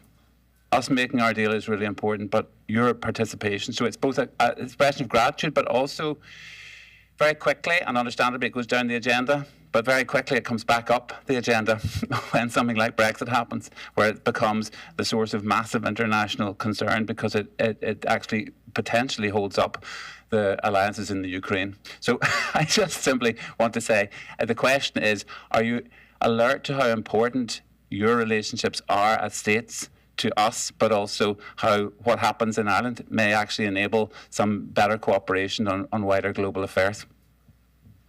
Thanks, Duncan. Great question. Who wants to maybe look to Geraldine, do you want to come in? I'll go to staff. That's a fairly broad and complicated question, Duncan. First of all, on your point about Ulster Irish and Irish America, I'll admit that since I arrived here in the United States in September, I've been discovering this as I travel. Recently in Tennessee, for example, meeting most of the Irish I met there in Nashville and other parts of the state, Ulster Irish, and with a real Irish identity as well. So absolutely something I take to heart, and I think it is something that we're factoring in and that we're watching in the evolution of the tradition of Irish America.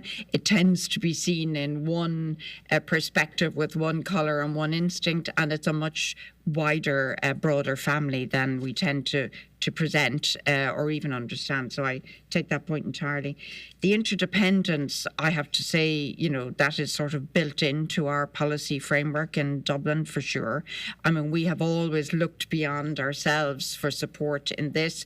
It came really almost before our independence in terms of recognising the role that others had in our own evolution nationally, but now particularly in the evolution. And that's why I began my reference earlier on to going back to civil rights movements as well, that we have been inspired by the developments off the island, and we've been helped by those conversations and the EU framework. Frankly, I think Ireland's own political psychology shifted fundamentally in 1973. Stavros was right to highlight it was the worst time on the island, but it was also the best. I'm Dickensian now in my references here. It was the best moment for Ireland. Once we joined the European Union, I think the prospects for peace just by definition became inordinately better, because we, as I said, an old hand in Brussels, we saw British and Irish ministers in corridors cooperating on issues that had nothing to do with the business of the island, but that had everything to do with that growing of interdependence. I will also say Karen and I sat, we didn't actually sit beside each other in the end, sadly. We sat beside the UK on the Security Council for the last 2 years before I left New York in my last job. And there again, a like-mindedness and an interdependent, actually, in advancing issues, whether that was on Iran or Syria or indeed on Ukraine latterly.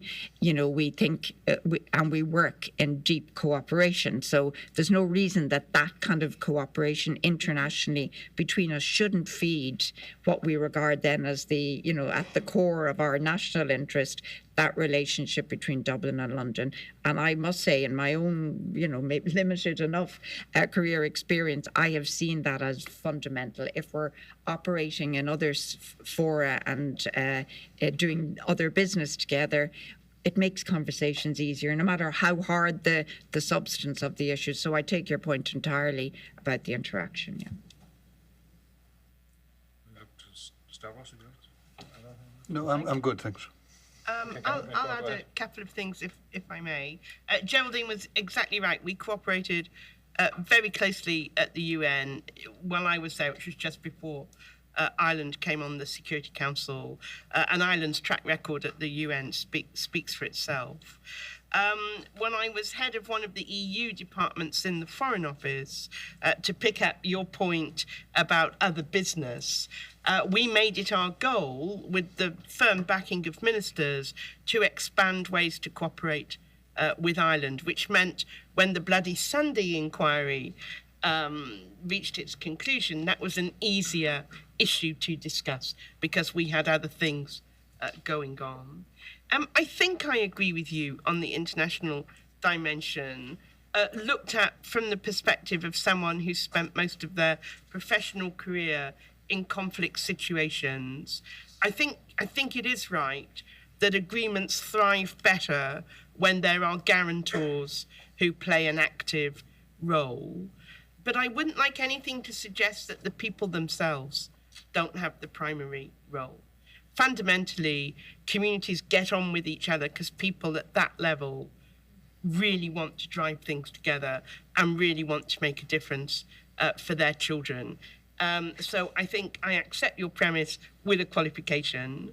And then the other thing I'd like to put on the table is that my mother's cousin played soccer for Liverpool and for Ireland.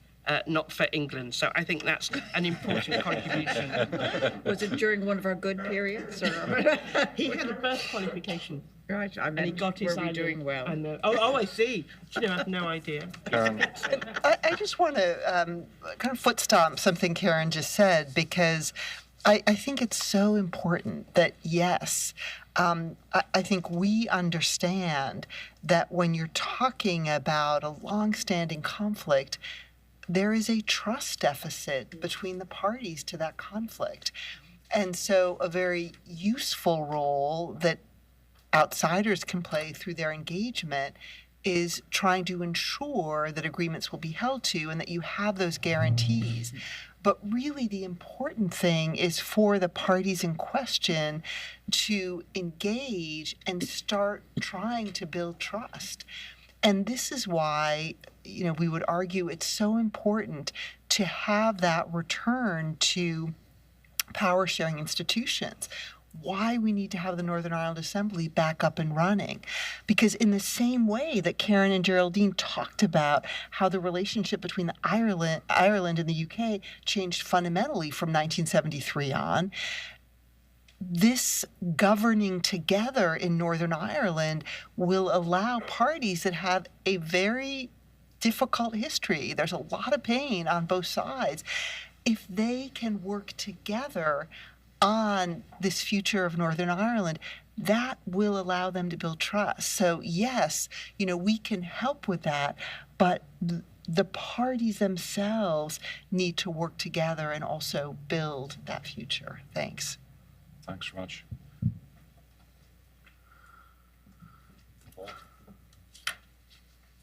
Thank you all for your comments. I'm Paul Bartholomew from Ulster University. I have a particular perspective in that we have a university with multiple campuses over the whole of the region of Northern Ireland. And I think as I reflect on notions of identity, there are also sub-identities that relate to particular geographies. And those geographies will sometimes say that those people, especially in the northwest of Northern Ireland, for example, will feel that the dividend from the what's sometimes called the Belfast Good Friday Agreement does not necessarily extend as fully as they would like into the Northwest.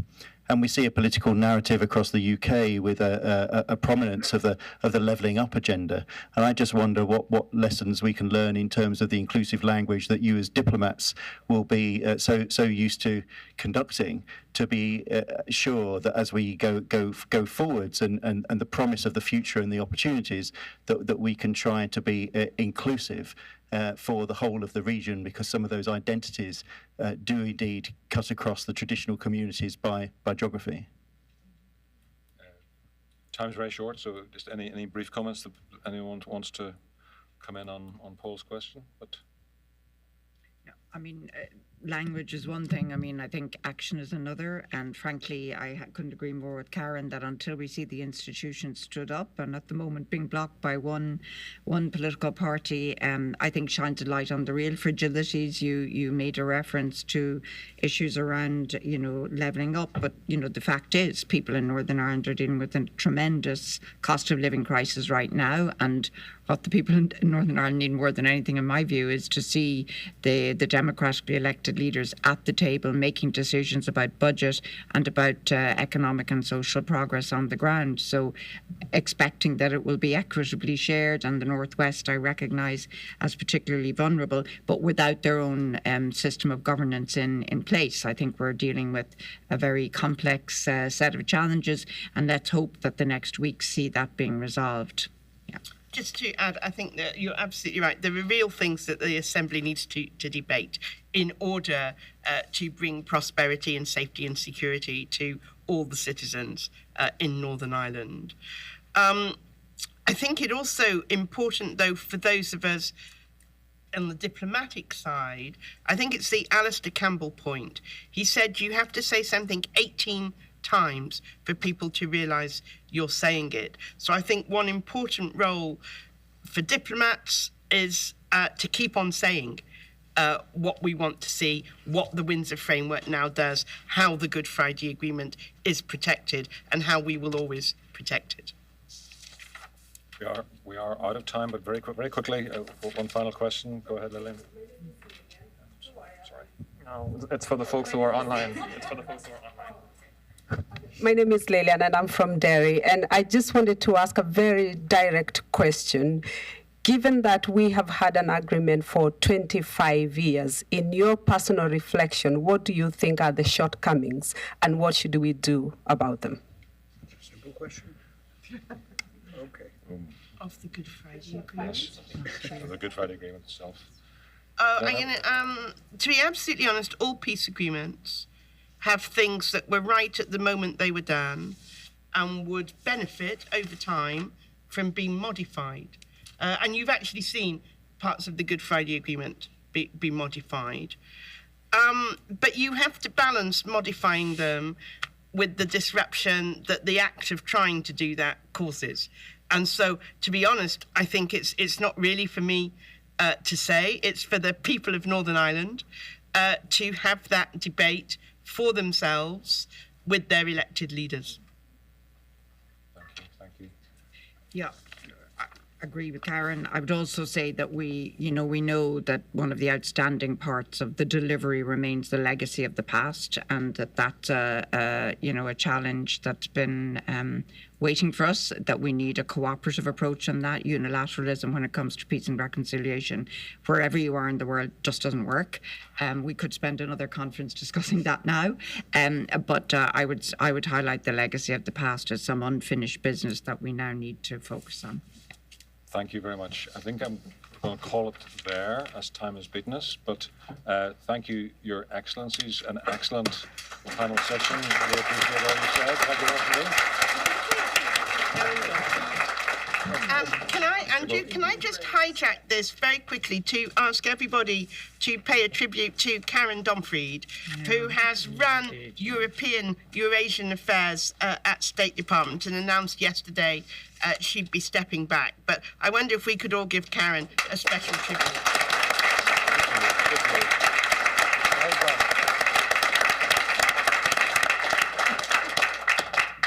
So, back at 1:45, Kimberly?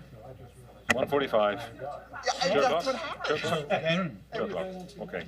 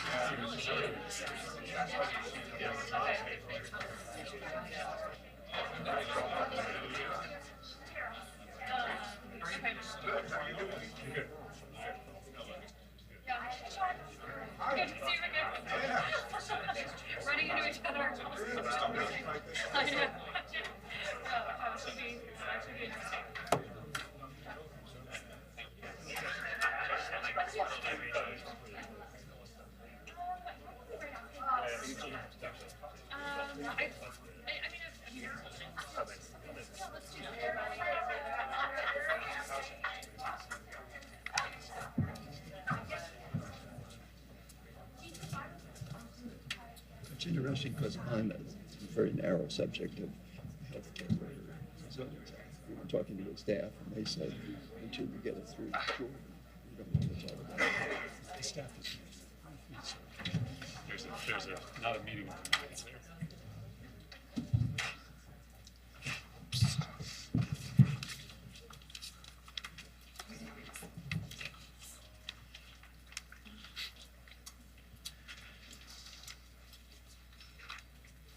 Good afternoon, everybody. My name is Colleen Parsons. I am the Director of Global Irish Studies at Georgetown University. And it's my pleasure to welcome you to the afternoon's series of conversations. On behalf of my colleagues at Georgetown University, especially the BMW Center for German and European Studies, the director of which is here, Professor Katrin Sieg, and also the Berkeley Center for Religion, Peace and World Affairs, I want to say what a pleasure it is to be here at American University, just up the hill, and to work again with Kimberly, who is wandering around here somewhere. Oh, very good. With Kimberly and Carol, and with Garrett and Michelle, and all of our colleagues at American University. It's also a pleasure to forge a new relationship with Duncan and Johnny and our colleagues at Ulster University as well. We at Georgetown, we prize very highly our strong connections across all of our disciplines to universities in Ireland. And we're committed to growing the transatlantic conversation between Ireland and the US, between the US and Irish students and researchers, and growing our knowledge together. Because of Northern Ireland's unique past, and I hope we'll hear a lot more today about its future, we prize our relationship with university partners in the North in particular, and our students remain as committed as ever to learning about and also to learning from Northern Ireland. Key to sustaining this relationship between our universities and Ulster University and Queen's University has been the work of, I'm sure he's been mentioned many times this morning, Andrew Elliott and Eamon and the Northern Ireland Bureau. And key to bridging the transatlantic knowledge gaps between the US and Ireland from the other direction is the Washington Ireland program. And I saw Nicola here, there we go. Nicola, you're very welcome. The Washington Ireland program, which brings Irish students here to the US. We're delighted to be working with both on this conference, along with, of course, our friends at the Northern Ireland office, the British Embassy, and our long-term partners and colleagues in the Embassy of Ireland, all of whom have provided valuable support. At a conference on campus at Georgetown just last week, there's a lot of Good Friday Agreement conferences going on right now. At a conference on campus at Georgetown last week, we heard from a range of distinguished leaders in Northern Ireland of a phrase that we heard again and again, the unfinished business of the Belfast Good Friday Agreement, especially when it comes to the work of implementation and reconciliation and building civil society. The US, from its politicians to organizations like the Ireland Funds, already plays a vital role in supporting the work of finishing that business and acting as another phrase we've heard a lot in the last week, a de facto co-guarantor of the Belfast Good Friday Agreement.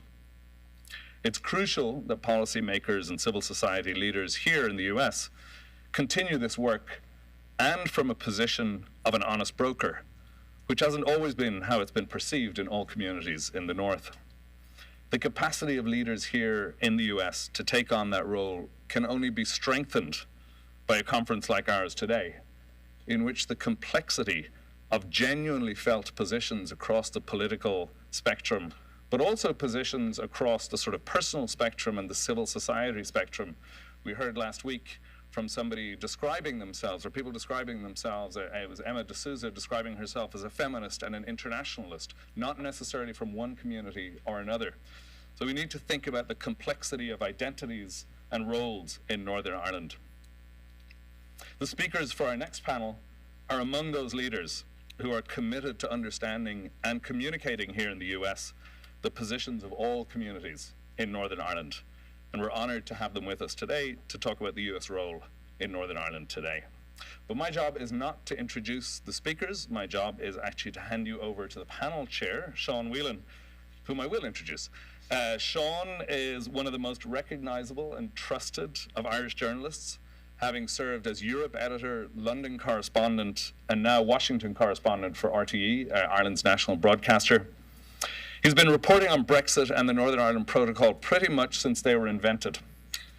And now, based in Washington, he's uniquely placed to moderate this conversation with leading US actors. Sean, thank you very much. Thanks very much, Colleen. I thought I was coming to Washington for a bit of a rest, but unfortunately Brexit followed us across the wide open Atlantic. Never mind, on we go. At Northern Ireland, the peace process, an ongoing discussion, 25 years on. But I think in this section we're going to look about where we are right now and look a bit forward rather than looking backwards, because, as we say, it is an ongoing process and there's a big future ahead of it, as well as a big past behind it. We've got a great panel here with us, people who were involved right from the get-go, who were involved in the middle, I guess, of this last 25 years, and also in current terms of politics. We've got Congressman Bruce Morrison. You heard in some of the panels this morning being mentioned as instrumental in getting those visas for Gerry Adams, amongst many other interventions. At the time, we have Ambassador Mitchell Rees, who was George Bush's special envoy to Northern Ireland at an absolutely critical moment. And we've got Senator Chris Murphy, currently working in the Senate, involved in the Foreign Relations Committee. Again, very avidly, keenly involved in what's going on in Northern Ireland and Europe and the wider world at this time. So 3 great panelists who will have a lot to say, I'm sure.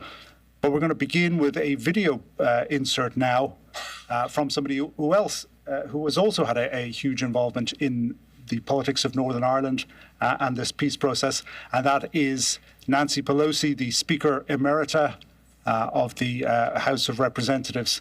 And we're going to play that video for you right now. Good afternoon. It is my privilege to join so many distinguished leaders and public servants in marking a quarter century of the Good Friday Agreement.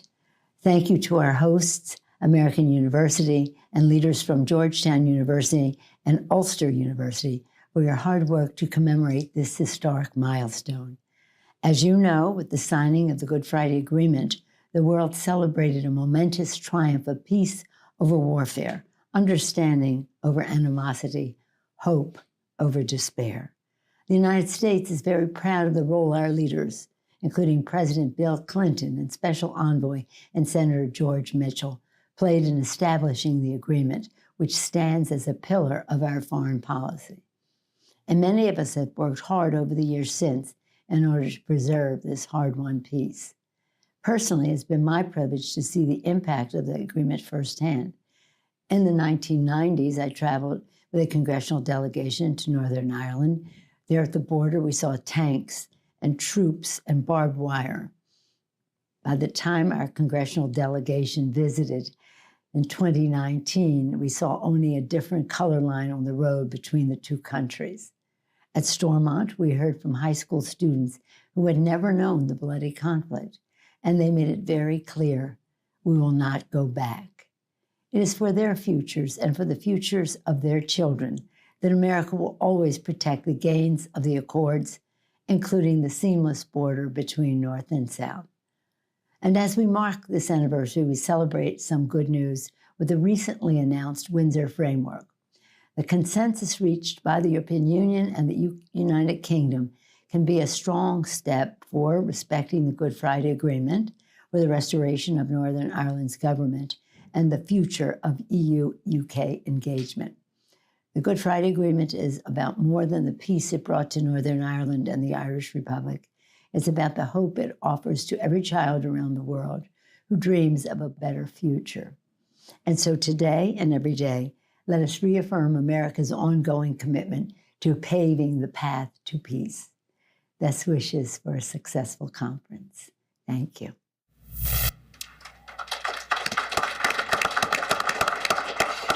Emerita Nancy Pelosi there, who joined a lot of us on Friday evening at the Kennedy Center for a special, concert that was put on by the Irish government to mark 25 years of the Good Friday Agreement. But let's turn to our panel here. Gentlemen, one and all, 25 years, a lot of things have happened. A lot of things haven't happened as well. Where are we right now, and where do we go from here? Maybe I'll start with you. Because I'm on your left. Because I'm not on my left, and it's nice and easy to reach you. Yes. Well, it's a pleasure to be here, and I want to thank the sponsors for including me and including this panel, which I hope will provide some good information for the people listening. I think that Nancy Pelosi certainly put her finger on what Americans think about the Good Friday Agreement as an accomplishment in which important people in our country played a role that ultimately fell to the people in Ireland, North and South, to resolve, but which had some help along the way. And I'm pleased to have advised Bill Clinton at the time, before he was president and after, about things that he might do to promote what became the Good Friday Agreement. So I look back on that with pride and with happiness that we achieved what was achieved. But I think in thinking about the future, it's important, in these celebratory times, we tend to focus on all the happy talk about what was accomplished. And there was a lot accomplished, and there's a lot to be built on. But it was controversial at the time. It was not, you heard from Nancy Soderberg this morning about the difficulties of the Adams visa, which was just one step in a process, but caused a lot of controversy within the Clinton administration, not just across party lines. So as we think about what might be done to shore up and to complete and to improve the peace process that resulted in the agreement and has resulted in 25 years of largely absence of the conflict that was the Troubles, we should remember that it will not be the easy, happy talk that will get things done. That's not the way progress is made. People do have to take risks. And when Bill Clinton ordered that a visa be issued to Jerry Adams, he described it as taking risks for peace. And it was a risk. It was a political risk.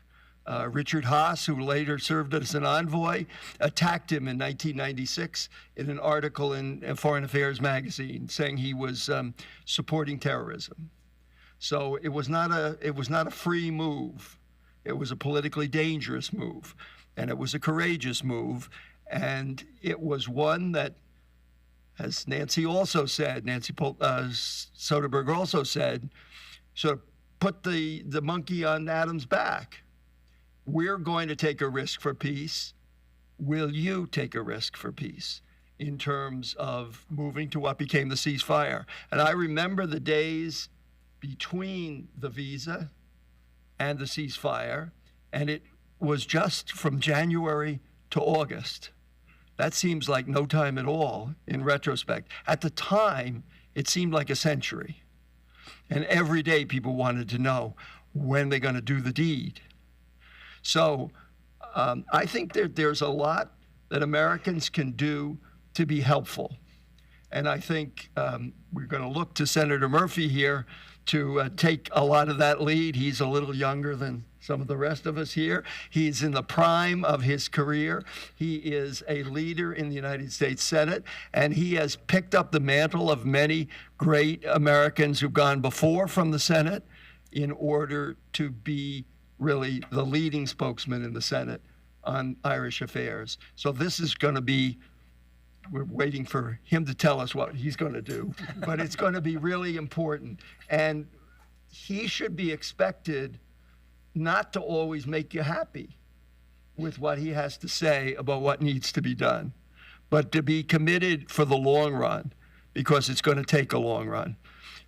Just a few other things. From my perspective, a lot of time and energy of the last 25 years has been spent with politics, the ins and outs of devolved government, and the various disputes among the parties and among factions about how to make a devolved government actually sit, much less work. But there really is a deficit in terms of social change in Northern Ireland. It is still a very divided place. It is still a place where proxy paramilitaries operate, and where, a policeman can be shot down by a dissident Republican group doing the business of drug runners on the loyalist side. So that's a pretty disappointing set of facts, and something that needs to change. The educational system is divided, the housing is divided, the peace walls stand, and of course there are the political disputes.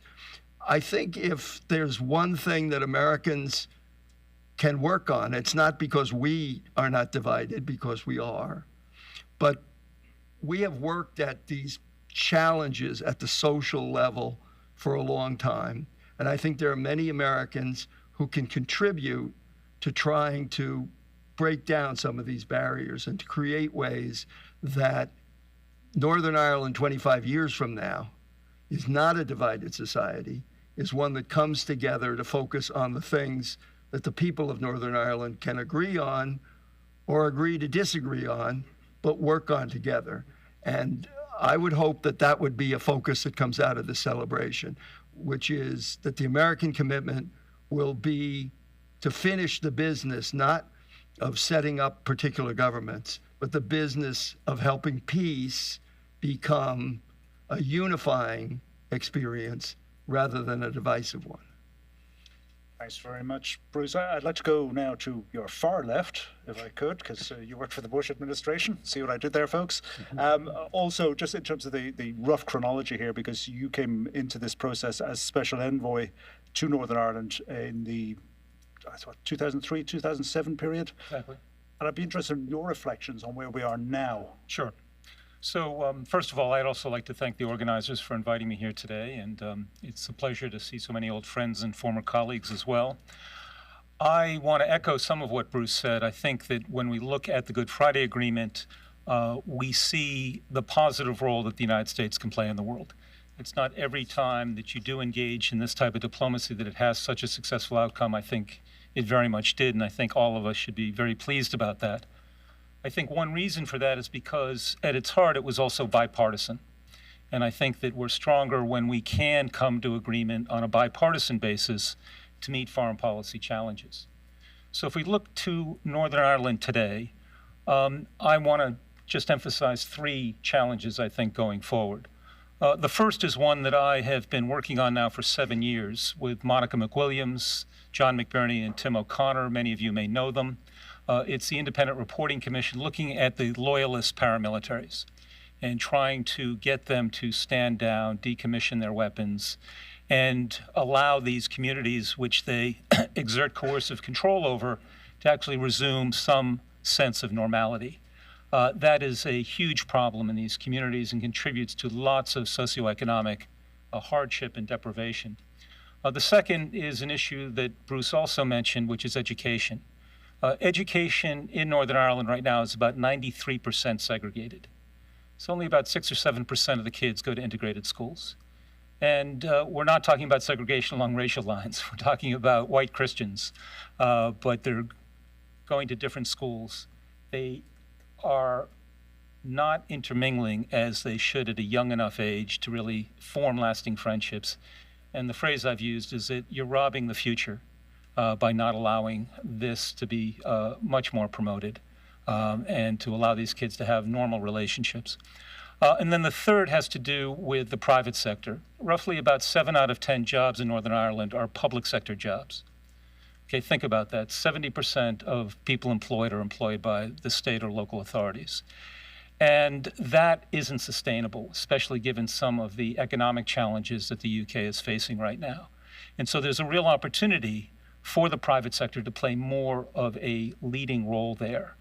I don't think it's a question of talent or ability. There's many, many talented people in Northern Ireland, many skills there.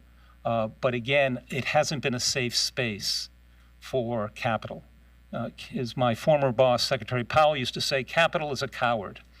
It'll run away if it doesn't feel safe. And there are many other places, including south of the border, where capital can go to find a nice home. So again, we need to figure out a way to make Northern Ireland a little bit more attractive for private investment. And again, I think that will help on many fronts. So I'll stop there, Sean. Great, thank you very much. Senator Murphy, you've been ably introduced by Congressman Morrison. So let's get straight to business. Well, what issues are preoccupying you and your colleagues on the Hill right now when it comes to Northern Ireland? Well, I appreciate the very kind introduction from my friend, Congressman Morrison, and grateful for the over-representation of Connecticut on this panel. So we like it when we outnumber others.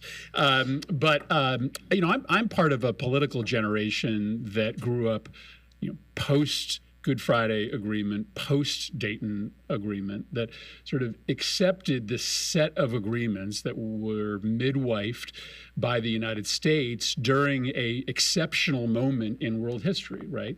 The period of time from the fall of the Berlin Wall until the sort of beginning of the reemergence of Russian aggression and the rise of Chinese nationalism and internationalism, in which we were the unipolar and incredibly influential power in the world. And, that means that, unfortunately, you have a new generation of public servants that are sitting on the Foreign Affairs Committee and the Foreign Relations Committee, unlike the generation that led when Bruce and Chris Dodd and Joe Biden were in the Senate and the House, when you were expected, right, as your price of admission to the Foreign Relations Committee, to be an expert on the Troubles, to be an expert in the Balkans. And so part of the issue that we have right now in the United States Senate and House is reminding our colleagues, even those who work on foreign policy, that these questions are not settled. And so part of my work is just trying to sort of regrow interest in both the House and the Senate. It's a little harder in the Senate because Richie and Mike Kelly, I think, do a very good job in the House of keeping the issue active to make sure that we have visits to Dublin, that we have visits to Belfast, and that people sort of see the ground reality, which has been described as still largely unsettled. I think my colleagues are surprised when they see the role that the paramilitaries are still playing. They assume that that's, a feature of the history books. They are surprised at the lack of integration in the schools. And so first and foremost, this conference is really important because we need to continue to engage this town, and especially the members of the Senate and the House that have come through the doors in the last 2 decades on why this question is so important. But it is also true that in a multipolar world, in an era of great power competition, the United States plays, in general, a less essential role than we did in 1996 or 1998. And so there is less appetite in the Balkans, less appetite in Belfast for the United States to play as active a role as we did. And so I think we just have to acknowledge that, but also not be afraid to lead and use the levers that we have at our disposal. And so, one lever that I think is a clear one is to make clear on a bipartisan basis that we are interested in a trade agreement with Great Britain. We are interested in broadening our trade relationship, but not until this question of the next 25 years of the Good Friday Agreement is firmly settled. And that is not as easy a sort of question as you would think, because there are elements of both the House and the Senate that cheered on Brexit, that want to make it easier for other countries to do the same thing, notwithstanding the apparent trouble that it has caused with respect to the Good Friday Agreement guaranteed by the United States. And I think that's in part connected to the first point I made, and I'll end there.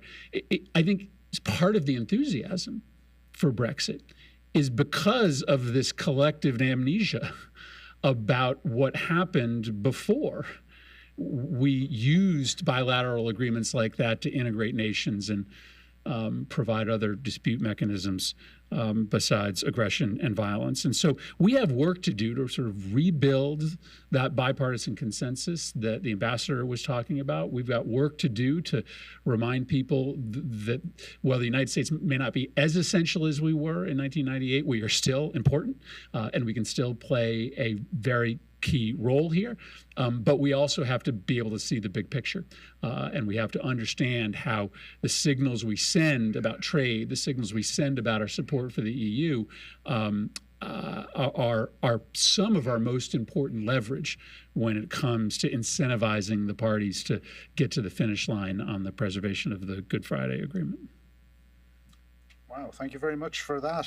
Senator, I'd just like to pick up on some of that, because I think it does cut to the heart of some of the most important issues here about US involvement and in the world, and this idea, certainly current back in the 90s, which was the transferability of this agreement and this experience of bringing peace in Northern Ireland to other places around the world. But, you mentioned the Balkans there. I remember the Dayton Accord back in 95.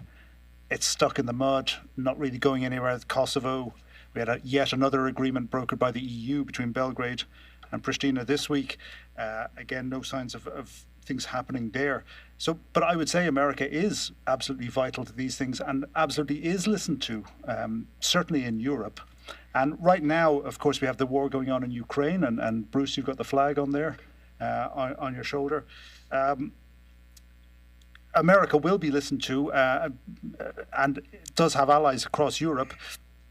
To what extent do you think things have changed because of Ukraine? I mean, you mentioned the people in the House and in the Senate cheering on Brexit, looking to make it easier to loosen the European Union. But I think that has changed, has it not, because of the war in Ukraine? Or has it? Am I completely misreading it? Well, I think the American public are still firmly behind the Ukrainian people. I understand that there is a contest inside the Republican Party about whether or not you can win a presidential nomination while supporting a policy that Joe Biden is the chief spokesperson for. And I think when it comes down to it, that's likely the problem here, is that whatever Joe Biden is for, some people on the Republican side are going to believe you have to be against. But for Americans, Ukraine is a symbol of how miraculous democracy and sovereignty is, and why it's still worth fighting for. I mean, the reason the American people are, displaying Ukrainian flags outside their house is because they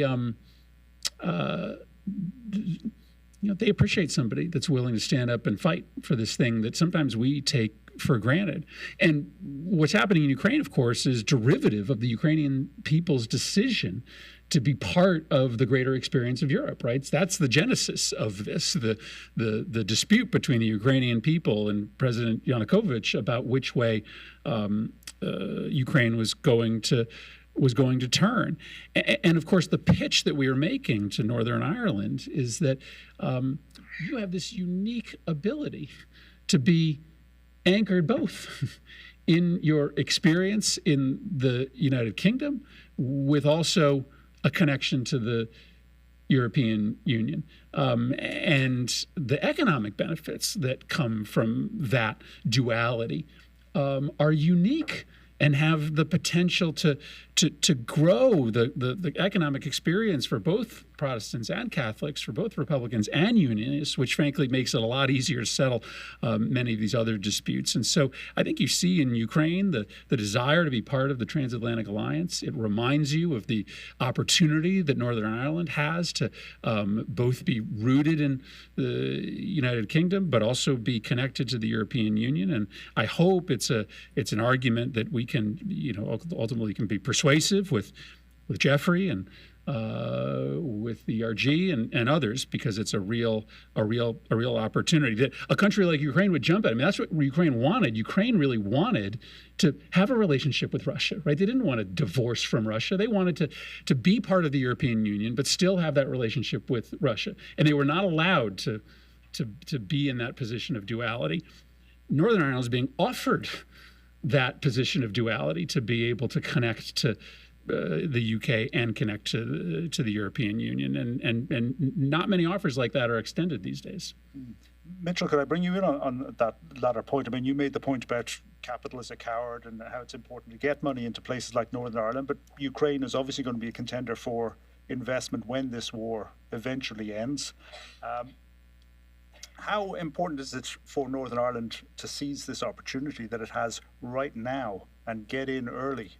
Yeah, thank you. That's an excellent point. And I think one reason why, as much as we celebrate all the accomplishments the last 25 years, that there hasn't been more, is because we turned our attention to other issues, other challenges. And that's maybe human nature, because it seemed that we had solved that problem in Northern Ireland, checked that box, and we move on. And there were many, many other demands on our time and resources, or we devoted a lot of time and resources to other issues. So I think that's absolutely right. Is it, the moment lasts when the moment lasts. And so there is an opportunity now, I think, because of all the attention around the 25th anniversary. You now have a new special envoy in Congressman Kennedy, who I think has a lot of support on both sides of the aisle for what he wants to do. I would always urge people in Northern Ireland to seize the moment. There are always reasons to delay, always. There's usually only one very good reason to move forward, and it takes some courage, as the Senator said. It's not easy to do this stuff, and as Bruce said. And so, again, you need some leadership, and you need a plan, and I don't think Northern Ireland should be delaying. Well, Bruce, could we return to you then on this point? Because, I mean, you said it takes courage, you have to take risks for peace, and who takes the risks now? And in relation to Mitchell's point, I mean, there is a plan there. Where's the leadership? Well, I think one of the things that Senator Murphy said about the Ukrainians and fighting for democracy, very important point. I think that the political leaders in the North need to take that lesson a little bit. There's no easy way to square the circle about the disagreements about the future of the North, the constitutional questions and the like. But what kind of a democratic government just takes a hike every couple of years and stays out for a couple of years and is taken seriously? That is not a government. That is a talk shop. And until it becomes a government that, when it falls, has an election and is reconstituted, there will not be a credible government on a devolved basis in Northern Ireland. And I think that the people of Northern Ireland lose faith in the political process that they're asked to participate in when they see this. And frankly, I think there's been just too much tolerance of the ability to veto the process, whether it's Sinn Féin's walkout or whether it's DUP's walkout. A walkout is a walkout, and if it doesn't result in an election that means you either get replaced or you're going to have to suck it up and go back in, then that's not democracy. I mean, what kind of a government here can do that if the Congress just Sometimes people think the Congress does that too, but I think that's unfair.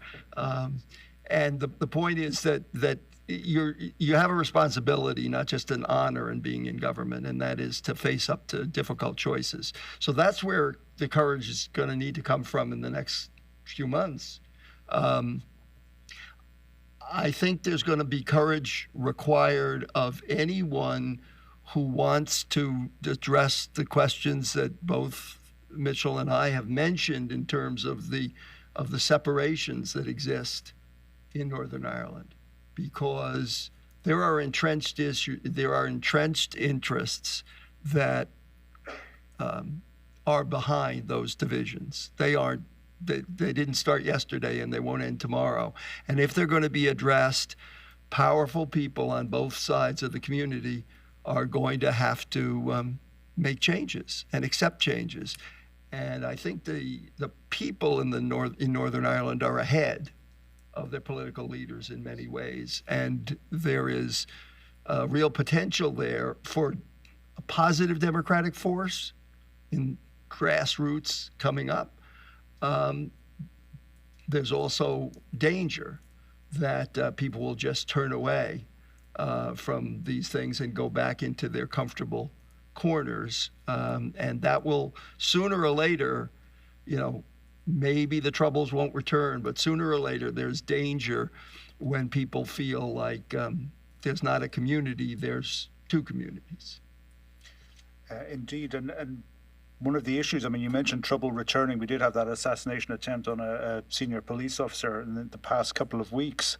And Ambassador Rees, you've been doing a lot of work on this issue of paramilitaries, particularly on the loyalist side, and the way that former paramilitaries have easily found work in the illegal drugs trade in the south as well as in Northern Ireland. And we've seen all kinds of crossovers and links of people who were involved in political violence getting involved in violence for purely monetary terms as well, which obviously helps to fuel paramilitaries and political, well, not quite violence in Ireland, but near enough. There's still guns in circulation. There's still people who know how to use them and aren't shy about using them for their own means.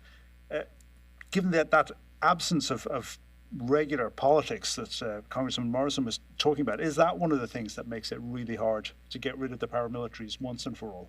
It is certainly a complicating factor because there are a lot of people of goodwill in the PSNI and the NIO who would like to take certain measures but don't believe they have the political endorsement of Stormont in order to do so.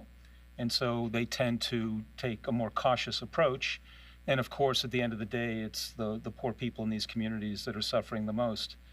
It's interesting, Bruce, talking about risks for peace. And I think back at the beginning of the Good Friday process, those risks were quite serious. I think there was actually a risk of personal injury or even death.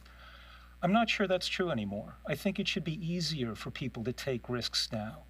The worst that could happen is that maybe you don't get reelected. And I know that that's a tragedy in its own way.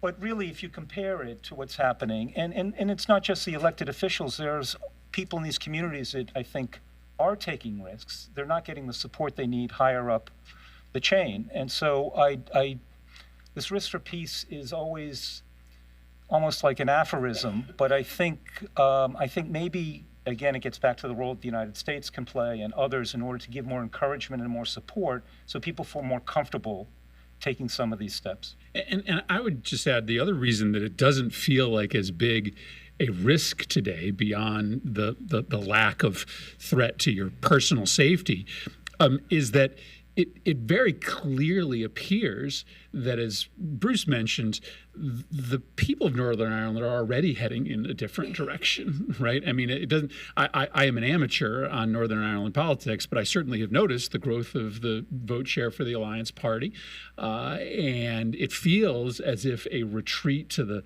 left or a retreat to the right is a dead end, with a growing potential realignment of Northern Ireland voters that are more interested in a common agenda of economic prosperity rather than a purely sort of partisan and political identity-based agendas. So if you're just in the business of growing a majority, just the shift that's happened over the last couple of years into the center suggests that if you care about re-election only, you should probably be speaking to that group in the middle that is not super excited about the direction that both sides are taking. Could I ask all of you, do you ever mention Northern Ireland in your relations with people from other countries, other parts of the world? Because it had been spoken of as one of these big triumphs of US diplomacy, but now is it something that you wheel out and say, look, Northern Ireland, you guys could be doing this as well? I used to be invited to conferences on Israel and Palestine and asked to state the lessons learned, which I thought there were some. But I was mostly shooed away as the years went by and told that it was different and I didn't understand. So I haven't had too many other occasions. But there is a great story that Bill Clinton told about going to the Balkans and talking to people there about what was needed in order to put together an agreement. And the main thing I remember, he said, now here we sit on these metal chairs with these card tables that we're discussing things, and we can resolve to make an agreement, which requires things like power sharing and respect for individual rights and all of that. But if we don't, in 25 years, some other people will be sitting in these metal chairs and debating these issues, that they don't go away. And the biggest lesson, I think, from the progress in Northern Ireland is, grab the nettle. There are opportunities, they come along at unpredictable times. And if you don't act on them, the issues don't go away, but the opportunity may go away for a long period of time. So that's the thing. I think there's no cookie cutter peace process, but there is seeing the opportunity for something different and better and having leaders that are willing to jump into the middle of it, which I hope, we will do on this and other issues like that. So I remember when I was serving at the State Department, I was meeting with a very senior European Union official, and we were talking about the Middle East. And he said to me, we don't expect you to solve the problem, but we Europeans expect you to try.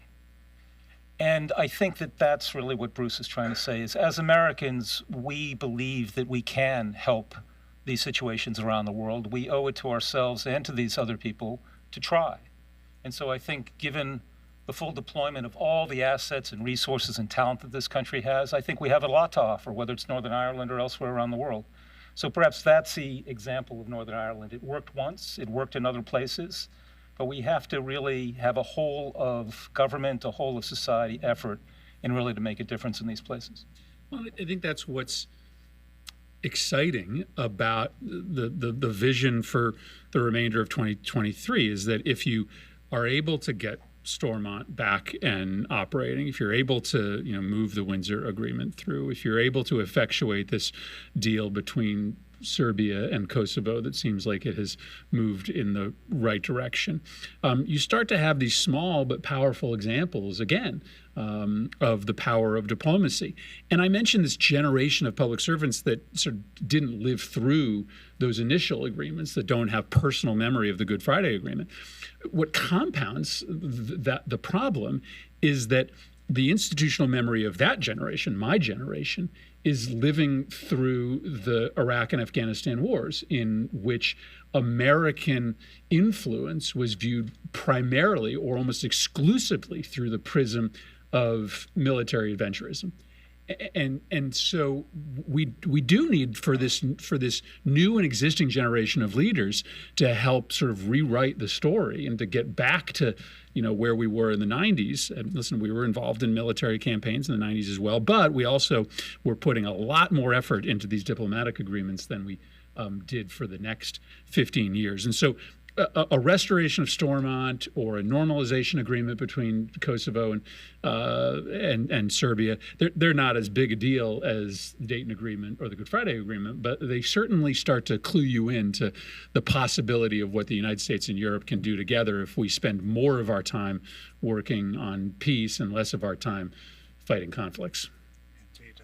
Plenty of that. Listen, folks, we're a little bit less than 10 minutes to run on this session, so if you have any questions and you'd like to put them to our panelists, please raise your hands. Let us know about any indications you might have if anybody wants to jump in fairly soon. Otherwise, we're going to go to one more round here, but no signs of anybody yet. Have a little think, and we will come back to you quite quickly before we end. But I'm still intrigued, though, what you were saying, Chris, earlier about having to almost remind colleagues up on the Hill about what happened with Northern Ireland. There's that phrase, eaten bread is soon forgotten. Lots of things happen. A week is a long time in politics, 25 years, it kind of is ancient history. But the lessons are still there, are they not? How difficult is it to get through to people on the Hill about why this is still important, why it's still relevant? Well, I think the work that's being done around this 24-year anniversary is incredibly important. And so I think my colleagues are paying attention, are proud of this commemoration, and that's an opportunity for that re-engagement. I frankly think Speaker Pelosi alone was able to really make sure that this was a constant issue in front of the House of Representatives. There was bipartisan interest, but she made it a priority in the House of Representatives. And Bob Menendez, is a great leader on this issue in the Senate as well. So we don't lack for leadership. But I do think it makes sense to use this month and next month in as many different ways as we can to bring my colleagues back to this question, and that's why there'll be a number of us trying to organize opportunities to get members over to Belfast and Dublin and London. I mean, I went to Dublin in 2019, right before the pandemic, and I was the first CODEL and Richie came right after, but I was the first Senate CODEL there in 2 or 3 years, and it's understandable. The CODELs were heading off to understand China's rise in Asia, or constantly in Afghanistan, Iraq, and the Middle East. So hopefully this month and next month are an opportunity that we take advantage of. Yeah, I would. There is a thing that I think we need to admonish Americans about with respect to the Good Friday Agreement. We had a lot to do. Senator Mitchell had a lot to do with forging the way it came out. He didn't write it. It was written by the parties, for the parties. He's, as he said at the introduction today, this was an agreement they made. It wasn't an agreement he made, but he facilitated it, and there's a lot of pride of ownership in it. And as co-chair of the ad hoc committee to protect the Good Friday Agreement, we clearly exalt the agreement, but it's not perfect. And it has some flaws, and maybe it has some structural flaws that do not take account of the changes in the politics on the ground that Senator Murphy referred to. And it's probably going to have to be discussed. And ultimately, it's not a decision for Americans, whether there are modifications in the structures or the processes of the Good Friday Agreement. And certainly there are processes that have not been completed. But we ought not to feel an ownership in the precise agreement or anything like that that keeps American leaders from helping people make changes that more reflect where we are 25 years after where we were in 1998. There were many things that were good ideas in 1998 that were politically impossible. Things like voluntary coalitions and majority rule and minority protections, they were off the table. Mandatory coalition, all those things that allow people a veto today were the only things that could have been signed up for then. But 25 years later, perhaps not. Perhaps there's some different things that ought to develop. That's for Northern Ireland. but it is for America to be helpful in thinking those things through. Any takers from the audience yet? Or we're going to stretch the time if you don't ask any questions. Okay, sir. If you could tell us who you are and for the folks at home. My name is Truman Jury. I'm a senior here at American University. I took Dr. Kyle Myers' Politics, Peace in Northern Ireland class last semester. I think, Senator Murphy, you said about generations of policymakers and having different views from when they came of age into politics. Sort of for my generation, sort of our view of policy and foreign policy especially will be very much impacted by the war in Ukraine and by the U.S. competition with China. And I was interested for any of you how we should sort of preserve the institutional memory of generations that came before us who dealt with, the Good Friday Agreement in Northern Ireland, and then through subsequent conflicts after that. That's a good point. Is there institutional memory, or is the memory institutionalized? Well, we are in a conflict with China, but we are in a conflict between two visions of governance, right? President Xi is confident that democracy is an anachronism, that the world and the economy moves too fast today and democracy can't keep up, and that the future lies with autocrats. And so this is this exceptional moment in which we have to prove him wrong. And to the point that's been made on both sides of me, it's a moment where you can't take self-determination for granted because there are other offers out there. And they're frankly a little bit more enticing than they were during the Cold War. So in a place like Northern Ireland, where self-determination is perhaps being taken for granted, both parties sort of walking away from governance to protest, the perfect instead of investing in the good.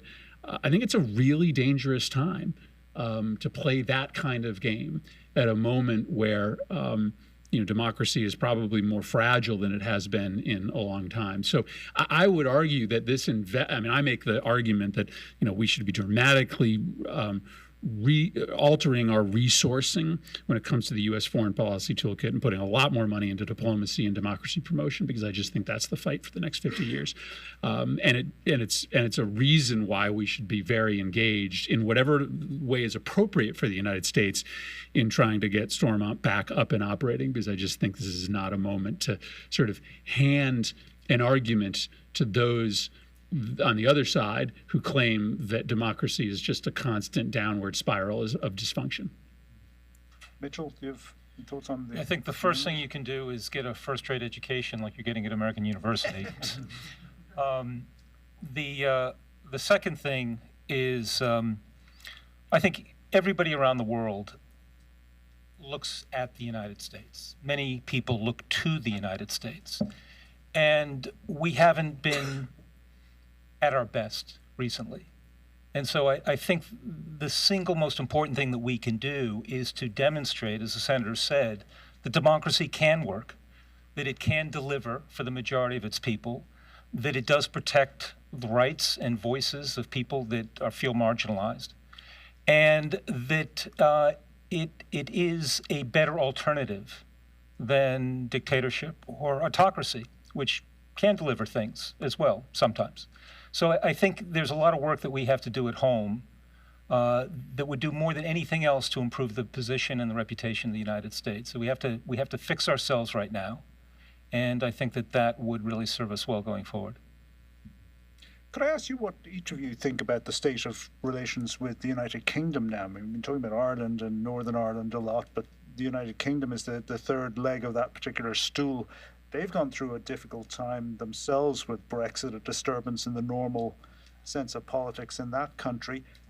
How do you view Britain now, looking across the Atlantic? Please answer that. By all means. So, as somebody who has a British wife and dual national children, I'm not unbiased about this, but I think we tend to take our cue from the headlines in the newspapers. And so there's been a lot of turmoil in British politics recently. I got a cartoon today that had an Airbnb sign over number 10. saying available for short-term rents. And so, look, that's happened before in British history. It was messy, but again, no tanks in the streets. Democracy worked, and they continued. I think that it's easy to elevate that aspect of our relationship to the exclusion of all others. And so all I want to say is that there is a deep military-to-military relationship and a very deep intelligence sharing relationship that has never faltered. It has only gotten more important over the last few years. So I think, again, if you're looking at the totality of the relationship, it's very easy to read the headlines and think, oh my goodness, it's terrible. But I actually think that it rests on very firm foundations. Yeah, I think this happens all over the world, but most recently around the debate on Brexit, there's a temptation and a tendency for, American political fault lines to sort of try to fit themselves into the fault lines that exist in other countries. And I just think we should understand the peril of that. Democrats and Republicans don't always have to sort of take sides, right, and line up neatly around the questions that are being debated in Britain. It is not perfectly transferable, the conversation that Britain is having about its place in the European Union and the question that the United States is asking about our place in the world. And yet we decided that we were just going to sort of transplant their debate inside of ours. And so some of that is inevitable, but I think it comes with risks because, to the ambassador's point, it papers over all of these enduring connections, these security connections, these cultural connections that we continue to have. So, my wish is for us to, maybe, and I'm probably guilty of this as much as anybody else, opine a little bit less or believe that we have the right to opine on every question that's occurring in Westminster. Well, there's no question about the enduring relationship, and I think enduring relationships are tested from time to time, perhaps all the time. And the fact that we have this enduring relationship, and at the end of the day, the way the current British government views the role of the United States in bringing peace to Northern Ireland is a positive one. It wasn't positive at every moment.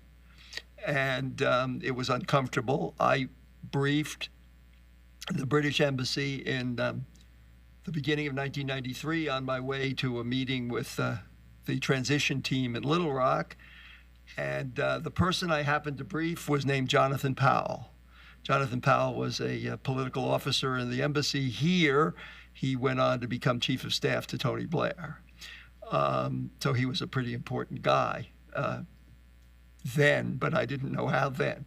I said that I was there to tell him what we were going to tell the transition team and what I expected as a classmate of Bill Clinton's might happen when he became president on the issue of Northern Ireland, and that he would be serious about it and he would take it on, and if he took it on, he would move ahead. And I said the British government could react to this in one of two ways. They could say, why are you butting into our domestic politics? Leave us alone. Or, God, this is a terrible problem that we have. Our best friend wants to help. Please, help.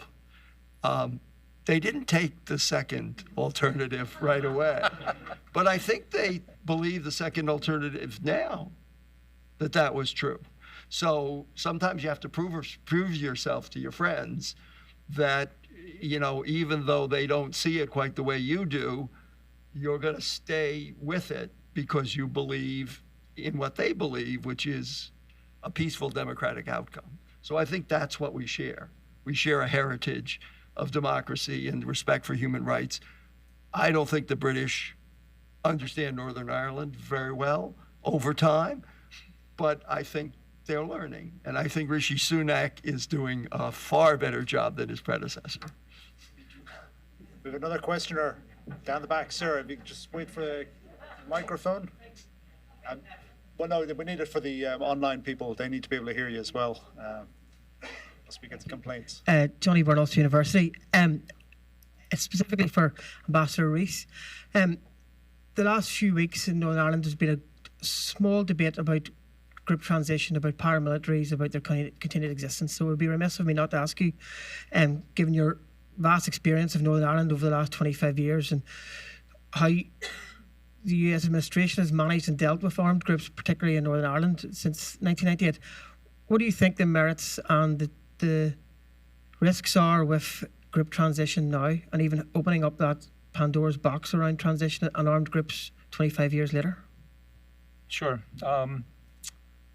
Just to provide a little bit of context, so the Independent Reporting Commission has been tasked about 8 years ago now to try to help end paramilitarism. And in the last couple of years, we have recommended in our reports that there be a process of group transition, in actual fact, engagement, diplomatic engagement with those folks. That's based on what we're hearing when we meet with them, what we're hearing when we meet with the PSNI, what we're hearing when we meet with community leaders.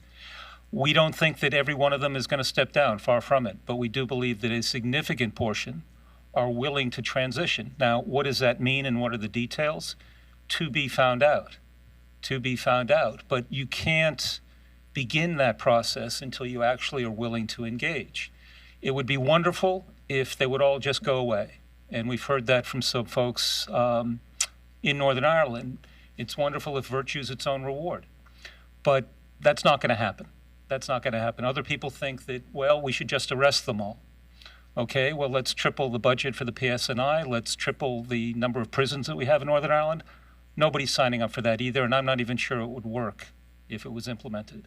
So again, we believe, as the IRC, as we said in the reports, that a process of engagement is worth testing to see if it's possible. And again, there's a precedent here. You don't have to look elsewhere around the world. You can look in Northern Ireland. When the Brits started engaging the IRA in the late 1960s, early 1970s, they had no idea how this was going to end on either side. But look where it ended up and why we're here today. And so for people who say it'll never happen by engaging the loyalist paramilitaries, I say you don't know for sure, and it's worth taking a risk for peace and trying to find out. And that's what the Commission has been saying. I mean, I'll just say, growing economic prosperity has a funny way of diminishing the attraction of organized crime. And so, I'm not saying that, a better economy and more economic opportunities erases the attraction to paramilitaries in a culture with a long history of that attachment. But boy, again, the unique opportunity that is presented to Northern Ireland by this ability to be able to trade with the UK and trade into the European Union, the opportunity to sell itself for investment, more prosperity, a rising economic tide over the course of American history has been a very key part of our ability to try to channel people's economic futures through legitimate means rather than illegitimate means and shadow economies. And so I just think you can't see those two paths, the economic path and the path on demilitarization, as separate. And Senator, you'll be happy to know that that's in the report too. Dare I mention the word legacy, though? It's one of the things that were produced earlier this morning. Part of the Good Friday Agreement and the subsequent agreements was how you deal with what happened in the past, and we're still arguing about it now, despite interventions from places like South Africa decades ago now, who've shown us one potential way of dealing with it through truth commissions. But other people say, no, carry on, use the criminal procedure, though as the ambassador said, that would mean a lot more resources if you're to do with that. Any thoughts from the rest of you guys on how we might deal with legacy now? Well, dealing with it. I'm not a fan of trying to lock up everybody who did something wrong, because there'd be a lot of people to lock up. And I don't know that the victims groups really want that as much as they want some accountability, some recognition of things that people did and who did it to whom. The latest legacy proposal has no support. in Northern Ireland from any political party or any victims group. That clearly is not going to work. Whether the Stormont House Agreement, which is now 9 going on 10 years old, can have any new life put into it, this is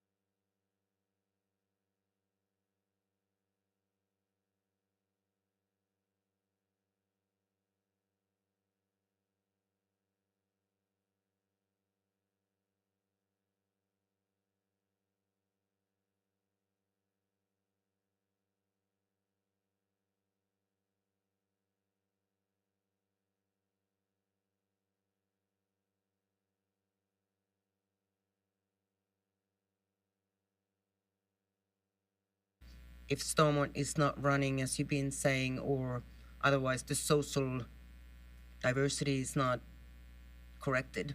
Yeah. Thank you. And we'll take just one last lady over here, if we could. Pass across. And then we'll have to wrap it up. Hello, my name is Amelia Burke. I am also a student at American, and I also took Professor Cowell-Meyer's class on Northern Ireland. And I had a question about what the U.S. could potentially do to encourage parties to go back into government or to promote or to encourage the leaders to take risks, as someone mentioned earlier, to take risks towards peace. So is this something that it would be appropriate for the U.S. to get involved in, and how would that happen?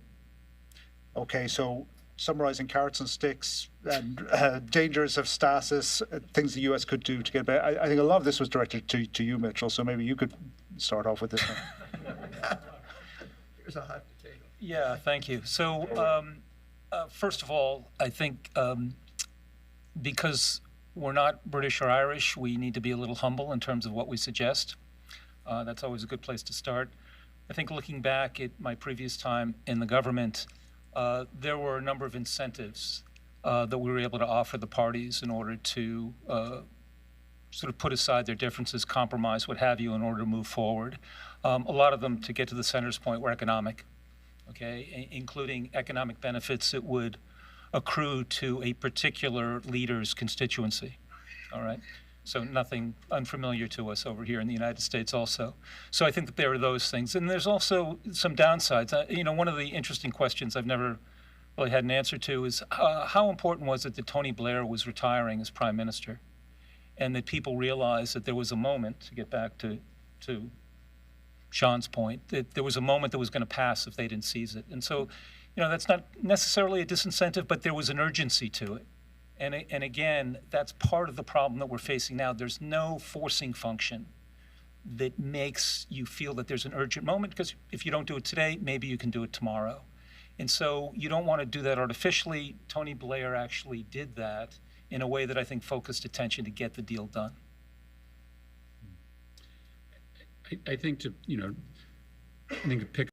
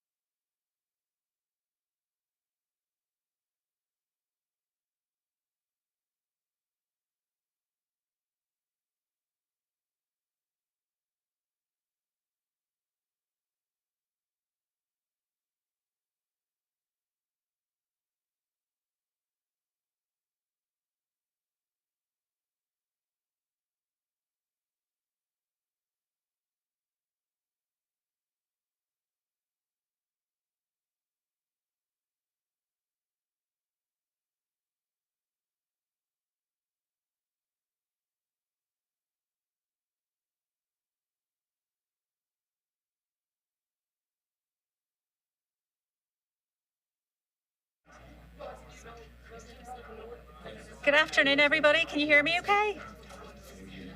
Yep. Yeah, we're starting. Okay. Can everybody hear me okay? Yeah. So my name is Nicola Skelly. I'm Executive Director of the Washington Ireland Programme. Absolutely delighted to be here today. Very much a big, huge thank you to colleagues in American University, Georgetown and Ulster University to having me here today. I'm sure you've all agreed today's discussions really have been fascinating. It's been really interesting for me. I'll just share some personal reflections for you. So I was 25 at the time of the Good Friday Agreement was happening. I'm giving away my age now. I was actually 25 and just pregnant with my first child and actually quite unwell, so complete bed rest. So I felt that my best friend during that period, and Jane will know this person well, was Dennis Murray from the BBC. Because this was the days when there was no social media, there was no Twitter. So I was relying on the BBC to keep me up to date with all the discussions that were going on. And given that it had absolutely nothing else to do at that time, I followed it very closely. I had grown up in West Belfast, went to school in the Falls Road, so really did live through some of the darkest times. So I remember all the Good Friday conversations and that real sense of just hope and optimism. And I suppose at the time, having my first child, feeling that I was starting a family at a time of much more optimistic times ahead for Northern Ireland. So I remember very well the hope, the optimism, and I think on a very personal level, the relief whenever the agreement was signed. And I think notwithstanding the challenges we have considered this morning and this afternoon, and there are many, I think I do personally hold on to the hope and optimism that I experienced in '98. And why is that? And it's really because of our young people and the next generation of leaders. And I'm very proud to do the job that I do in leading the Washington Ireland Programme. So this year we had almost 400 students apply for Washington Ireland's Emerging Leaders Programme in DC this summer. We interviewed 75 students for just 30 places, but I have to tell you, I was just overwhelmed by their energy, their enthusiasm, their absolute commitment to peace and prosperity. But I think most importantly, they all had a personal sense of responsibility to making a difference. So this year's students are going to come from a wide variety of backgrounds. Almost a third of our students will be in full scholarships. And a huge thanks to the Irish Government and to the NI Bureau for making a lot of that possible through the funding and the support that they continue to give to the programme. And at Washington Ireland Programme, we're just incredibly proud of the role that we have played and continue to play in post-conflict Northern Ireland and Ireland by bringing together leaders from a wide range of communities for outstanding leadership and skills development. We have almost 900 alum who have consistently delivered on their early promise. They now include successful business leaders, shapers of civic society, and political decision makers, including an Taoiseach, Leo Varadkar, and 6 members of the Northern Ireland Assembly. So it feels very appropriate that I'm introducing the panel around anticipating next steps, Generation Peace. I'm very pleased to introduce our panel chair, Jane McCormick. To all of us from Northern Ireland, Jane's a very familiar face that we see most evenings as a correspondent and journalist with BBC Northern Ireland. Caoimhe Archibald is a Sinn Féin MLA representing East Derry. David Brooks, I have to say, is a Whipple and now a DUP MLA representing East Belfast.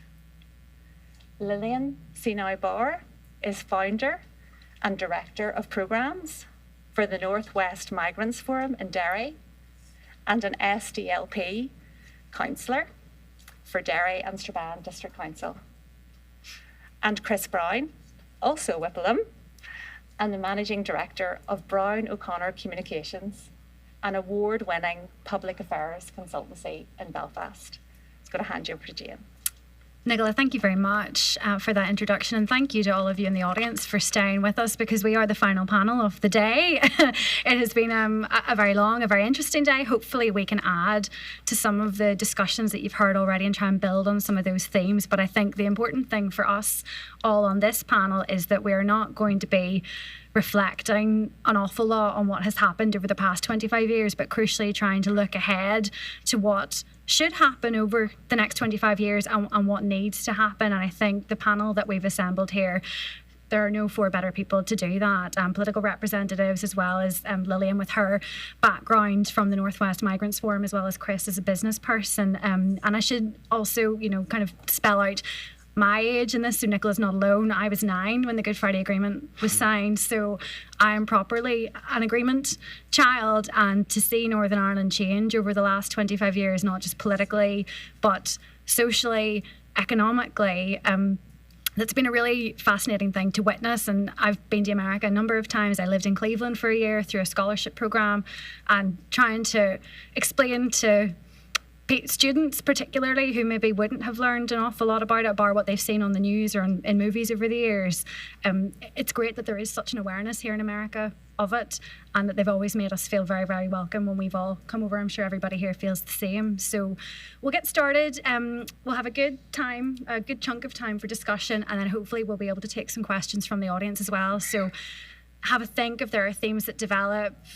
Think about that, and then we'll come to you as best we can. So, first of all, I want to come to Kiva, because you are Sinn Féin MLA. Your party is now the largest party in the Assembly, but for the majority of time that you have been an elected representative, you haven't been able to do your full job. You've not been in the chamber. So the question must be asked, why would you continue to do it?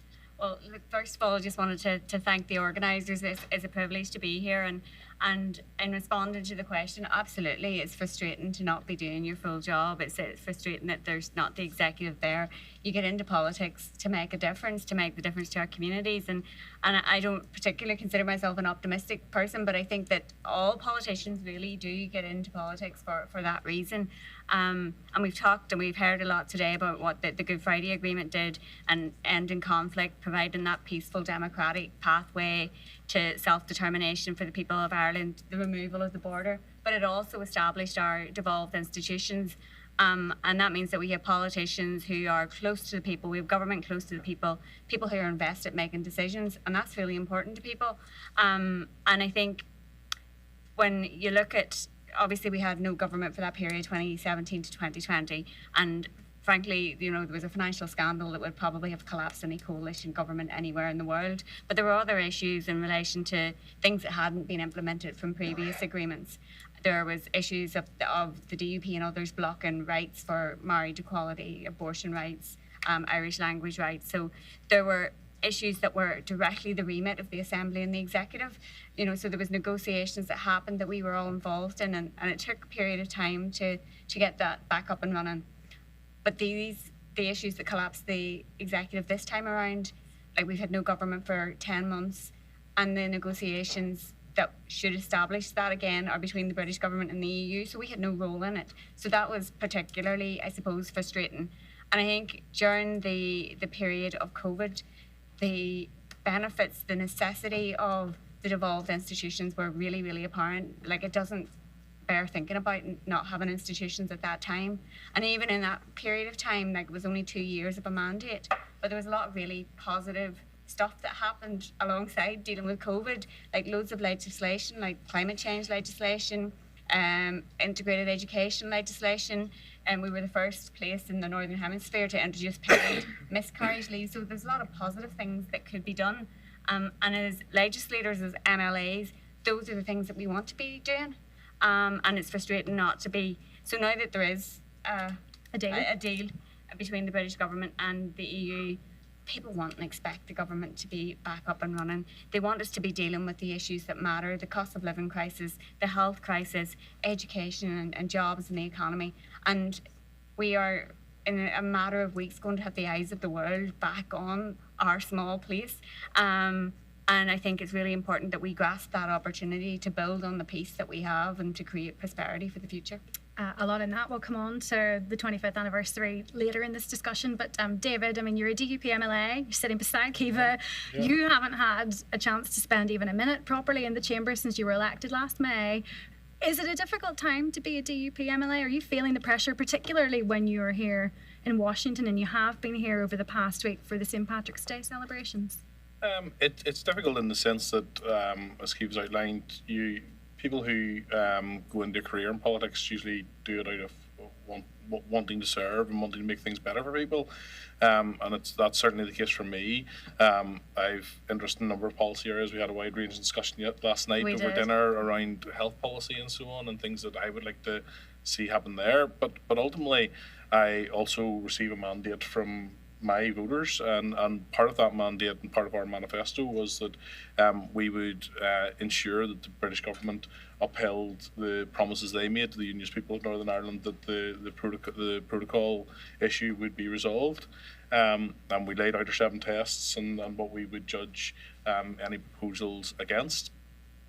So do I feel pressure? No, I don't. I understand that there's frustration amongst all those in America, in Great Britain and elsewhere, who have watched and tried their best to assist the Northern Ireland peace process.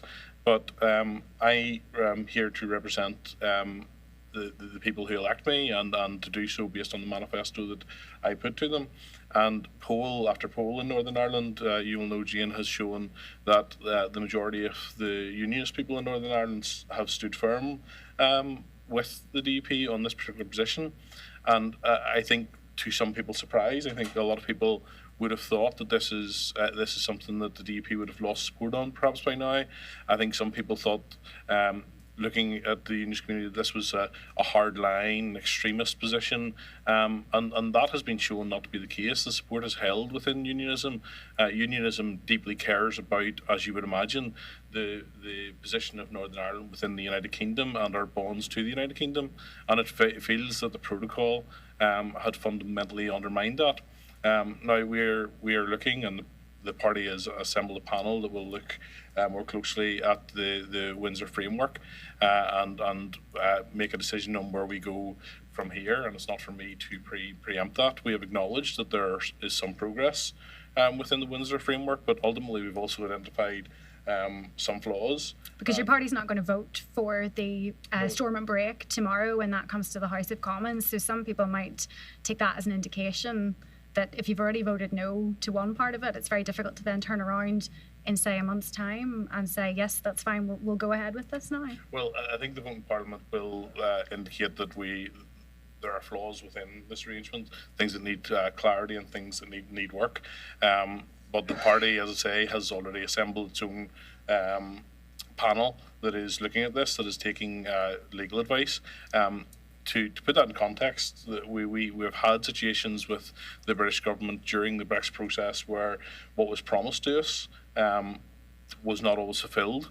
That what the British government, the British government's white paper on the Windsor framework is essentially a sales pitch. I would actually say, as my party leader has, that the overselling of the Windsor framework, rather than being straight and honest with people, has not been necessarily helpful in that regard. But we have been burned before, where the British government says that agreements that they have made around Brexit will lead in one particular direction, and the EU interpretation of that has not been the same, and ultimately it tends to be the EU interpretation that is closest to the truth.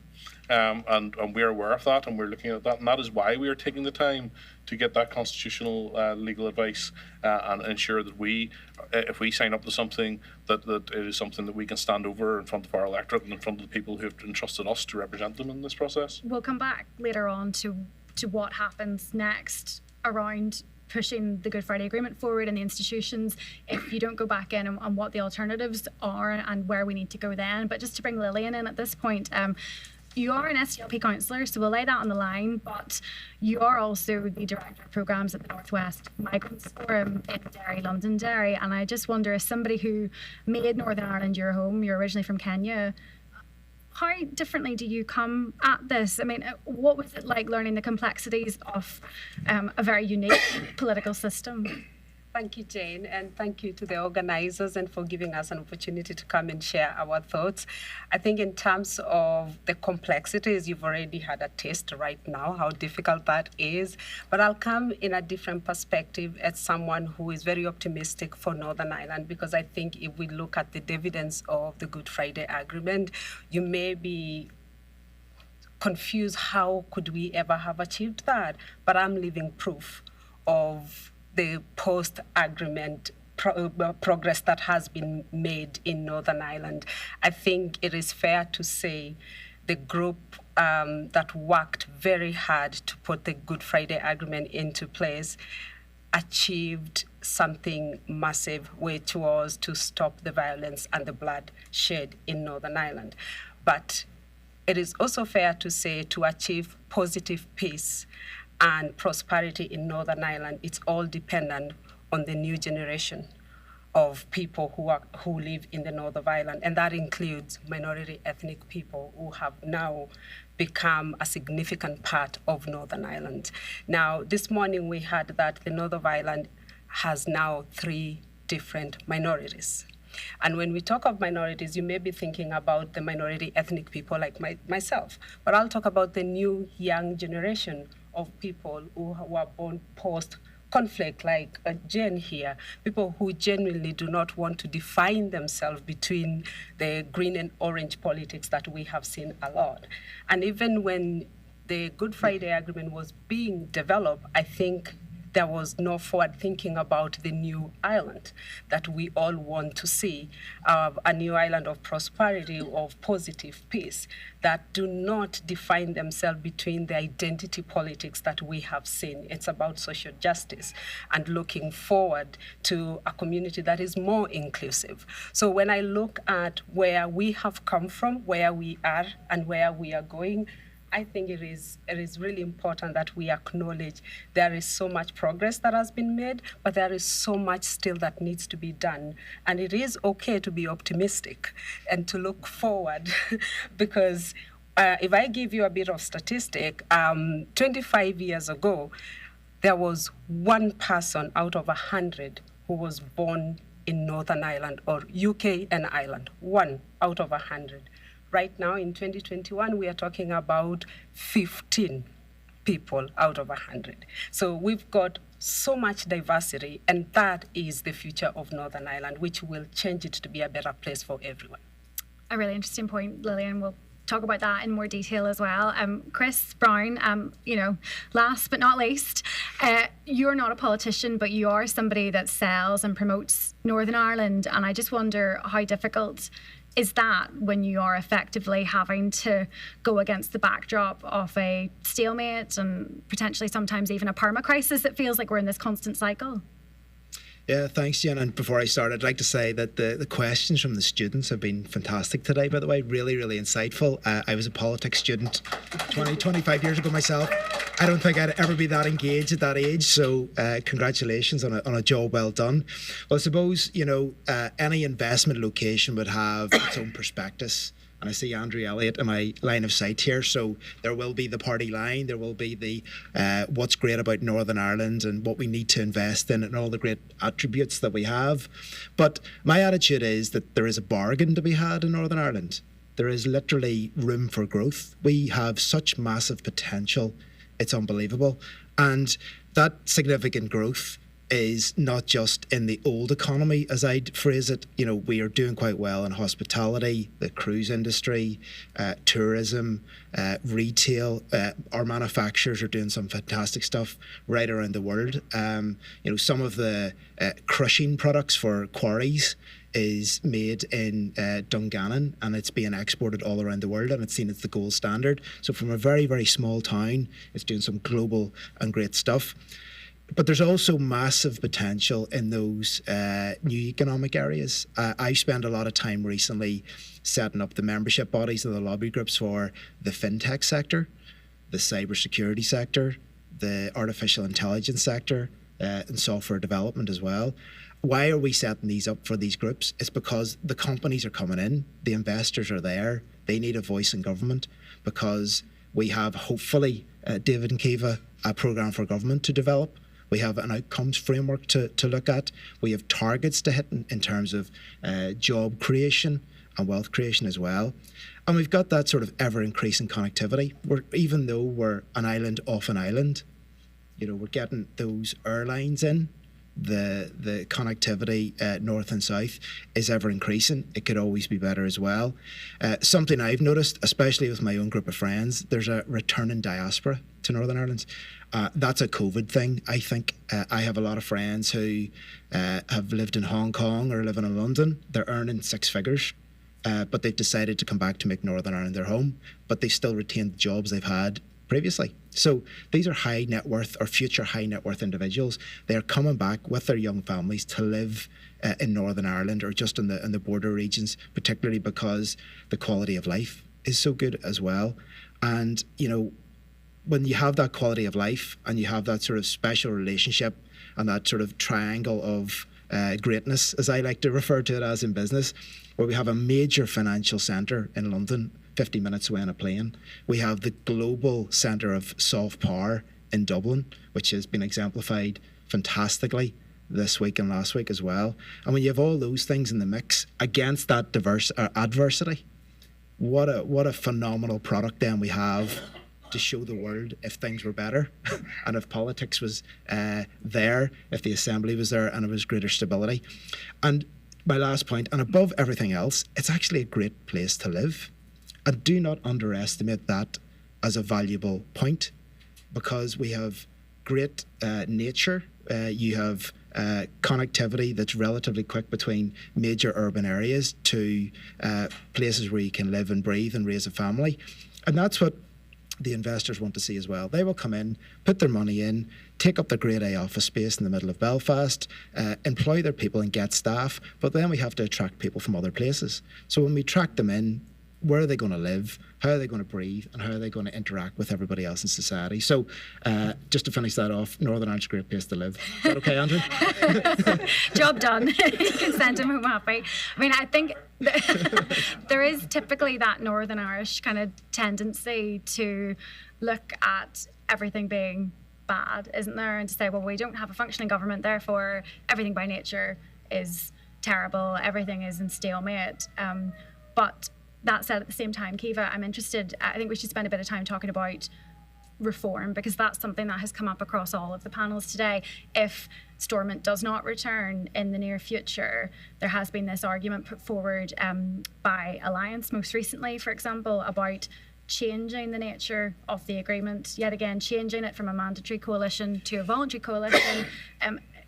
That is something that your party typically has not been in favour of looking at. Do you think there would be an argument for it as we get further down the line if the DUP don't re-enter power, Sharon? So I think, so obviously we had the Transformative Watershed Agreement in 1998, but there has been 6 periods of negotiation and agreements subsequently that have embedded the Good Friday Agreement, that have built upon it, that have tried to ensure that the commitments that were made within the Good Friday Agreement are actually delivered.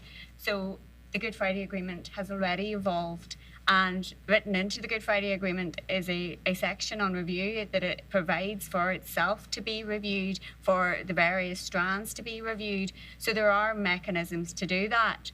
And I think it is fair that you should evaluate how things are working and how potentially they could be improved. And we do have changing, patterns of voting, and it is important that, that people's mandates are reflected. So I think obviously the election was fought on the rules as they are, and Last May's election, and we should have that result respected and parties form a government, and that hopefully is what we'll see in the next number of weeks.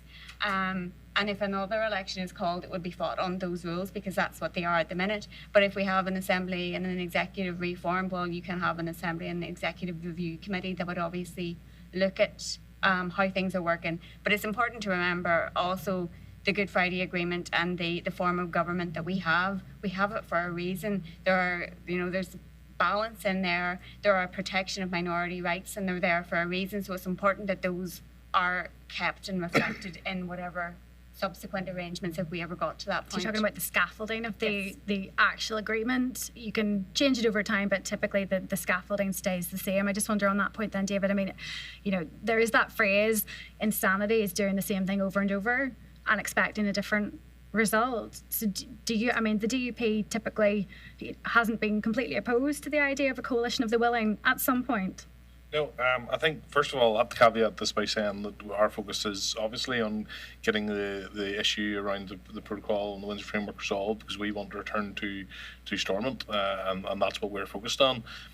Regards reform, we have made clear we're up for those discussions, and in fact, you're right. It's within even our most recent manifesto that our preference is that the Assembly would eventually move to some form of voluntary coalition. However, I think we need to look at how that's done and what safeguards are put in place. Key was right in the sense that the 19 agreement and subsequent agreements have established the form of government and the mechanism of government that we have for a reason, with safeguards in place. And I do think the one thing that I would be slightly wary of on a personal level is that we are at a time whenever confidence in the institutions and Stormont is relatively low generally, is particularly low within the unionist community, I feel. And I would say that there will be deep scepticism within the unionist community that the calls for reform, whilst, and I understand Alliance are in a position now where they've grown and they want their mandate respected, and I completely understand. Because we should say that, I mean, Kiva designates as nationalists in the Assembly, you Yes. designate as unionist. Alliance fall under this bracket of other, which means when there are cross-community votes, typically Yes. their vote is not counted, and with a higher number of MLAs, there may be an argument to look at that. And I can understand why they would make that argument, and they have made that argument before. It's got significantly louder more recently. There would be a scepticism, I think, among unionist grassroots that this was not so loudly called for before the DUP were no longer the largest party, and that whenever a unionist party has ceased to be the largest party, there is then talk of moving away and moving to a voluntary coalition. I don't think that, I think anyone can imagine the scepticism that would be within the community whenever there's already low confidence in the institutions in that regard. So yes, we're up for those discussions. I would say that if you're going to interfere with what was a sensitive peace agreement and a controversial, I think it's sometimes forgotten in the discussions around the 25th anniversary that, I mean, my party opposed the Good Friday Agreement, and it did so not because it was opposed to peace, but because it did involve things like allowing prisoners who had been responsible for terrorist acts, for murder and so on, out of this agreement came at a cost. And came at a cost for those who voted against it in the same way as it did for those who decided to vote for it. And I think you interfere with some of the ugly scaffolding even around the Good Friday Agreement at your peril, and you should do so sensitively. Interesting. Lillian, can I ask you about a separate element of reform when it comes to Stormont? I mean, earlier we saw from Kimberly's panel presentation this morning about the number of women in the Assembly, which typically has not been high. It has been increasing. But the other thing that always strikes me is that we have only ever had one Assembly member from a minority ethnic background, and that was Anna Lowe, who stood for Alliance for a number of years. Is that a bone of contention for you, obviously, as somebody who is newly elected in politics at a local level? And how do you think over the next 25 years we can do more to get diversity within politics, not just gender and not just within religion, but on a racial basis? I think this is why I did ask a question earlier today about the shortcomings of the Good Friday Agreement, because I think one of the things that is very clear, it is cemented, in my view, sectarianism, and the designation of either nationalist or unionist deprived every single other person who really wants to get into politics to deal with the social issues that, or even to inspire them to go into politics. For example, I'm in the Social Democrat Party. I joined that party because of social justice, not because they're a nationalist party. It's because I share the same values and principles of promoting difference of inclusive politics. But when I was going to sign in, I had to choose if I will sign in council as a nationalist, other, or unionist. And othering, in my view, is saying you're not one of us. You are the other, so you don't belong. And I chose the other because I don't belong in dysfunctional politics. And I do not want to belong in dysfunctional politics. I want to belong in politics of inclusion, politics of respect, politics that deliver for the people of the country. That's another shortcomings of the Good Friday Agreement 25 years on, that it hasn't really delivered for people the way it was meant to be. This is why I would be in favor of reviewing or renewing it so that we can be more inclusive in our discussions. Because even this morning, we never mentioned about the new communities that are growing, rapidly growing in Northern Ireland. We are fixated on identity politics. That is what is holding us back. And we've got to move forward. We're talking about a place where there's no minority ethnic people, predominantly white, talking about where there are no young people, because it's not just about minority ethnic people, it's also about the younger generation who feel disillusioned. They don't want to get involved in building their community. They prefer living. And I know you mentioned about diaspora coming back. We have those who live in the community who have the opportunity of staying and are looking to live.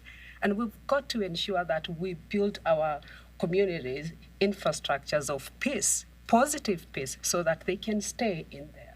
So I think it's not just women, it's not just minority ethnic people, it's also the young people who are the future of these custodians of the peace process. And we really need to look at how we can look at the gaps that exist within the Good Friday Agreement.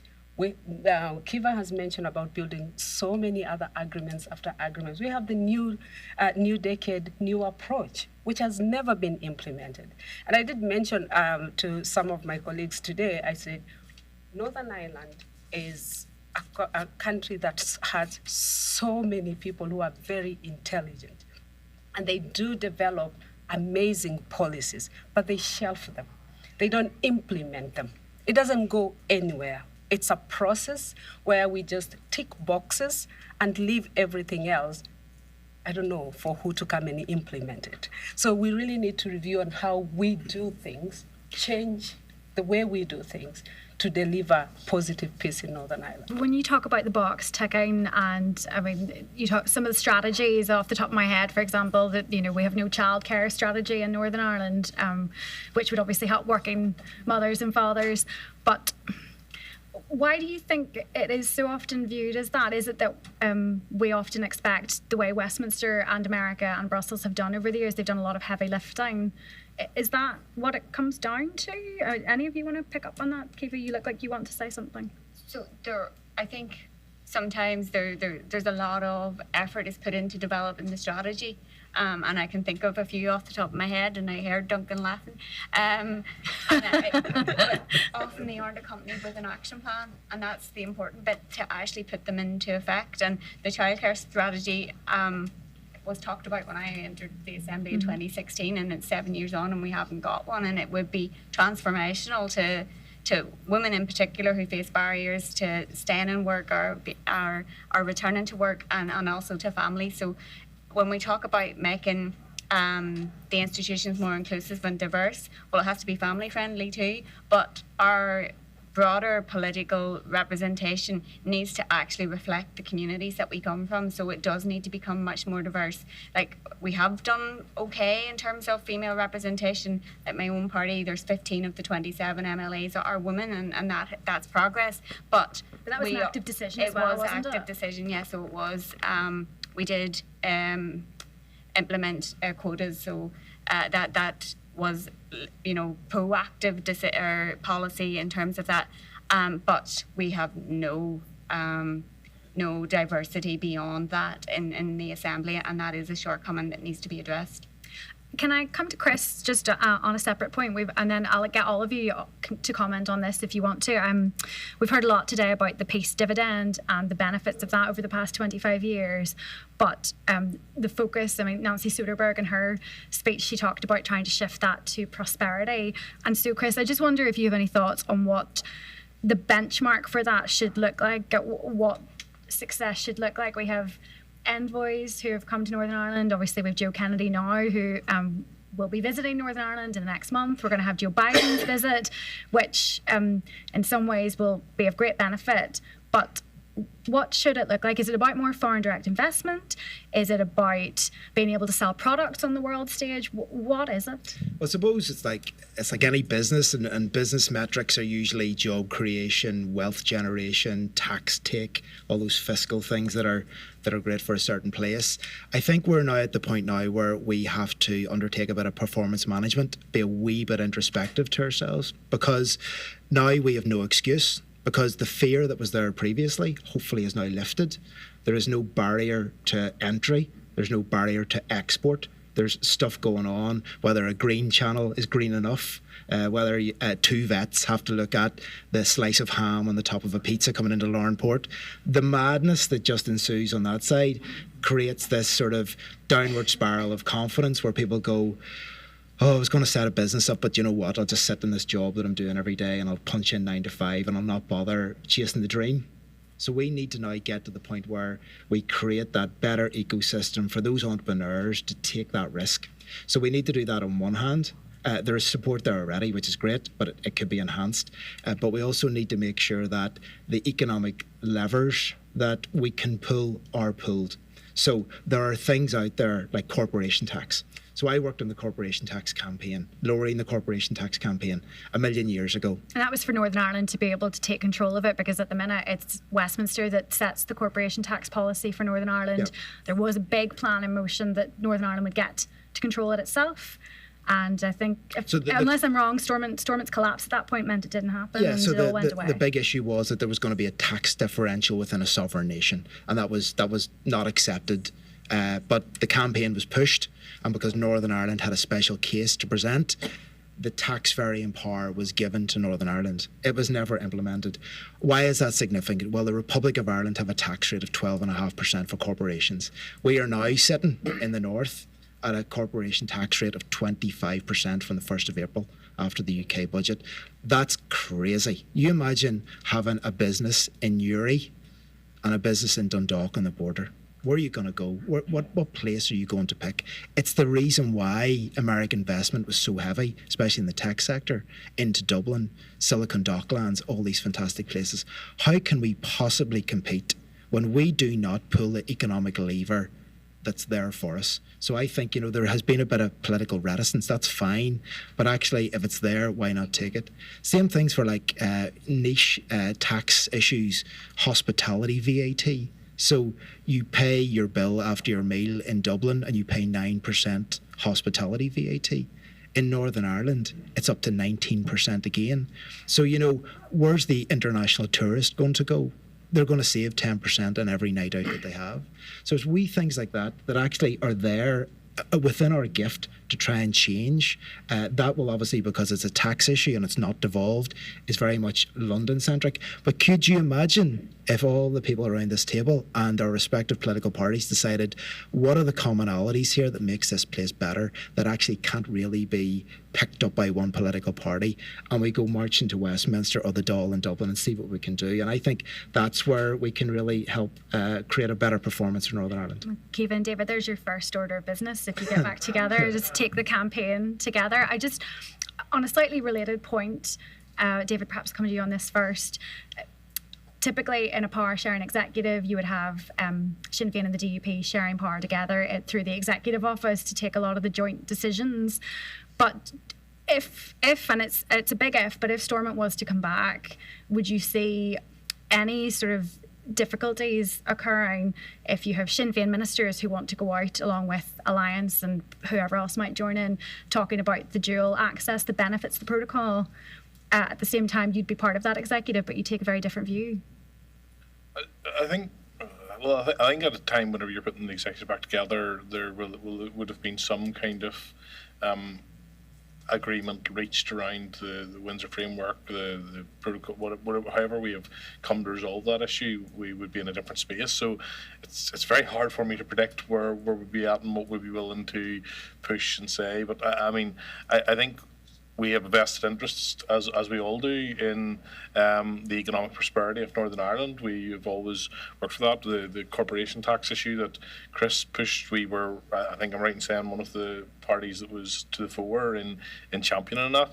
I think we do have to acknowledge, I think, that the financial situation has changed, that the budgets in Northern Ireland in the same way as they are in many other places, with the cost of living crisis having come out of COVID and so on, are under pressure, and there will be a degree of discussion within the parties as to what we need to prioritise. There's an awful lot of work needs to be done. And do you think there can be agreement on that, though? Because we know before the last executive collapsed, they couldn't reach agreement on a budget. So, I imagine there will be agreement on. I haven't been part of the budget setting process, being a new MLA, but it will not surprise anybody in this room or any other room to know that Kiva and I will disagree on many things, that we're from parties that are on some issues diametrically opposed. But I was also, before I became an MLA, a councillor in Belfast City Council. To get anything done in Belfast City Council, you need to work with other parties, and I have both good working relationships and friends within the other parties, and I think that is something more and more common, particularly among the younger generation, that we do know, and we do have good relationships with, working relationships with people in other parties, and there will be many, where I represented the area of Lisnashara between East and South Belfast, had quite a good reputation actually for the representatives of that area working continually together to try and make sure that the needs of our constituents were met. And I think actually there are many bread and butter issues on which parties can agree and can work. We've exactly what you said earlier, Jane. There's a tendency in Northern Ireland, whether we're here or people talking about Northern Ireland, to think that everything is broken, they're all at each other's throats, and it's terrible. There are big issues to be resolved in Northern Ireland, but some of those issues that need to be resolved are issues that you will find in your own society. Here in America, you'll find them in other societies. We have come out of a conflict, and that means we have a specific set of issues that need resolved, but we can work together. It's just that there are some issues that are particularly divisive, and some of those issues have maybe been set aside for too long, and we're being left with some of the more challenging ones to try and overcome. But it doesn't mean whenever you come to issues of economic prosperity, whilst you might not always agree on the way to achieve that, there will be a commonality in being able to work to try and push Northern Ireland forward for the good of all of our citizens. Lillian, do you want to come in on that? Yeah, I could say that political stability is essential for economic growth, but also skills development. I come from Derry, of course, and today the census results talked about qualifications, and Derry will have the highest percentage of people without qualification. So how can you build Derry economics if the people of Derry are not qualified enough to do so? So we really do need to invest in skills. And this morning, the Vice Chancellor from Ulster University spoke about Northwest being deprived also of economics prosperity. And I think it is essential that we continue building and particularly implementing the city deal, because that is critical. And I know we talk about the assembly. There are so many deals that have been delivered by Westminster. And this is one opportunity, a great opportunity that Westminster can deliver the city deal for Derry.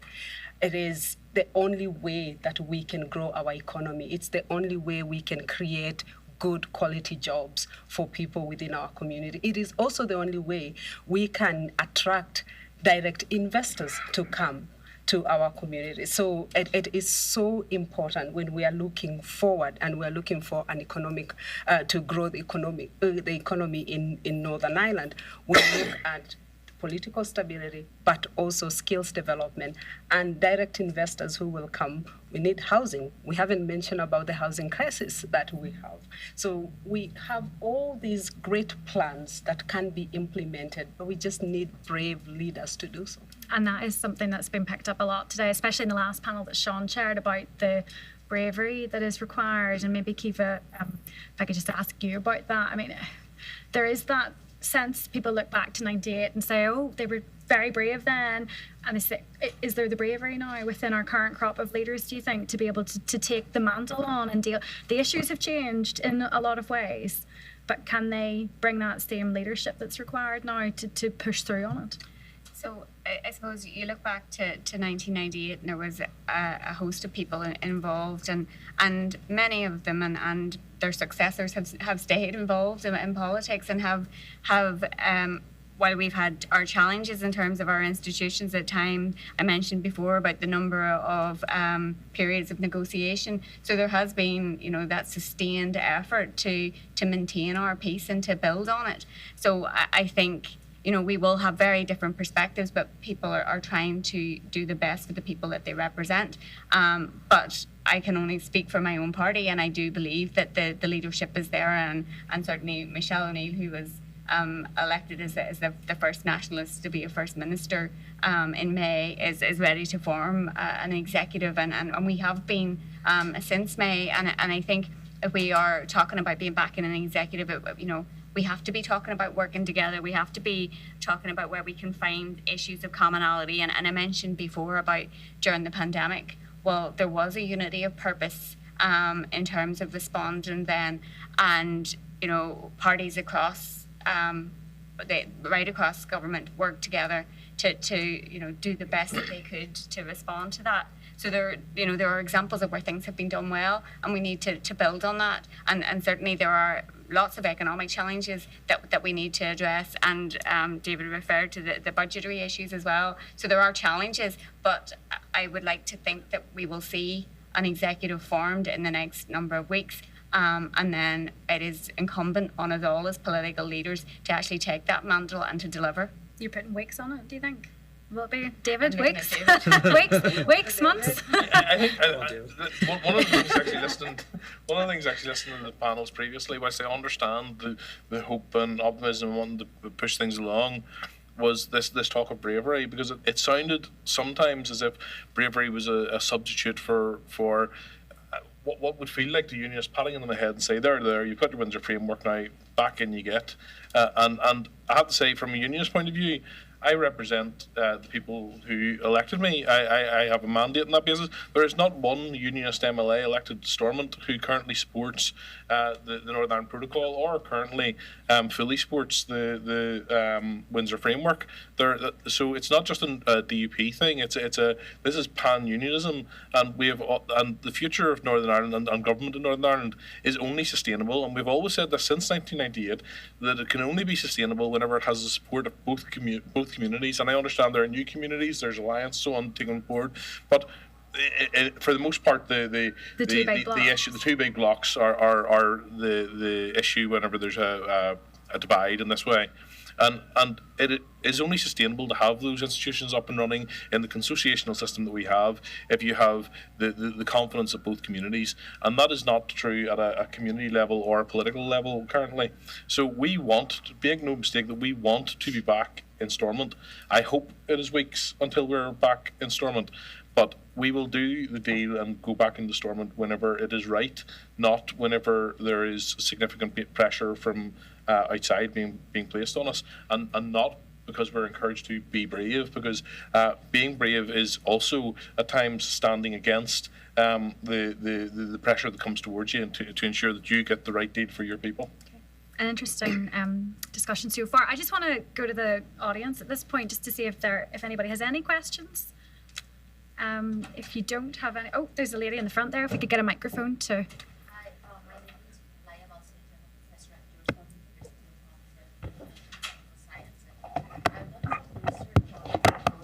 Do you want to wait for one? So I think we're getting a microphone to you, which is everybody can hear you then. That's great. Hi, my name is Laia Balcells, and I'm a professor of political science and conflict resolution at Georgetown. And I've done some research on Northern Ireland and Scotland and Catalonia in a comparative way. And one thing that comes to the fore, and that's pretty clear, is that it's still a very polarized society. And it looks like the younger generations might be increasingly feeling separated from this divide.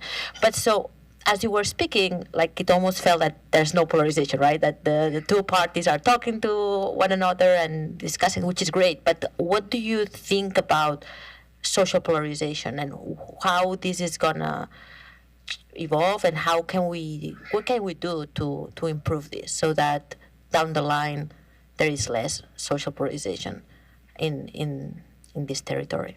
Thank you. Who wants to pick up on that first? David or Lillian? I think there is less than there used to be, as you would expect from a post-conflict society where with each generation is slightly more removed from the harshness of the conflict than the past. I was also 9 at the time of the Good Friday Agreement, but I do remember the tail end of it, and I certainly remember still some of the after effects of it. And I think with each generation, you are finding that people are less polarized in that way.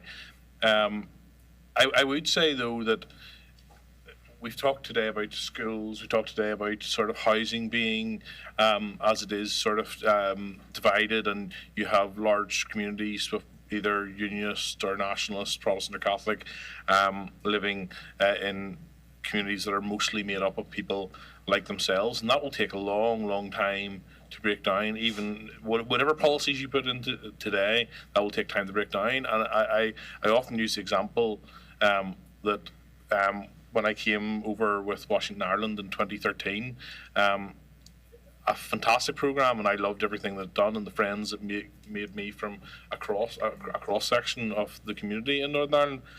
But we come here to America, and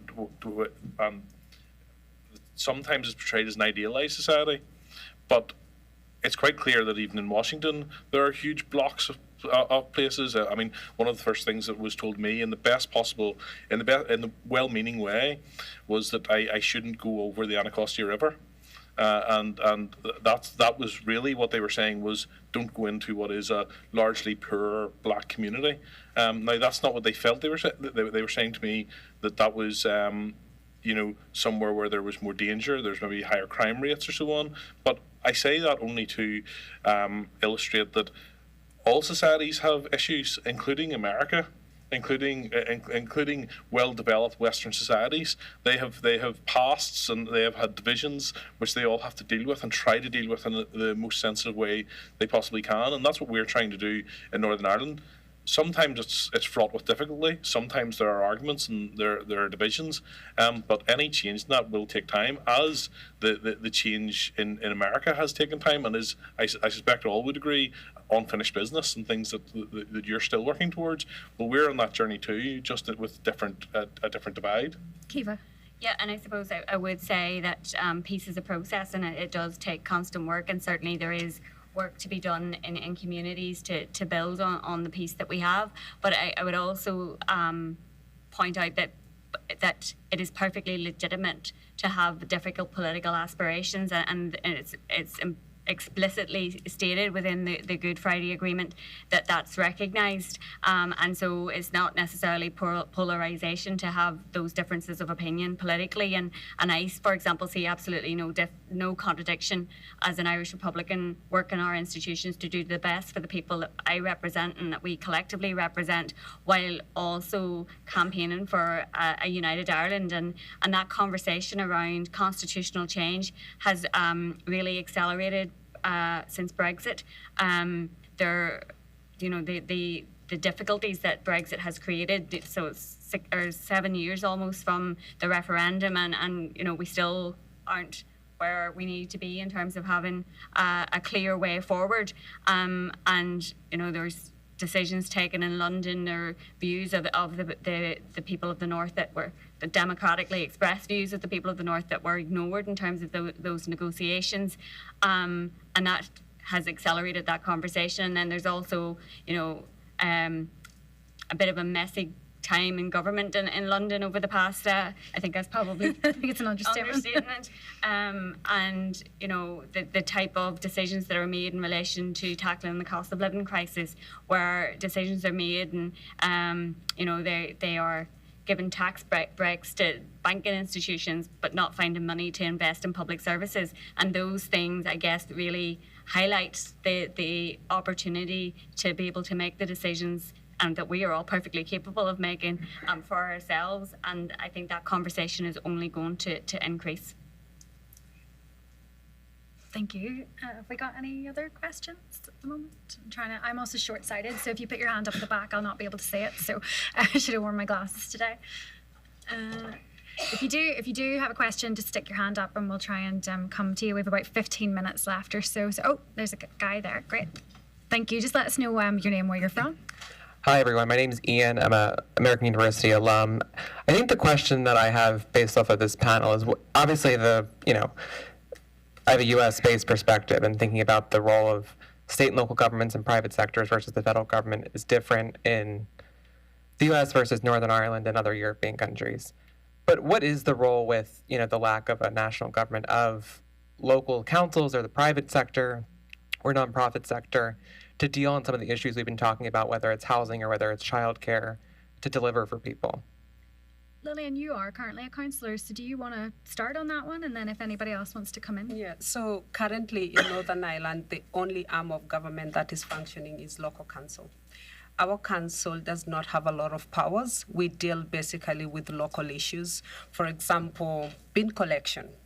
When it comes to potholes, we depend on Stormont and the assembly, because it is the department for infrastructure. When it comes to housing, we depend also on Stormont, Department of Communities, and also the housing executive, which is a different arm of, it's a private. It's different from government, but responsible for housing. So it's really difficult to advocate for your community when you don't have a functioning assembly. When it comes to, for example, the budget cannot be set. We can't work in council well if we don't have a budget, because much of our matching funds come from Stormont. So we end up increasing rates to be able to deal with all the issues that we have, which is still not enough. And with the rising cost of living crisis, it even puts us in a difficult financial position. So we definitely require and depend on a functioning government in Northern Ireland to deliver for people. This is why, for me, I appeal to all the politicians, and particularly, I know, David, we will come back again to you, to your party, to really think about the people. Because when I hear you talk about unionist people and those who elected me, my idea of being elected is that it doesn't matter if you voted for me or not. As long as I'm elected, I represent all of you. And that is what I aspire to see in Northern Ireland, a day that a politician will stand for the whole community, not a section of a community. Because that is the leadership we need if we are to bring back prosperity in our communities. And I will work for everyone in my constituency, everyone I can in Northern Ireland, and for the betterment of everyone in Northern Ireland. But I think the point I was making, which I think people will understand, is that when you stand on a manifesto and you put forward a manifesto, you get a mandate based on that manifesto, and it would be dishonest. I think politicians quite often get criticised for making promises they do not keep. What I'm saying is that I went to the people, as my party did, with a manifesto that laid out what we would seek to deliver, and we have sought to honour that manifesto, and that the mandate that was given to us as a result. In the same way, Kiva will have stood on a party manifesto, that she will, no doubt, if someone comes to for assistance to her as a politician, she will help them out. But that doesn't mean that if a unionist was to come to Kiva, that she necessarily will feel bound to represent their unionist views. And equally, I have went to the people with a manifesto that lays out my views on what I will stand for, and I have received the mandate on that. So I will work, of course, and as best I can represent everyone in my constituency and work for the betterment of Northern Ireland as a whole. And I think I try my best to do that, but I will nevertheless reserve the right to honour the commitments I made to the electorate whenever I went to them. 70% of Northern Ireland want a functioning government. And they will elect people who will take that stand. But the way in which the system works is that people will vote for me based on my manifesto, and I will seek to uphold that manifesto. I'm going to break up the, yeah, the political spat. the voice of reason It was here. going to happen at some point. I'm glad it's happened now. We're nearly finished. The drinks are coming, guys. It's okay. Chris, did you want to come in on that point, here's please? the voice of reason before the brawl in the hall 2 breaks out here. That's the polarization. I think, yeah, it's right there. We can put that on for you. I think genuinely citizens and people out there just want the pothole fixed. They don't really care what level of arm of government it is. They want to do that. And I think we've got to the point now where we have been so politicised in Northern Ireland, it's on the news every night. Jane is ramming the political crisis down our throats. I'd She's love to talk about reporting something on else. this. There is absolutely now at this point, and hopefully I will speak for the majority in Northern Ireland, an absolute fatigue in where we are. We are sick to the back teeth, not of the people, but of the process. And I think that we need to start looking at the Good Friday Agreement in a different way. We need to decipher it in a different way. The words won't change. So that was put in place to protect minorities at the start. We actually need to protect the majority now, because there has been a commonality over the years gained from that sort of post-conflict situation where real life starts to kick into people. Cost of living, energy bills, childcare, how do I heat the home? All these sort of things. And people are starting to realise now, okay, the politics is doing what it's doing. I don't really know what the subjugation of the Act of Union is. I don't really know what the 1,700 pages of the Windsor Framework is. But I just want to make sure that my family are brought up in the right way. Do we have good jobs? Can we create wealth for ourselves? And the annoying thing is that maybe the politics gets in the way of that a wee bit, even though it's trying its best to help it. So I think we need to start thinking about how we act, how we support ourselves and get ourselves on our own 2 feet, and start to bring together and have a wee bit more emotional intelligence about each other, and to understand that we're all in it together. And we're not going to go away anytime soon because, as they say, the further you go off the island, you're in the sea. So we don't really have an opportunity to move anywhere else. Chris, thank you. A question from the lady in the back. Do you want the microphone? We can bring it over to you. Really just a quick, and it follows on what you're saying, Chris, I think. Hi, I'm Mary Pat Kelly. I've been involved since 1976 with Northern Ireland. So to me, it's a glorious progression, positive. I was at the Hume Foundation conference, and someone from the Republic said, odd things can be a jolt of energy. And he thought Riverdance and U2 really gave a jolt in the 90s. So I want to know, what do you think Dairy Girls is going to mean? I'm serious. I mean, it's a worldwide phenomenon. Friends of mine who never thought about Northern Ireland are asking me all kinds of questions. The finale, when they voted on the agreement, I was crying. So I'm serious. Do you think it's going to have a good effect? I suppose I would start with Lillian, who is from Derry. Yeah. What? No spoilers. If you haven't seen it, you haven't seen the last one? No, Netflix, everybody. I think what Derry Girls have done is to shine a light of the best of Derry and what Derry can actually deliver for people. We have a vibrant community.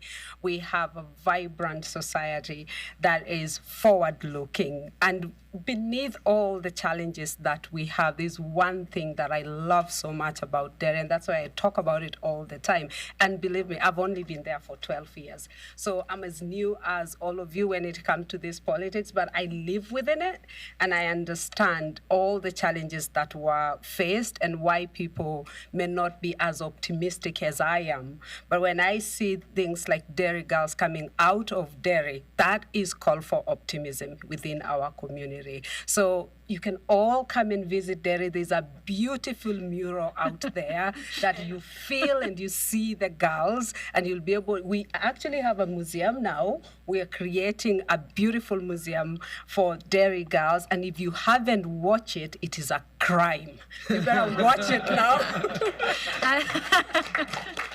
That's the the statement of the conference right there. I think everybody wants to talk about this. So David, then Kiva, and then if Chris wants to come in, then we'll start to wrap up to other thoughts. I think specifically on Dairy Girls, if it's a crime, I may be getting myself arrested because I haven't yet watched it, but my wife's a big fan. Brave to admit that. So, but what I would say is that I do relate to the question because I think there's few things that as divided as Northern Ireland can be at times around its politics, we take great pride in seeing other people from Northern Ireland do well. Whether that's Dairy Girls, whether that's James Martin at the Oscars Irish Goodbye. Recently, whether it's Game of Thrones or whether it's sports teams, Irish Rugby, Northern Ireland football team, whatever. There's few times I can remember Northern Ireland feeling so buoyant as whenever some of those big events take place, and we're all united in wanting to see Northern Ireland do well. So I think that does feed into what I was trying to say earlier, which is whatever the divides, there are many things that unite us as well. Kiva, you won't disagree with that, I'm sure. No, I actually don't disagree with that. There we go. We found something in common. But no, I think Dairy Girls captured the essence of us in a way, and I don't know whether it's a coping mechanism or what it is, but we have an ability to laugh at ourselves, even if it's sometimes very dark humour. And I think that, I said earlier on that I don't consider myself an optimistic person, but I think there's a sense of optimism and hope that the Good Friday Agreement embodied, and that came through in Dairy Girls, so that was a great question. Yeah, absolutely. Chris? And just something we didn't touch on in terms of the Dairy Girls piece, the rapid expansion and growth of the screen industries in Northern Ireland is absolutely huge. So I was fortunate enough to do the premiere of Dairy Girls and going back to Belfast on Thursday night to do the screening with the cast and crew of Dungeons and Dragons, which is a multi-million-dollar production currently being shot in Belfast now. Blade Runner is going to be shot in Belfast. Game of Thrones is shot there as well. Irish Goodbye, which I had the fortune of doing too. You know, so there's a massive amount of stuff there. There's a cultural re-emergence that's happening across all these fantastic areas. The screen industry is an outlier of that, but it just shows you what can happen if a couple of like-minded people get together and go, you know what, let's actually bloody well do this. They've done it, and they're pulling the world in as well. But it also requires, if there is a future government at Stormont, that's something that they need to pull together and continue to promote that as well. That'll be a documentary and a drama of its own. Just add that to the list that David and Kiva are going to take away. Just a gentleman there in a green tie, I think, would like to come in. There's two. Sorry. My friend Mary Kelly is very, very modest. She has produced many documentary films. She had a great PBS special to Live for Ireland. Basically a profile of John Hughes, and said he'd rather live for Ireland than die for Ireland. And she has done many, many wonderful documentaries and promoted Northern Ireland, both in her books and her documentary films. So she was very modest when she just said, I know something about it. Okay, thank you. Apologies, I didn't see.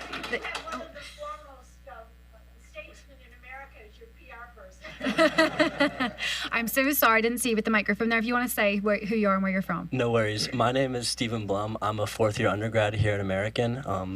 Last year I actually had the opportunity to do my semester abroad at Queen's University, Belfast. So visited Derry, and I'd agree with what Chris had to say that Northern Ireland is a great place to live. My question's sort of targeted towards Chris and what you're talking about, economic growth. I actually also went back to visit last week with some of my friends who I was abroad with, and I saw places that were under construction while I was abroad there, that businesses were out open, more construction going on, more development and economic growth rising. So with the Windsor framework and all this hopefully sorted out and a deal with the EU, what opportunity, just expand a little bit on what opportunities you see outside of or within the private sector for economic growth and opportunities with FDI in the US and the EU and just across Northern Ireland as a whole? Well, I think, that there's massive opportunity. You'll probably see Belfast isn't growing out anymore, it's growing up, which is a sort of indication of more people taking Grade A office space in the city centre and sort of enhancing those urban areas. With the enhancement of those urban areas becomes, a greater sort of sense and centre for hospitality. People start to live back in the city again, and people start to, there becomes a self-fulfilling prophecy around the good vibe and the good smell that our economic centres give off. Derry and Belfast and Newry even in particular, and some of those other regional towns as well. I think people took the opportunity to go home during COVID. They went back to where they were from, but I think now that people have started to resample living back in a city and being more vibrant again, because at the end of the day, they are the economic generators of what we're doing, and you could probably see that, which you've rightfully pointed out. I think now this is a point of a sort of pivot for where we are in Northern Ireland in terms of, right, okay, we know we can, where's the limit? We know we can bring in the FDI. We know the sectors that we're good at. Northern Ireland is one of the best places in the world for fintech companies to invest in. Top 10 in the world. We're up there with like Singapore and Tel Aviv. There's things happening in the software development sector that's now sort of now a £2 billion industry to the economy as well. There are some fantastic things happening. They may not see the light of day for the next 5 years, but people are there, they're working, they're starting to come in from overseas as well, because that sort of workforce talent issue of being able to suck up all the great graduates coming out of the universities, they're growing too big. So they need to go elsewhere. So we're finding there's a lot of overseas recruitment trying to get people into Northern Ireland. So there's so many good things going on that I think people are starting to get a good vibe about Belfast. There's a saying at home called thranness, which is like walking around with a dark cloud over your head all the time. I get a sense that the thranness is starting to lift, and we're getting there. And I think there's a vibrancy in not just our sort of age group. I'm probably the oldest here, I'm like 42. And there's younger people, and I employ staff that never heard of the Good Friday Agreement. They've never grown up with it whatsoever. They don't know some of my cultural references in the office. But that's a great thing, because they don't have that weight of expectation on them anymore. They didn't have the upbringing that I would have had around watching the Oma bomb, soldiers being blown up in Downpatrick, the Loughlin Island shooting, for example. They don't have any of those deeply seated, terrible things that happened. But now you can see that they don't have that, and we're hopefully the last generation that has to carry that burden for them, and to let them go off, and yes, go away for 3 or 4 years to somewhere else to learn a trade, but always then to come back and go, actually, this is the place where I want to live and be prosperous for my family. A quick word from Kiva on that. Yeah, and I will make it a quick word, but I think a priority for us when we do get the executive back up and running is our economic strategy. We do have to be building on what we have now, and we need to be supporting our Indigenous businesses as much as attracting FDI as well. We have to create the conditions that businesses are able to develop and grow, and we have to look at things like skills. We have to share that kind of economic development right out across the north. So there's a big challenge for us there.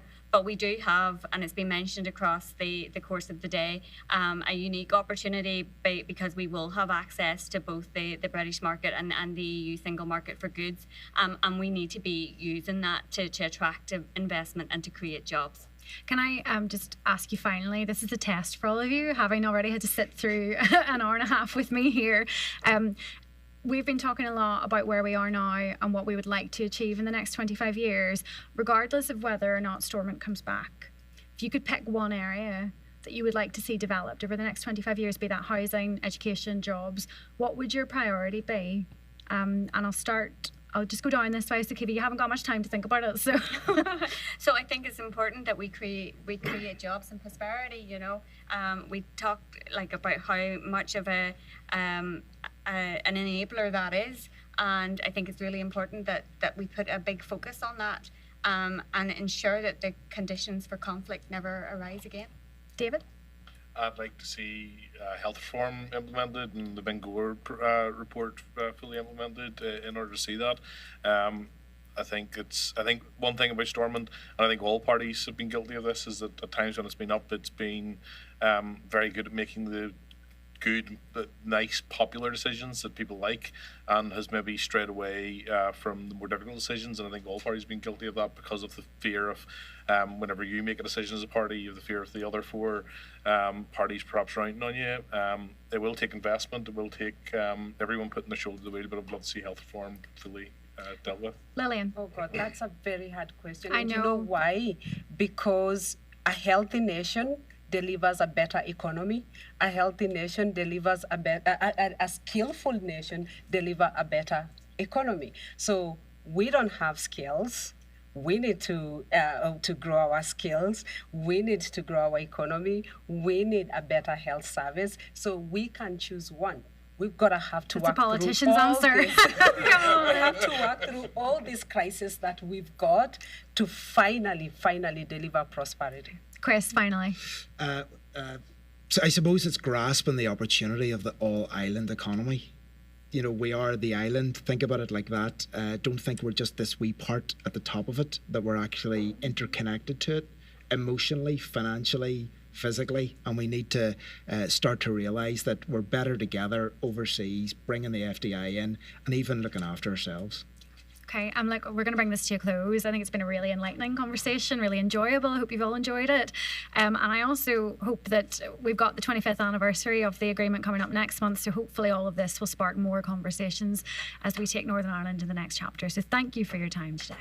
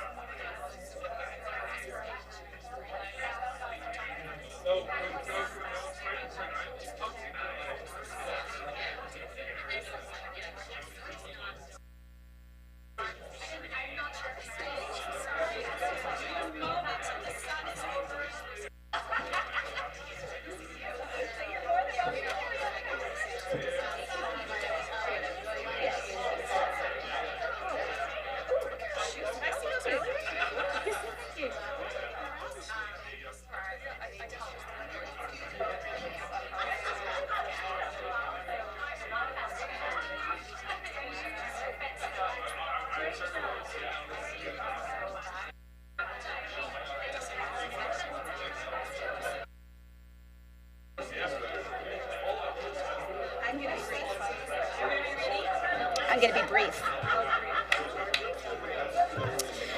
Hello, everyone.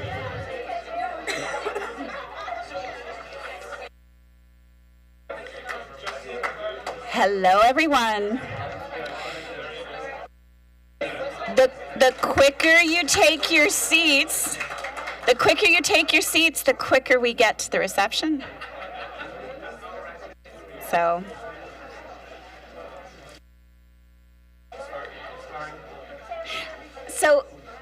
hello again, everyone. As you know, my name is Kimberly Myers, and I'm delighted to finish off the day by introducing my dean, Vicki Wilkins. Notice I didn't say Williams. She tried to get me to say that earlier. Vicki, of course, is the dean of the School of Public Affairs here at American University and a professor in the Department of Public Administration and Policy. She has many professional accomplishments. You should read about them. But I am going to highlight my favorite parts of Vicki. I'm sure you all have no-sayers in your life who are door closers. My dean is a door opener. And she is such a pleasure to work with. Every time we have approached her to do something on Northern Ireland, she has said, yes, and how can I support you? And so I welcome her to the stage to see us out tonight. Thank you so much for coming, Vicki, and for all your support. Kimberly, you're too nice to me. And I have to tell you, if you look up dean in the dictionary, what you're going to see is the one before drinks. This is the position I always get. It's like, no, not the early morning, the one where I'm between you and a drink. So I don't want to take a lot of time, but it also means I often get to wrap up with gratitude, and that I'm thankful for today. And I want to first call out the vision of Kimberly and Carol to have this event and the way they were thinking about it. I think it's remarkable to have an event that celebrates something as important as the Good Friday Agreement, Belfast Agreement, but 25 years ago, but at the same time pushes us towards the future in such a unique way. Usually you only get one of those two things at an event, and to have both of them here today together, I think really speaks to the partnerships and collaborations that came together for today, the thought that went into it, and just the unique purpose that it was meant to serve. So I thank everyone for that vision. I hope that you found this a great opportunity to learn, to foster new relationships, and to deepen your appreciation for the courage and commitment of the people of Northern Ireland. We hope that you enjoyed the frank and often funny conversations on what are sensitive and difficult topics. And we're grateful to all the panelists for coming and sharing your perspectives with us. I think we finished the day frankly optimistic.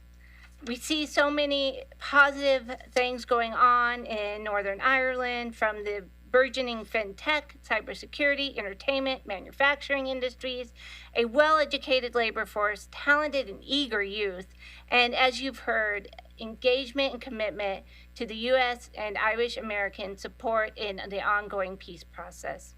So I want to congratulate all of you on a terrific day.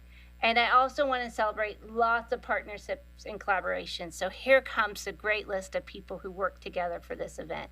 3 universities, Ulster University, Georgetown University, and American University. We're also grateful for the tremendous support of the British and Irish governments, plus the Northern Ireland Bureau here in DC, the Northern Ireland Program, also acknowledging the Irish Department of Foreign Affairs, the British Northern Ireland Office, the Global Studies Initiative at Georgetown, Georgetown University's BMW Center for German and European Studies, Georgetown Berkeley Center for Religion, Peace and World Affairs, American University School of International Service, AU's Transatlantic Policy Center, our own John Helfat Faculty Grant Program in the School of Public Affairs. Whew. A lot of people came together for a great day, and I'm very grateful for that. But what we look forward to is our future opportunities for collaboration across all of these partnerships and all the accomplishments that we know we'll see from our panelists, especially our youth. So I also want to give a shout out, special thanks to the SPA team who helped make this happen. Our events team, I know you've met Lisa and Chanel today, others behind the scene, Mackenzie and Stephen working. Our comms team, we have Alex with us, but Che and Noah, and Adam all have been working to make sure this event got coverage. And of course, it would be remiss not to say the finance team who helped us make sure that we could pay for everything and everything taken care of today with all the partnerships. But I do thank you. I welcome you here. I'm thankful that we had the opportunity to host you today. I look forward to future involvement, and I hope that you raise a drink out there for all the great things, and appreciate your time. So have a great evening, and thanks again.